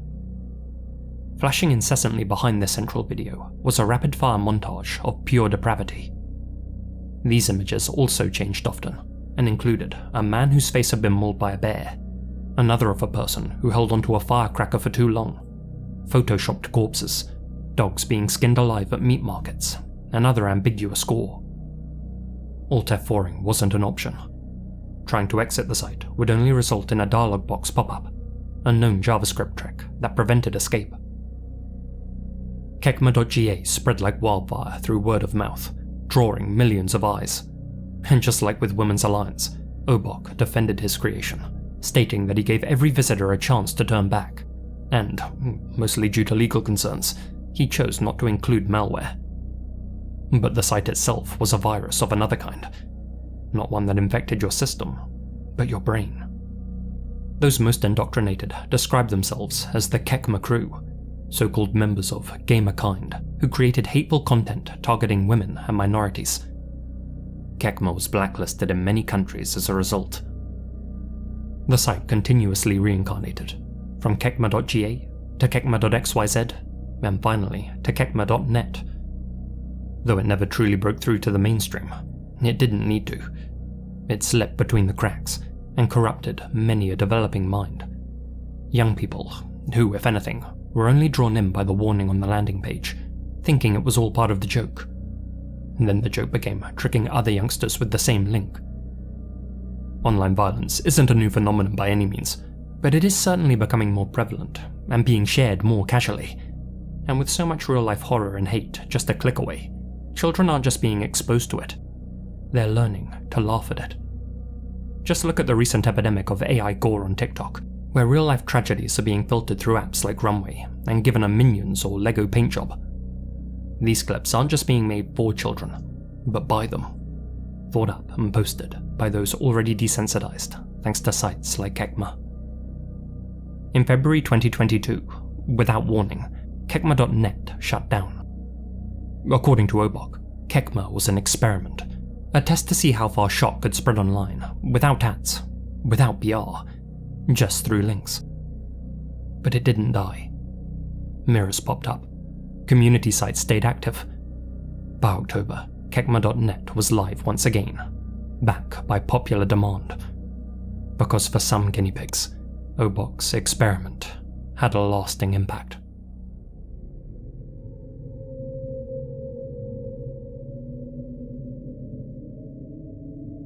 Garanhuns, forgive my pronunciation, is a city in the highlands of northeastern Brazil, one known for its mild mountain climate and lively festivals that draw visitors from across the region. To outsiders, it's the kind of place that feels traditional, even wholesome. But behind one unassuming doorway in this otherwise ordinary city lived a group who believed they were saving the world, one human sacrifice at a time. At the center of this case was Jorge Beltrão Negromonte da Silveira, a failed philosophy student and martial arts instructor with a chilling past. Growing up, Jorge had reportedly killed a 17-year-old named Luciano Severino da Silva, but was acquitted due to a lack of evidence. He then later tried to kill his own mother after stealing 80,000 reais from her home. In 1984, he married his future accomplice, Isabel Cristina Pires da Silveira. The ceremony was a modest, yet moving one, though the mood was dampened a bit during the reception, when Jorge pulled out a knife and threatened to kill all of the guests. Surprisingly though, they lived a fairly normal and innocuous life from then on. Well, for 2 years at least. In 1986, Jorge met and fell in love with a 16-year-old named Bruna Cristina Oliveira da Silva. Together, Jorge, Isabel and Bruna formed a bizarre love triangle and lived as a family of sorts, though many have instead labelled them a small cult, one built around their patriarch's delusions. Georges had long displayed signs of mental illness and declared that he had spoken with an angel and a cherub. They had apparently instructed him to purify the world and protect the earth from sin and overpopulation. As part of this so-called purification, he told his wives that they had to consume flesh and sacrifice 4 victims, each representing one of the natural elements: air, earth, water, and fire. Once the 4 killings were completed, he said, a portal to paradise would open, allowing the group to ascend to a higher plane of existence. Unbelievably, Isabel and Bruna believed him. Together, they created a small murder club, which they called the Cartel. Their first known victim was 17-year-old single mother Jessica Camila da Silva Pereira. When she met the cartel in 2008, she was homeless and struggling to financially support her 1-year-old daughter. Opening their arms, the cartel invited Jessica into their home under the pretense of offering her a job. But once inside, Jessica was struck over the head and rendered unconscious. The cultists dragged her into a bathroom, where they severed her jugular vein and drained her body of blood. Jessica was then skinned, dismembered, seasoned with salt and cumin, and stored in the fridge. The trio later admitted that they had eaten Jessica's flesh as part of their purification ritual. What makes the story even more disturbing is that Jessica's infant daughter was given some of her mother's own meat. The cartel decided to keep the child alive and raise her as their own. To the outside world, they appeared an odd but harmless family, one that supported themselves by selling empadas and coxinhas at the local market. In February 2012, the group cannibalized 31-year-old Gisele Helena da Silva. A few weeks later, on March 15th, they did the same to 20-year-old Alejandra da Silva Falco. Both were killed in a similar fashion to Jessica, lured into the cartel's home, struck on the head, stabbed, and then sliced up. Though they had already selected their 4th victim, the group thankfully didn't get to strike again. After their final murder, neighbors began to notice the group's odd behavior: the smell of decay coming from their home, the constant burning of incense, and the presence of a small child who never seemed to attend school. But the investigation really began after Gisele's family reported her missing. Witnesses said that they had last seen her entering the cartel's home, and CCTV footage showed the group using their victims' credit cards to make purchases in town. Acting on a tip, police searched their property on April 9th, 2012. Immediately, Jessica's child, who at that point was 5 years old, explained how she had seen her father butcher 2 women. Indeed, in a shallow grave behind the residence, they found human remains belonging to Gisele and Alexandra. Georges, Isabel, and Bruna were arrested on the spot. The following day, an angry mob of locals set fire to their house. Under questioning, all 3 suspects confessed. They spoke calmly about each incident, claiming they were purging the world of bad people, and alluded to killing more victims that the police didn't know about. The police would later say that the salty pastries the group sold, and which their neighbors loved, were often filled with the preserved flesh of their victims. The trio were tried separately for the 3 slayings. In 2014, they were convicted for the killing of Jessica. Georges received a sentence of just over 21 years, while Isabel and Bruna received 19 years. In 2018, they were again found guilty of slaying Gisele and Alexandra. Georges' total sentence rose to around 71 years. Isabel's was extended to 68 years, and Bruna's to 71 years and 10 months. In 2019, their sentences were again increased, Georges' by 27 years, and his wife's by 24. Further appeals and psychiatric evaluations followed, with doctors confirming that Georges suffered from schizophrenia. He was transferred to a secure psychiatric facility to serve the rest of his time, and has since become the penitentiary's pastor and a published author, having written 4 books. He's also said to now be a vegetarian. As for Jessica's daughter, despite enduring bullying and being called a cannibal repeatedly, she's thankfully grown up to be a healthy and well-adjusted young woman. Eerily, on r/Google Earth Finds, User NoFlounder9658 shared a disturbing discovery they made after researching this case. Using Street View, they managed to find the exact address where the cannibals used to live. Nowadays it's concealed behind a metal door, but by chance, the Google car just so happened to pass by their house in March 2012, right around the time Alexandra was killed and eaten. If you go to that location and click on that date, the image changes, and a person can be seen entering the home. That person is the head chef of the cannibal cult, Isabel, forever frozen in time on Street View, either just before or just after she served her final pastry.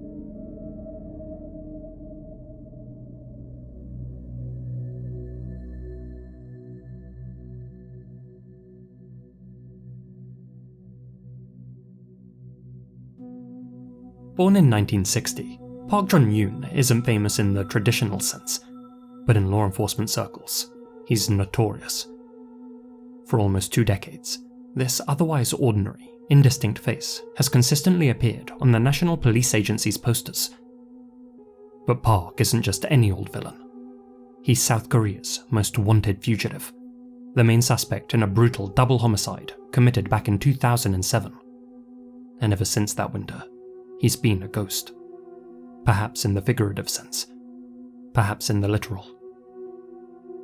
On the morning of September 29th, 2009, in a remote area near Yonggwol, Gangwon province, a man scavenging for chestnuts and mushrooms stumbled upon something terrible. The lid of a rubber container, scraps of fabric, and human bones. Police arrived and soon uncovered 2 shallow graves. Inside were the remains of 2 male murder victims, decomposed and stripped of identity. The bodies appeared to have been there for at least a year, possibly 2. One shirt had sleeves tied with plastic packaging string, indicating that he had been restrained. DNA testing took time, but clues came quickly. The clothing matched with 2 men who had disappeared from Seoul back in 2007, a 47-year-old loan shark, Kong Ji Kim, and his 52-year-old bodyguard, Pang So-jabi Oh. Known as the lender and the organizer respectively, the pair had become high-profile figures in underground gambling circles, and the word on the street was that they had been abducted. South Korean police are often accused of incompetence, and they were again in this instance, as had they done their job correctly, those rumours could have been confirmed at the time. Back in 2007, they'd found Mr. O's jacket and Mr. Kim's wallet at the exact location where their remains were later discovered, but failed to unearth either body. As such, they couldn't issue arrest warrants for the 2 prime suspects, taxi driver Park Jong-yoon, 49, and office worker Nam Gong-shin, 34. Phone records confirmed that they had been the last people to talk with the victims, and both men certainly had a motive. Park was a habitual gambler, with debts approaching $500 million won, around $350,000 US at the time, money which he owed to some sinister crime lords. As for Nam, he too had fallen deep into gambling addiction, and owed similar individuals about 20 million won, around $14,000. Now armed with hard evidence in the form of 2 skeletons, police finally got the green light. Arrest warrants were issued, and after a 2-month surveillance operation, Nam was arrested. He appeared cheerful as officers approached him, humming to himself as he made his way to work, but his mood soon shifted when the cuffs came out. On the way to the station, his hands began to tremble, and eventually he broke down, sobbing. As for Park, he was nowhere to be found. Nam said little until his lawyer showed up. After that, he stopped talking altogether. But when it became clear that the evidence against him was compelling enough to secure a conviction, he cooperated in exchange for a lesser sentence. According to Nam, he and Park first met in an underground gambling den several years before the incident. It's worth noting that bar a few tightly controlled exceptions, gambling is outlawed in South Korea, but that doesn't mean it's not popular. The NGCC estimates that 5.5% of South Koreans can be classified as gambling addicts.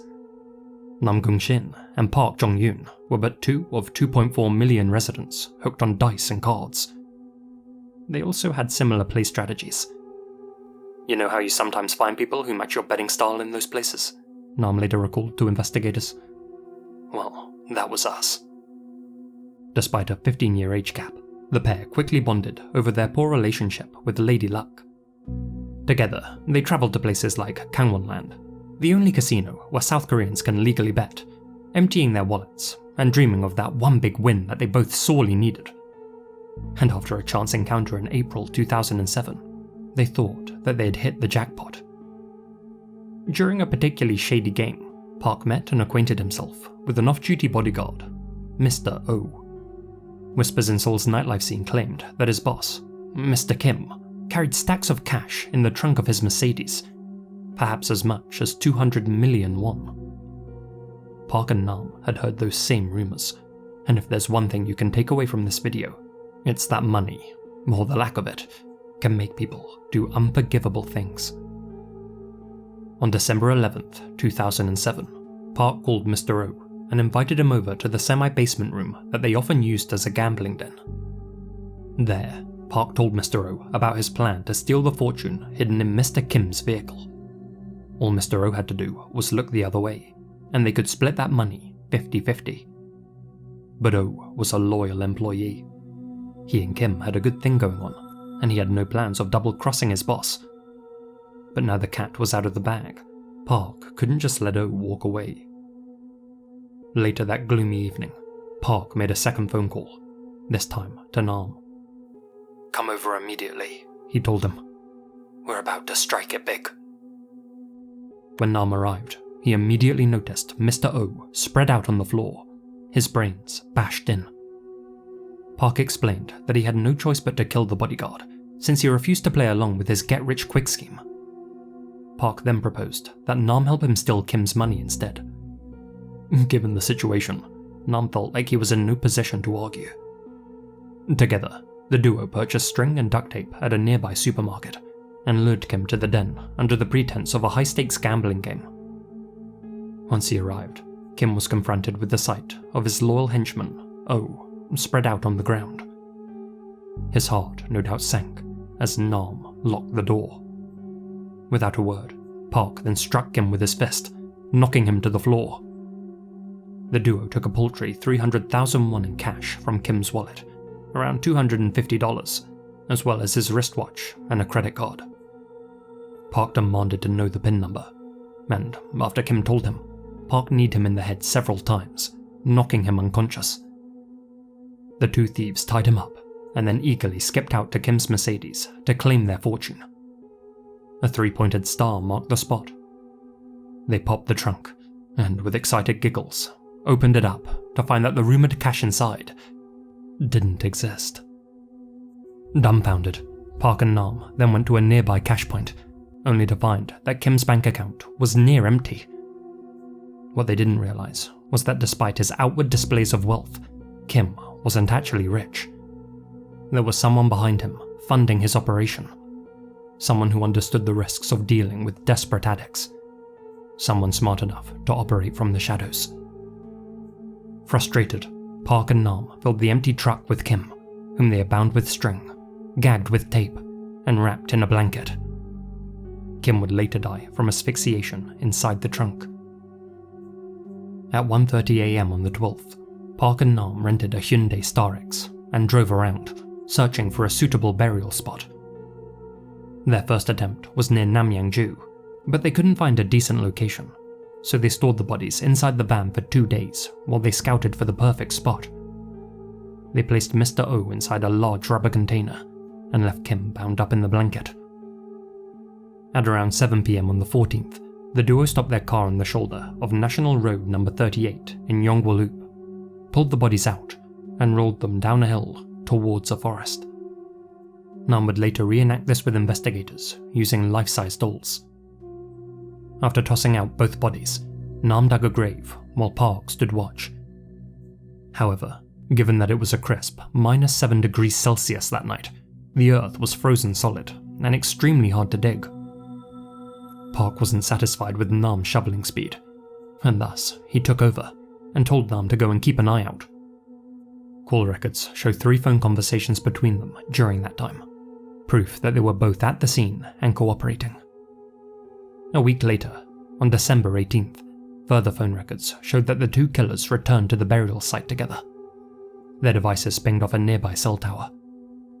Oddly, it was during that rendezvous that Park's phone pinged for the very last time. Shortly after arriving, his signal vanished forever. In fact, every trace of him vanished. No calls, no bank activity, no medical records. Everything from that moment forward went dark. Even more unsettling is that something else disappeared along with Park. The rubber container that had been used to transport O's body. When police later revisited the burial site, the lid was still there, but the tub itself was gone. It's hard to imagine how someone could erase themselves so completely, especially in a country like South Korea. Over the years, certain rumors have swirled that Park escaped to the Philippines, or found work on a deep-sea fishing vessel, or hid amongst some fringe religious group. One internet livestream even featured a taxi driver who looked eerily like him. Indeed, it is possible that Park had planned his escape from the beginning. He may have used burner phones, switched to a cash-based lifestyle, made a full identity change. But while some think that Park vanished on his own terms, others have a darker theory. That Park Jong-yoon ended up in that same rubber container as Mr. O. That his own accomplice, Nam, killed him. Some investigators speculate that tensions may have built up between the pair of desperados. Park, who was the elder of the two, was likely the dominant force in the partnership and probably ordered his submissive partner around. After committing murder and failing to gain financially from it, Nam's resentment, or perhaps fear, may have reached a breaking point. Nam, of course, denied silencing Park, insisting that he met with him several times after his supposed disappearance. However, his responses grew vague under questioning.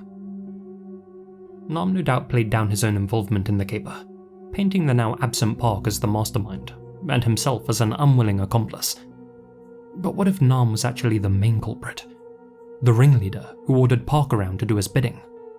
The one who invited Mr. O and Mr. Kim over to the den that night in order to slaughter them? The one who found a perfect scapegoat? Could it be that he's a man so devoid of feeling that he ended the life of his partner and closest friend just to cover his own tracks, and then, after being caught, was more than happy to pin the blame squarely on his own victim? Without Park to share his side of the story, prosecutors had little else but Nam's version of events to go on, and so he was only charged with the robbery and manslaughter of Mr. Kim, and not Mr. O. Nam was sentenced to a mere 15 years in prison by the Seoul Eastern District Court. He was released on November 28, 2024, and many people can't help but wonder whether a psycho who butchered 3 people is currently roaming the streets of Seoul. As of 2025, 17 and a half years later, the whereabouts and well-being of Park Jong-yoon, South Korea's #1 most wanted fugitive, remains unknown. He's 5'8", walks with a bow-legged gait, speaks with a Jeolla accent, and is described as having the physique of a cuttlefish, whatever that means. If still alive, he'd be 64 years old today. Someone out there, maybe Nam, maybe someone close, knows where he is. A reward of 10 million won, around $7,000, is being offered to anyone with information that results in his finding, whether he's alive or dead. Though if I were a betting man, I know which outcome I'd put my money on.